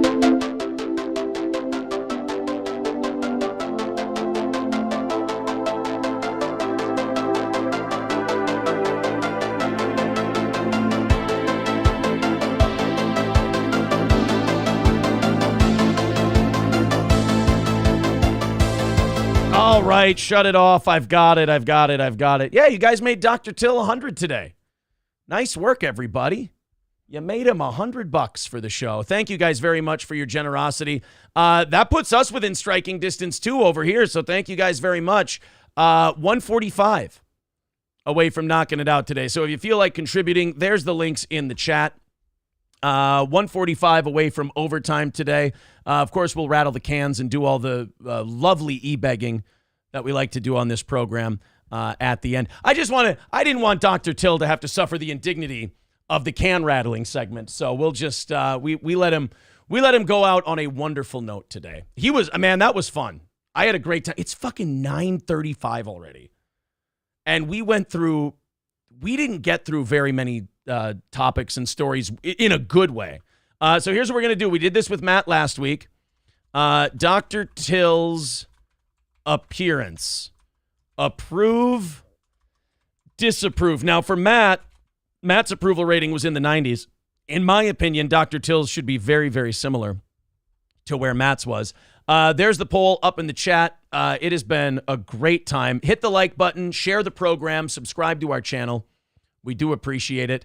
Thank you guys very much. Had, 250 or so on Rumble during this whole thing. And then people told me Rumble was having issues today. Oh, God, I bet they had issues. We dropped by about 100 people in the last hour or two. Holy shit. So maybe, people were saying in the chat, they're like, Rumble's having problems. I get it. I totally get it. 145 away from knocking it out. Thank you guys very, very much. All right, let's continue on here. The Senate has been investigating the COVID origin stuff, and the House has been investigating it, obviously. And I don't know how I guess this is kind of a stupid, naive take of mine, but I don't understand how just one party coming in and going, whether it's January 6th or whether it's COVID, being able to go, hey, here's all this information that never saw the light of day under these fuckers. If you do that in a prosecution in a courtroom, not only does the conviction get overturned, but you go to fucking jail. That's a crime. But I guess when you are the power structure, it doesn't matter. And I'm sure the Republicans are doing it now. They're suppressing shit that doesn't make them look good. It should be criminal. But I guess when you're the ones who makes the rules of what's criminal and what's not, it's one of the perks of the gig. Withholding hundreds of thousands of hours or whatever it was of January 6th footage. That's you sent people to prison on the case you presented based on the footage you showed. And then there was alternative footage that shows that this person wasn't doing what you claimed they were doing. And yeah, they let Goat Boy or Q Shaman, they let him out early, but he still had to serve a year and a half in jail for that whole thing? Son of a bitch. It's just there's no consequence for it whatsoever. So now they're investigating the Wuhan COVID stuff, and now they're finding out that it wasn't one lab leak, but it could have been 2 lab leaks in Wuhan that triggered COVID. China lied about it, and millions of people died. No shit, China. The China lied about it thing, I don't care how you think about what you think about lab leak, what you think about any of that. I don't know how you can believe anything but lab leak at this point. But at the same time, if you don't believe that China lied about whatever the fuck happened, I can't help you. A new 300-page report from the Senate Health Committee released by panel members Senator Roger Marshall of Kansas on Monday night highlights a series of previous failures at the Wuhan Institute of Virology in China and notes that there are no known naturally occurring incidents of COVID-19. That shuts it down. That's the crazy thing about a disease becoming political. is that you get the facts that shut down the idea of natural transmission, and people will still believe it because they're afraid to leave their side, quote unquote. Meanwhile, none of these people give a fuck about you. If you end up in the wrong compound, they'll burn you down and kill you. You can't just sit outside the window with a white flag going, I don't believe the lab leak theory. Doesn't work like that. But people will defend it because they don't want to agree with those nasty Republicans, or they don't want to agree with those nasty Democrats. So, fuck sounding like a smart person who reads and gets shit. I'll just be retarded and feel like I have friends. It comes just as Trump-era Director of National Intelligence John Ratcliffe prepares to testify before the House Select Subcommittee on COVID yesterday morning. Marshall, a doctor by trade and top GOP member of the Primary Health and Retirement Security Subcommittee on blah, blah, blah, blah, blah, blah, blah, said the report is crucial in exposing the deception of those that sought to conceal how this pandemic started. I mean, I know that you're ultimately swinging for the Fauci fences on this one, but I don't believe you're going to get it. That's the whole point of him retiring, is that now Fauci can go, what? Don't look at me. I'm retired. You're just going to pick on an old retired man? How dare you? Got a little too Jewish, didn't it? Jesus, like he's Italian. Anyway, they're trying to pin this on him because Fauci approved the funding for EcoHealth Alliance, and then they worked in Wuhan in this lab on COVID and shit like that. Again, the whole connection is there. It makes sense. It's pretty direct. It's A to B to C. But when you have half the country who's like, I can't believe that because it goes against what the people I like are saying, that's kind of just a hopeless deadlock at that point. So they say it could have been not one, but 2 lab leaks. That means China probably knew of the first lab leak, could have maybe locked shit down and gotten this under control, but said, hey, you know what? We could, or we could just say, fuck it. What do you guys think? Fuck it? Let's go with fuck it. You know what? That American economy is a little too hot right now, and that president's being a total cunt to us. We could just let this thing go and see where it happens. Right now, over 100 votes in on Dr. Till's appearance. 85% of people approving of the job he did. Those are fantastic numbers. Thank you very much, Dr. Till. We're going to have to get Adonis Paul on here as well. I just like doing shows with like people like Dr. Till, who, like, when you look and 2.5 hours have passed and you realize, I've covered 4 news stories. That's perfect. Fantastic. That works great. You know what? I'm also writing down that ATF segment. Fuck it. YouTube doesn't send our clips out there anymore anyway. They don't get the reach they used to. So I'll just put out whatever I thought was funny. And I'll take my 300 or 400 views and be happy. But we got the fat lady story, the ATF story. I think those are 2 good ones. Worth keeping. 145. Away from knocking it out today. If you feel like contributing, there's the Streamlabs, there's the PayPal, there's the Venmo, Super Chats, memberships. It all counts. 15 minutes until we rattle the cans and see if we do some overtime for you today. I think since you guys were so generous with Dr. Till and all that stuff, I think what we're probably going to do is if you guys get within 100, I think we'll do overtime because, when we give half to the co-host, that's asking a lot of you guys. And I think if you get within 100, we can call that close enough. We'll call that, in golf, we would call that the wash tub, as it were. Let's open up these 8 o'clock stories that we never got to with the good doctor. And we'll talk about some of these and hopefully be able to do them in overtime as well. Fauci lied. People died. Trump won, says Wasabista. I agree with everything but that last part.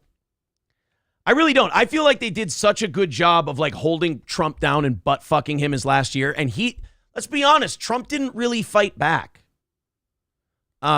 Trump kind of let them hold him down and fuck him in the ass, nose, and mouth. It was just he never fired Fauci because he was Trump had this weird thing where even though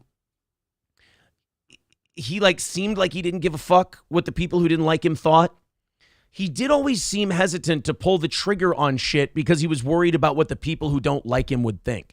Nobody who likes Trump would have been like, you fired Fauci? How could you? You're a madman. But if he was worried that if he fired Fauci, people who hate his fucking guts already would have been like, you're mean, you're a bad guy, you're putting people at risk. People are dying because of you. Motherfucker, they were already saying that shit about you. Who gives a shit? And he just wouldn't do it. They wouldn't do it. KF with $50 says to keep this format going. Oh, well, thank you, buddy. That puts us 110 away from today's goal. Thank you, pal. You really think a decrepit geriatric and the most unpopular senator in America got 12 million more votes than Saint Obama? I put it this way. I have not looked into it enough. You know what I think about elections? We ought to let everybody cheat. And whoever cheats the hardest wins. It's the same way I feel about baseball because like everybody's fucking around with the numbers and everybody's fucking around with who can vote and everyone's, voter ID should be a no-brainer. You got to prove who you are if you want to fucking vote. One person, one vote. It enforces the right to vote. It doesn't take away the right to vote. It takes away it enforces the right to vote because you're like, hey, I am who I say I am. Nobody else can claim to be me and nobody can vote twice. Boom. There you go. There's my ID. One person, one vote. But the people who are fighting against it, you can draw a clear line to that. And the concept of like, well, the people we have are poor. They vote for us and do whatever we tell them to do. And a lot of them don't have IDs or they wouldn't show up with the IDs. Like they think so little of, let's be honest, Democrats think so little of minorities that they don't want to do voter ID because they think, this is so gross too. They think that I feel gross saying it. They feel like minorities are too stupid to get an ID. And that's their objection to voter ID, that they might lose elections. It's fucking horseshit, man. The last statute says one side cheats. I don't know. I feel like if you look at like the shit that Republicans do in terms of like purging voter rolls and shit, I'm not saying they both cheat the same, but they both, it's kind of like if you're not cheating, you're not trying. And I feel like both of them try to cook it, in their favor. One side might do it more than the other. Zen Rhino says, Aaron, look up voter ID racist on YouTube. They did a Fox News report that shows how racist liberals are when it comes to black people. Actually, the Babylon Bee did a good one, and usually the Babylon Bee is kind of boomery, but they did a pretty good one on the voter ID thing about like how it looks and how you're treating people when you do shit like that. Citizen M says, no one thinks that about minorities. That's a straw man you just made up. Well, then please tell me, because when they object to voter ID, the thing Democrats always say is they're like, well, what about low-income people and what about minorities and what if we enact voter ID? That's their, like, look, man, I'm not making up a straw man. I'm giving you their objection. Their objection is that if voter ID gets passed, minorities will have a harder time voting. Why? Please show me the next logical step after that. Because my position is a minority is just as smart and capable as anybody else of getting an ID and voting. Please, you're welcome to take the opposite side of that. Go ahead. If you want to take that spot, I'm not going to stop you. Speaking of racism, did you see this these Oklahoma officials who were like, I don't know if they were on their lunch break or what, but they got fucking aggressive on black people and journalists. And if you're at work, man, always talk like there's a microphone on. That's the best advice I can give. I don't know if you've seen this yet. I have not heard the actual recording, but here's the story from CNN on these Oklahoma officials. This is pretty aggressive, pretty spicy. Audio recording is igniting outrage and calls for resignations in Oklahoma. The conversation that's now been exposed allegedly captures several county-level officials making racist remarks about lynching black folks and talking about killing journalists. Isn't it? Hold on, I got to point something out. Isn't it funny that the media saves the journalist thing for last as if that's like, oh my, and can you believe they want to kill us? The first one is lynching people based on the color of their skin. They're like, okay, look, these Oklahoma officials were caught on tape wanting to lynch black people, but can you believe they want to kill journalists? Lady, start with the most believable one first next time. I got to go back to how she said that. Racist remarks about lynching black folks and talking about killing journalists. Did she not put more gusto behind that second one? These fucking sociopaths that give us information, quote unquote. CNN's Rosa Flores is joining us now. I mean, I would have forgiven the lynch black people part, but they want to kill us too? Oh my God. That's like that scene in Major League where he goes, she'll fire all, if you don't lose, she'll fire all of you for for lesser personnel. And Dorn goes, even me? Yes, even you, Dorn. Rosa, Oklahoma's governor says he is appalled and disheartened by this, and the video and the audio is just terrifying. Can you now watch as we play it 4,000 times to show you how terrifying it is? The governor was appalled. He said, killing journalists, that's out of line. Walk us through what happened here. Yes, absolutely. This audio is very disturbing, and the governor there is asking for an investigation. He issued a statement saying, in part, quote, there is simply no place for such hateful rhetoric in the state of Oklahoma, especially by those that serve to represent the community through their respective office. I will not stand idly by while this takes place. Now, the governor is... God, you got him, Mr. Stitt. Good job. You really put those people in their place. As if they weren't fucking fired the minute that recorded. This is, you got to admit, this is kind of a hanging curveball right there. That Republican Democrat, you get to knock that one out of the park and look really good. This is one of those things as a politician, you can't look like a piece of shit on this one unless you try. Did you hear that audio? Oh, yeah, and it was so remarkably offensive. I had a conversation with my children about equality and the future of this country, and I believe that we are still a bright light on the hill that can express diversity and inclusion and blah, blah, blah. Like, you could just lay it on so thick with shit like this. And then as soon as you're out of earshot of the cameras, you go, did I fucking nail it or what?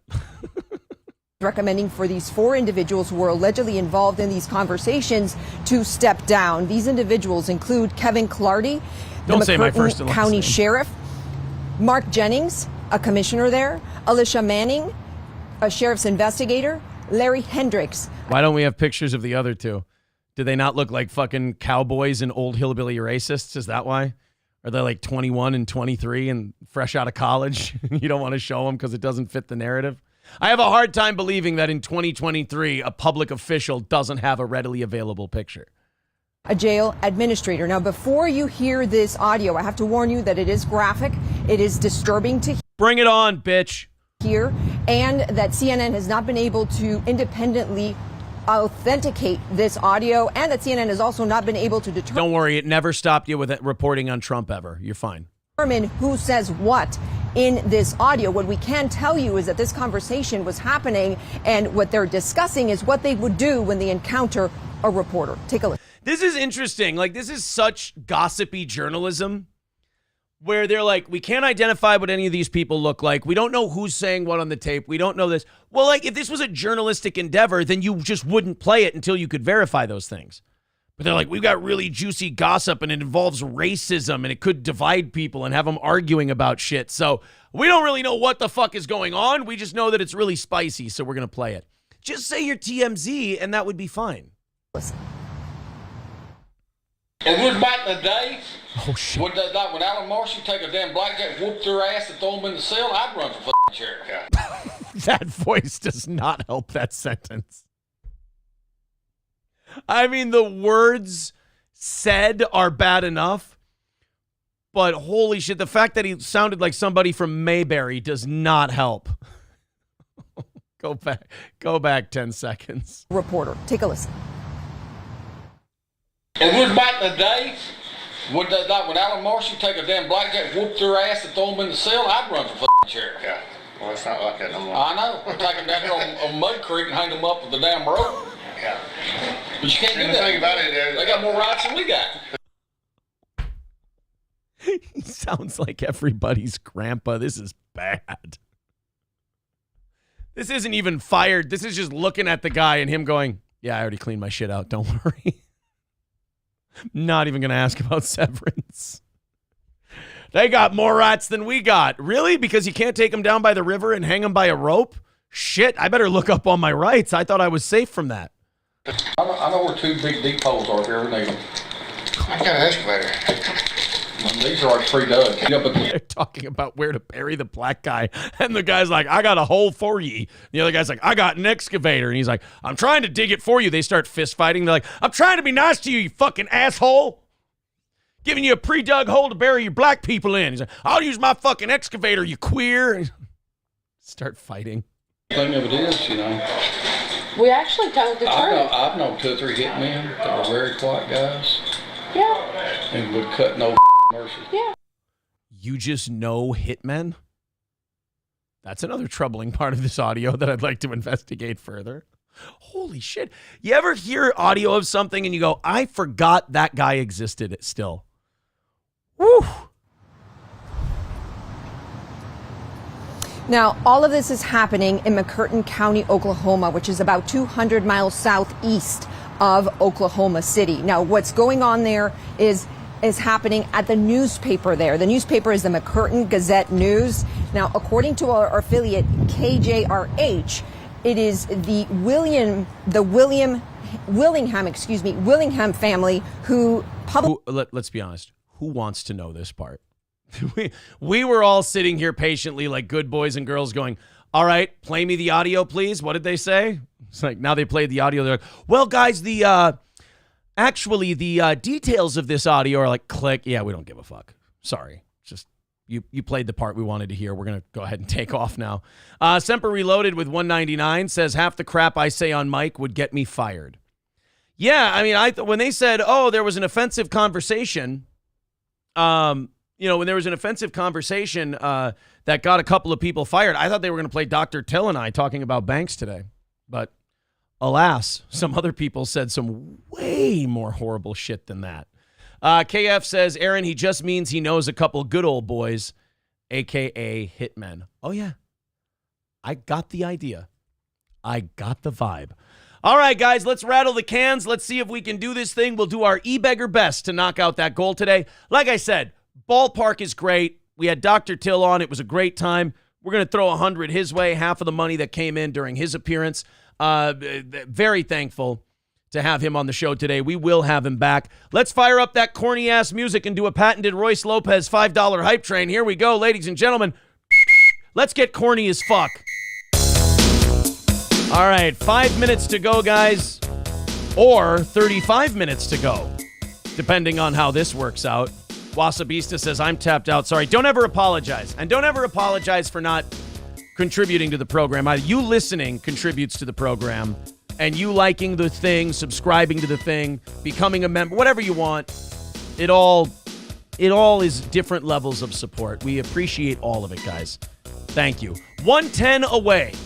There's the Streamlabs, the PayPal, the Venmo in the chat and pinned to the top of the page. Super chats and memberships count as well. SkyPie says still on a super chat ban. I don't know what that is. Not from me. What'd you do on YouTube? Did you write something not? Usually if you write something bad on a super chat, they just don't post it. But I don't know. Michael B says super. I will never donate. Well, I'm not saying you can't. It's very nice if you do. That's wonderful. But T. Jefferson says, what? No corny impression for the hype train? All right, I will read every single donation and super chat in Corny's voice. How's that? Motherfucker! They all get corny voice if we knock it out. All right, where are we at? We've got 3 minutes left. And hopefully we can go on a little bit of a rally here and knock this thing out. Need Trump says, great show, whether you're over in 5 minutes or not. Mr. St. Caesar says, oh, Aaron, why did you record that using a voice recorder and leak the audio? I swear it wasn't me doing a Southern accent. I promise. I know that's hard to believe for some of you, but you gotta believe me. It was not me. I had nothing to do with it. Samuel with $5 says, Heil Dr. Till. There we go. All right, that's going to put us at 105 for this morning. Let's see if we can get there in the next couple of minutes. 105 away, one rally, and we'll be there. Shaft says those officials now work for Compound Media. Oh, well, Good to see that. Good to see that they landed on their feet, I suppose. There's the Streamlabs. There's the PayPal. There's the Venmo. Casey with $20. Thank you very much, Casey. Appreciate that. 85 away. 80 away now because Laughing Lions with $5. So we're going to do overtime for you today. We're close enough, but let's see if we can knock it all the way out. We do appreciate all of the support, guys. Best audience out there. You've kept us on the air for almost 3 years now as a listener-supported program through all of the growth stages and all of that stuff. We do appreciate it. And now, 80 away from knocking her down. One thing I will say is I try to keep up with the Venmo, but I don't get the notifications very well. Like, it's a really shoddy notification system. So if you're doing Venmo, I will check periodically, but it does kind of lag quite a bit. And I always add it later if it doesn't show up during the program. So be assured it will work. 80 away from knocking out our goal today. We will do overtime for you, but let's see if we can hammer this thing out in the meantime.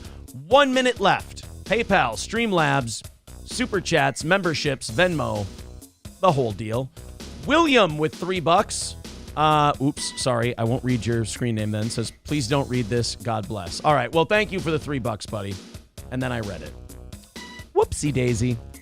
All right. $80 away. Let's see how close we can get. And then hopefully during overtime, you guys feel like knocking out the rest. Kyle W. with $5 says, great show. Thank you, buddy. 75 away from hitting. We're very close today. Thank you, guys. Again, thank you so much for everything you do to keep this lowbrow, shitbag, offensive program on the air. We appreciate it. All right. Delco Lou with $4.99. Mad Joe with $2.99 says AI took her gerbs, damn it. 70 away from hitting our goal today. Thank you guys very much. Just a handful more, and we should be able to knock it out. And there's the end of the music. All right, let's do some overtime. And in that 30 minutes, let's knock out the rest of that 70, guys. We'll check periodically and see if we hit it before the end of the show. I did tell you guys that if we got within 100 today, we'd do overtime just because, with Dr. Till, and we give him half, and just feels right to give a little break to the audience in that regard. Because technically now you have surpassed the goal for today. But we pay our wonderful guest hosts. Zen Rhino says, I'm sorry, he's talking to somebody else. My fault. All right, guys, hit the like button, hit the subscribe button, share the program for the next half hour. And if you feel like contributing to knock out the rest of that 70, we do so appreciate it. A New York man, I think this is going to become a more common thing as the technology kind of proliferates.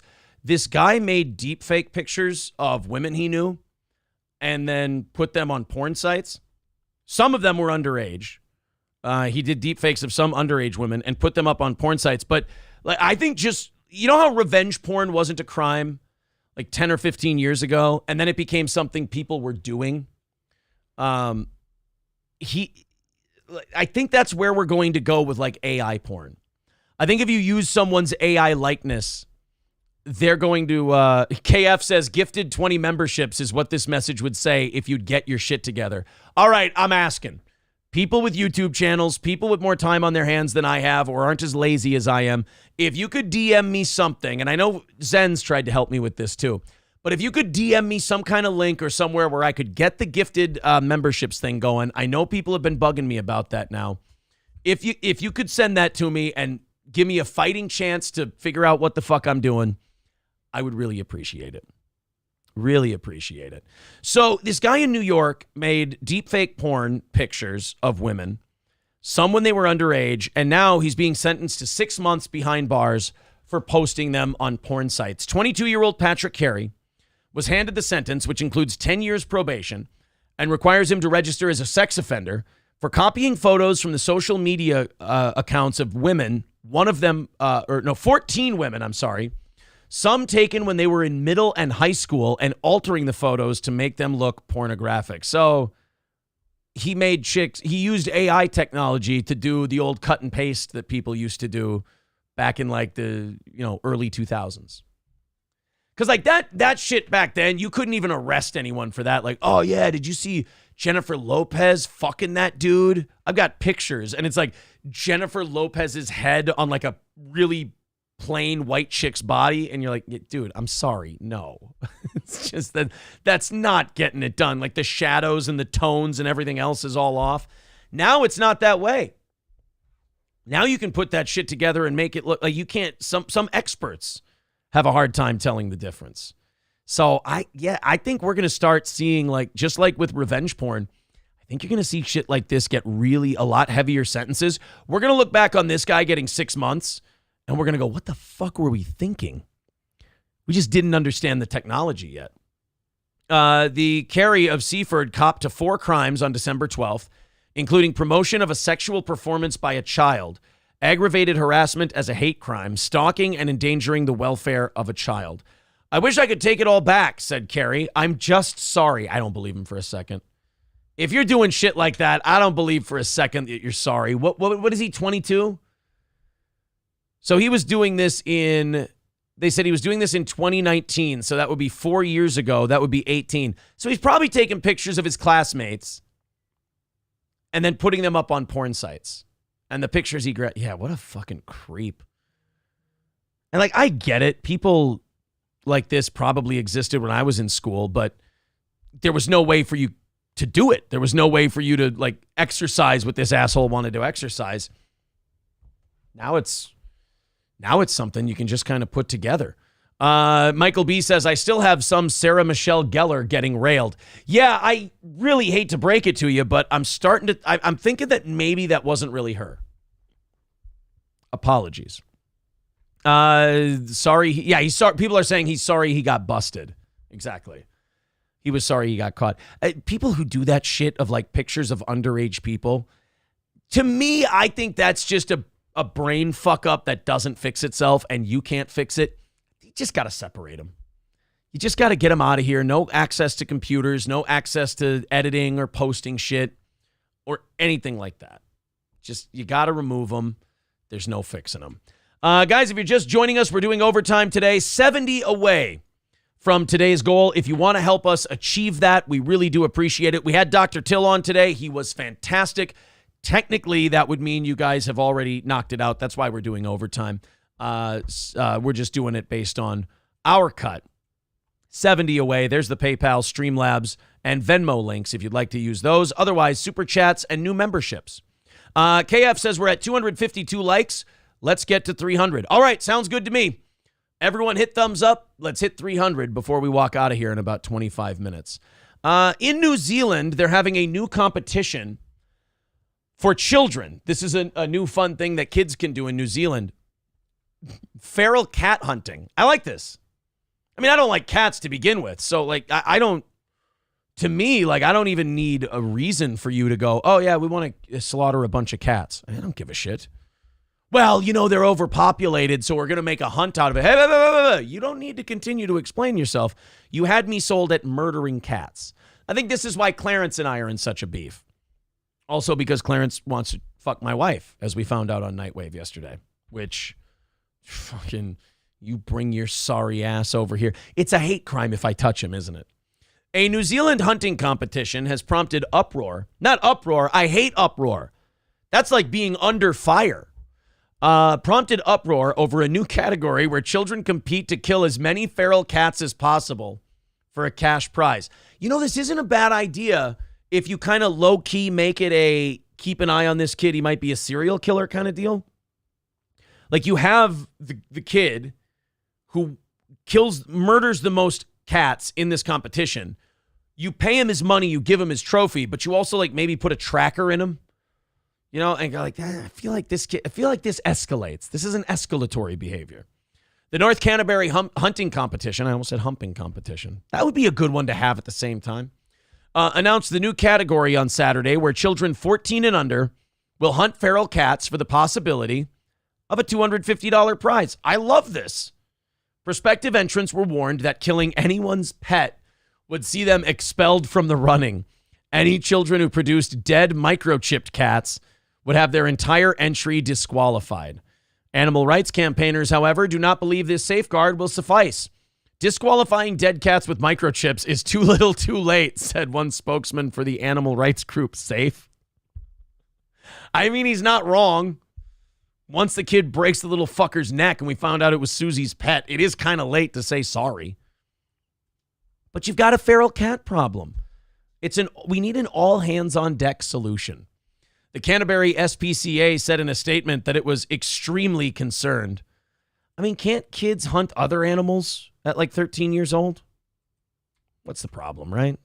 Let them. It's harmless. So what if they get a couple of pet cats? As you know, they're really overpopulated. So if you kill one of the pets, just give the kids one of the feral ones and train them up. See? It all works in the end. Here you go, little girl. It looks exactly the same as yours. There's like 5 different cats in the world. They all look the same after that.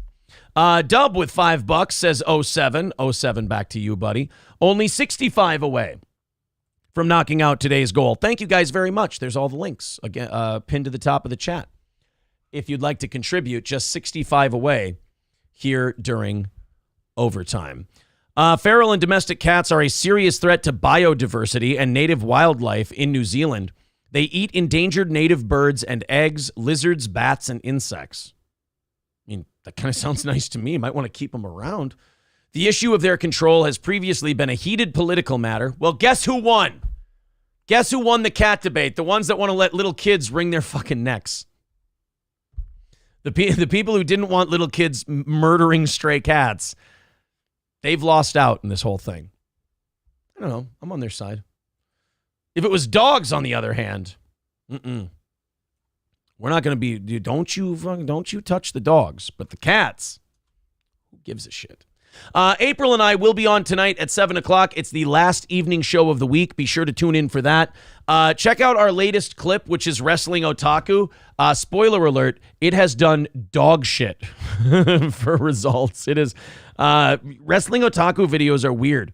And I know that we're being throttled by YouTube at this point, and they're pushing shorts and all that. Dub, yes, I did see your $5. I read it, the whole thing. Thank you very much, sir. You brought us down to $65 away from today's goal. But the otaku ones usually do really, really well or absolute dog shit. And this one has done absolute dog shit. So if you want to signal boost that one, feel free. All right, let's go to this one. A nice little white lady Walmart fight. Remember yesterday when we got so many stories sent to us and it was like black people doing wilding out things and we're like, guys, would you fucking stop it?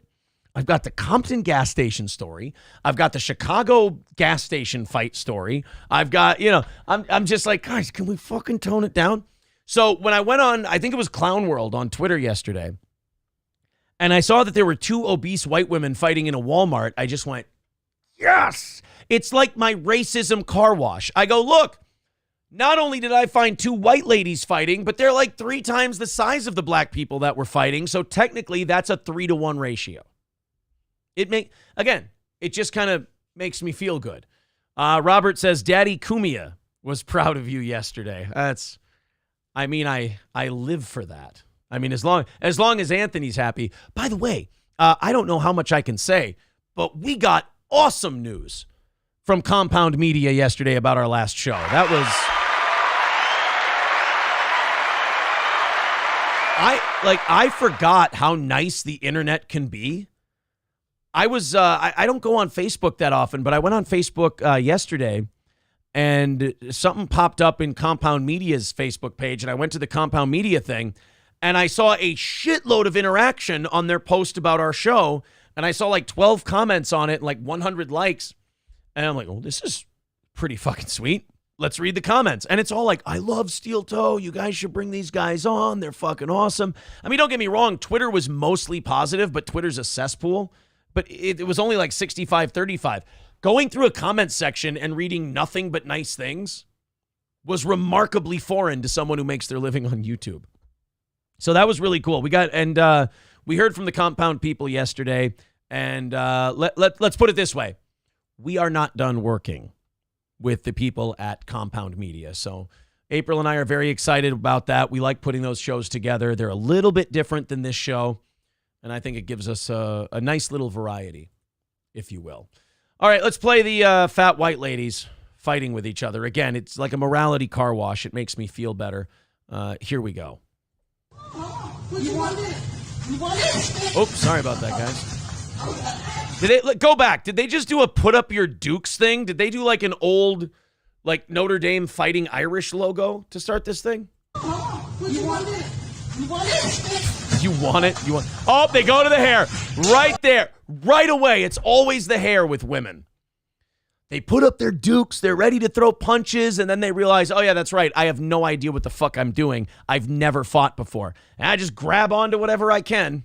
Get the hell off of her right now. By the way, in front of her child. Bravo. Bravo. Bring that shit to Dollar General where it belongs, ladies. This is a Walmart. Johnny, punch her in her fucking face. Come on, man. Punch her in her face. Did she just tell her kid to punch the lady in the fucking face? What a piece of shit. These two white ladies are fighting each other. Hey, where's that kid's dad to keep him under... I didn't say anything. You guys said that. I didn't. We got a headlock here. Oh, is she fish hooking her? Is that a fish? Holy shit, I got to applaud a fish hook. That is some old school shit right there. One of them's got the headlock. The other one reaches around and fish hooks her. Ooh, that is a tap out move if there ever was one. If you can get her other arm locked behind her and you can kind of almost do a fish hook chicken wing thing, you're going to get a victory by submission in the hair aisle. Now, what is that? Is that a spilt shampoo bottle or is that a snail trail from their twats? I'm not really sure what this slime thing here is. Flip a coin. It's 50-50. Oh, they broke. Now let's throw some shots. Let's throw some punches. Oh, we're kicking. We're punching. Oh, look at the athleticism. They're down again, and there goes the douche. Oh, not the... Well, and those products fell off the shelf, too. Would somebody go get that fucking kid so he doesn't have to watch his fat mother make an ass out of herself or a whale out of herself? I would say one of you needs to use your size, but you're pretty similar. He's punching her. Oh, no, is the kid... Oh, no! Oh, no! The little kid's punching her. Olympus has fallen. I repeat, Olympus has fallen. Isn't it fun to watch two generations be given up on at the same time? That's what Walmart calls a value buy. No, stop. Oh, no, he's yelling, do something. I wish this wasn't kind of cute in a weird way. Like that little kid yelling at the lady, talking shit. I don't totally hate the little fucker. Because he can't help it. It's just what he's been taught. His mom's a piece of shit. He'll be a piece of shit. By the way, really, that young boy really learning how to respect women. I'm sure he won't be abusive at all in his future. Oh, he's stomping now. Little kid pulls down his Batman shirt. You see this? It means not welcome. Put your mouth on the rack, ladies. Say goodnight. Oh, no, is he? Oh, God. Oh, he's hitting her with a shampoo bottle.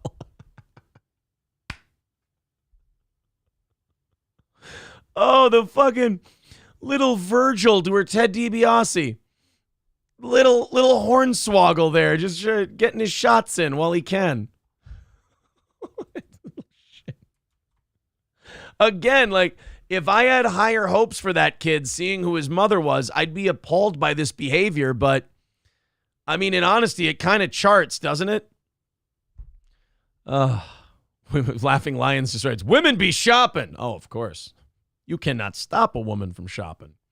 Dead Jester says, you know how I figured out one of the chicks that used to go into my bathroom in herds peed in my sink while another was on the bowl? I went to wash my hands and noticed the alien slime in the counter. Oh, I was wondering how that was going to tie back to what we were doing.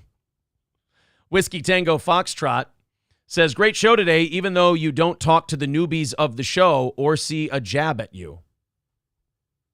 What do you mean? I didn't feel like there were any jabs. I mean, I can't live in the chat. I'm doing the show. Sorry. What do you mean don't talk to the newbies of the show? We said hi to a bunch of newbies today who were here for Dr. Till Medicine Woman. Whiskey Tango Foxtrot, did you know the initials of your name are WTF, says Laughing Lions. It can't slip anything past this guy. He is sharp as a tack. Need Trump says that little kid won't be beating up a woman because most likely he'll be trans when he gets older. Oh, that's a good point. Okay. That's fair. Okay, so that makes me feel a little better. At least the kid will be trans.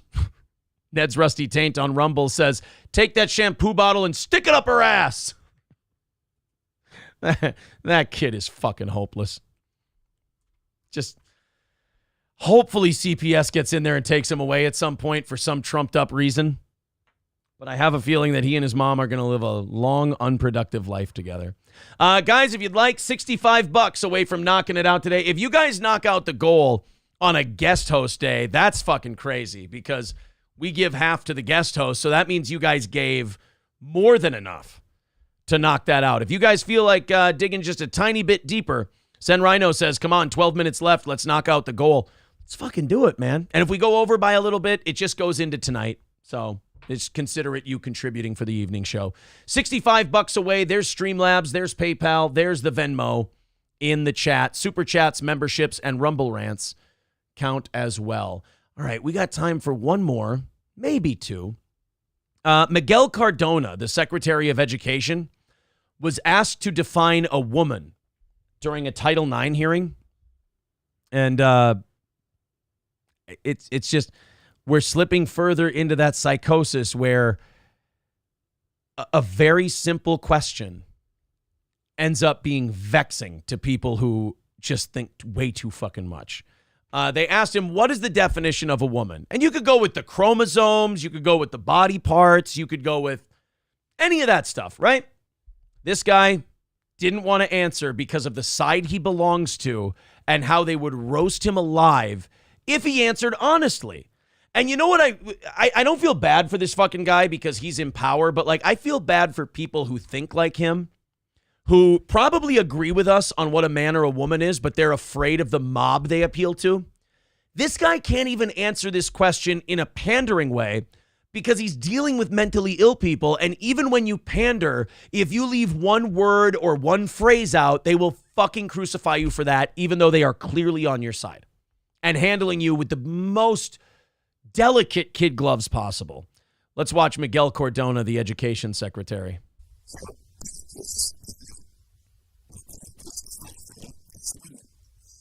This should be a softball, right?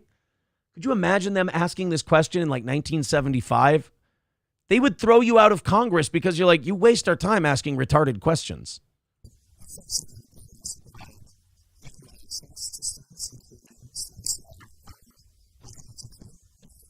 He didn't ask you about, wait a minute, he didn't ask you about LGBTQ. He just asked you to define a woman. Because the hearing they were having was about Title IX, which is equal access to sports and activities for women, which is a terrible fucking rule because it assumes that as many women want to play sports as men. So if you have a men's program, you have to have a women's. So like guys' sports get cut out and sometimes women's sports get cut out because they have to make it equal, which is stupid. It should be based on demand.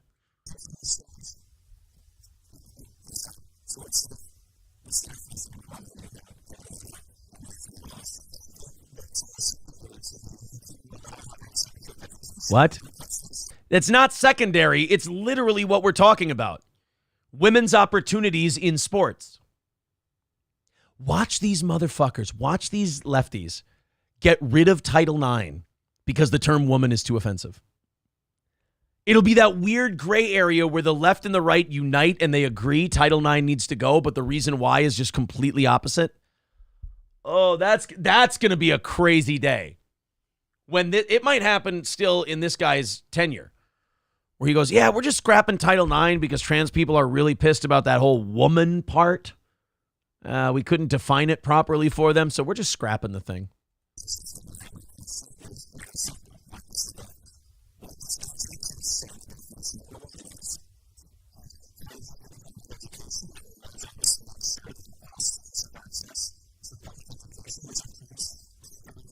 Yeah. Title IX. What kind of students? to make sure what kind of students have access to extracurricular activities. Keep going. Go ahead.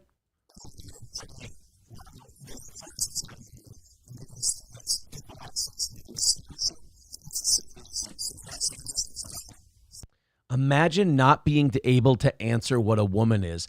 Not because you can't define it, but because you don't want to, because you're terrified that you'll get yelled at when you leave. Yikes. KF with $5 says Semper would be a great second mic. If you don't have him on, you hate the troops. I can live with that. I'm kidding. I would love Semper, Greg Gorilmo. They all seem like good enough guys. Look, man, we got a lot of Wednesdays in this show's future. At least I'm hoping that we have a lot of Wednesdays coming up in this show's future. And we can probably make room for just about anybody. Guys, we are $60 away from knocking this thing out. They're saying the audio on the video is fucked. Oh, that's too bad. Scarface says audio on video is fucked. KF says, not going to lie, these Wednesday shows have been great. Zen Rhino wants me to play the music again to hit that last 60. I don't know. Played the music once, gave it to you on credit. Are we going to knock it out if we play the music again? $60. I mean, it ain't bad. It's pretty. I mean, I think we could all just, dig in and probably knock it out. But again, I mean, you guys have technically, with, what we're giving Dr. Till, his cut of it, as if technically gone over by 40. Kyle W. says, run it back. All right. Fuck it. Let's run it back. Before the end of the show today, let's run back the music. Let's see if we can knock out that last 5. We're not going to, we won't rattle the can the whole time. We'll just play the music, hang out in the chat for a couple of minutes, and knock out this last 60. If you feel like contributing, but you're like, I don't know, man, we just did taxes and all that shit, become a member. $5. If you got it, become a member. You get some benefits for that one. You get an extra show every week. You get the emotes. You get in the drawing for $100. It's pretty sweet.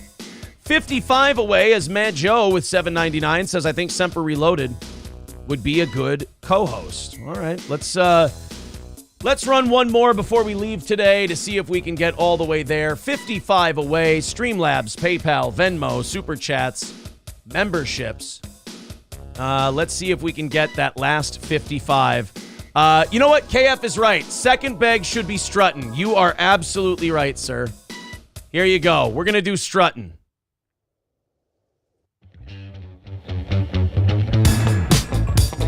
I can't play this video. His asshole is out.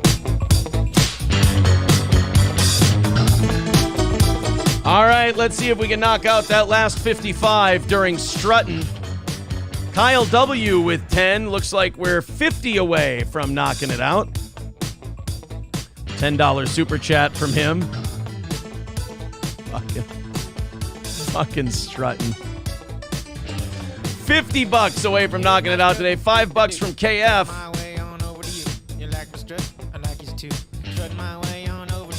45 away. Strutting in nighttime under the moon. Hey, you, I like you too. And do you mind if I strut for you? Maybe feel free to strut for me. You gotta strut, everybody should do. Watch that thing go side to side. Strut so hard. Zen Rhino with $5 says doot de doot. There you go. 40 away from knocking it out this morning. Thank you very much. Here you go, guys. Enjoy. What have I been introduced to? Strutting your way into my heart. Take your head up, make yourself at home. Have a stay the night, and strut on home. Day 1, I'm in love with your strut. Day 2, I'm in love with your strut. Day 3, I'm in love with your strut. And guess what? I'm in love with your strut. Day 1, $35 away. I'm in love with your strut. $30 away. I'm in love with your strut. And guess what? I'm in love with your strut. There you go. Do you want to go strutting? Strutting you like my strut. Thank you, Need Trump. Scooby Jooby Jew with $5 says, so do you think you two will ever be on good terms to have him on a Wednesday? I don't know. He's getting mad at everybody now. I don't know if it would be a good time. 30 away from knocking it out while strutting plays. Dr. Till and the gang have enriched our lives so much today. Question for you. Wanna stroke with me? Think I make you smile as far as I can see.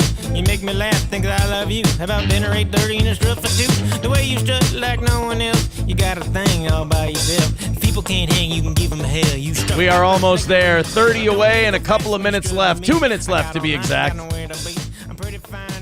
We're doing a strut and beg session today.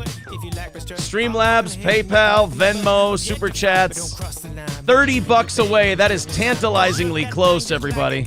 Show them kids up and down the block. Flash your feathers and walk on by. You strut so good you make Jimmy cry. I can't believe that strutting with me. Let's strut somewhere, everybody. Kyler Pouch says this needs to be the new Super Chat music. I know, but aren't I? Then I'm stealing it, aren't I? Like it's kind of Dr. Till's thing. Day 3, I'm in love with the strut. And guess what? I'm in love with the strut. Day 1, I'm in love with the strut. Day 2, I'm in love with the strut. Day 3, I'm in love with the strut. And guess what? I'm in love with the strut. I like. Yeah, there you go. Strut on over to Streamlabs. Strut on over to PayPal. Strut on over to the Super Chats and the memberships. 30 away from knocking it out today. Dr. Climate Abortion says, technically, if you just played the music in the background during the show, this nonsense wouldn't be necessary. He's got a good point. We'd probably knock it out in the first hour. Michael B says they stole it from Mersh, so who cares? No, they didn't steal it. Oh, you stole from Mersh. I did? Zen Rhino sent me the same story that he sent Mersh. It's not my fault. $2.99 from Mad Joe says strutting belongs to everyone. Well, there you go. 40 seconds to go. Very close today, guys. Thank you very much. Got our overtime in. 30 away from crushing it. There you go. All right. 30 seconds to go. That's the end of strutting. $5 from Kyle W. 25 away from getting it all taken care of today. We hope you guys enjoyed the show. Dr. Till was great. Again, subscribe to Dr. Till Ministry of Dude on YouTube and on Rumble. And enjoy his programming. We also found out Adonis Paul wants to do the show. We'll get a bunch of new people in. We got plenty of Wednesdays, plenty of opportunities. $25. We came very close. We technically hit the goal today. We're just going to give 100 of it to Dr. Till. 25 away from knocking it out. I hope you guys had a good time today. April and I will be back at 7 o'clock Central Time if you feel like tuning in. Thanks again. Great to have you. Subscribe, hit the like button, all of that good shit, and we will talk to you tonight. Thank you, Bigfoot is Real, for the $4.99, so 20 away for today. Pretty goddamn good. Talk to you guys very soon. I'm leaving this time.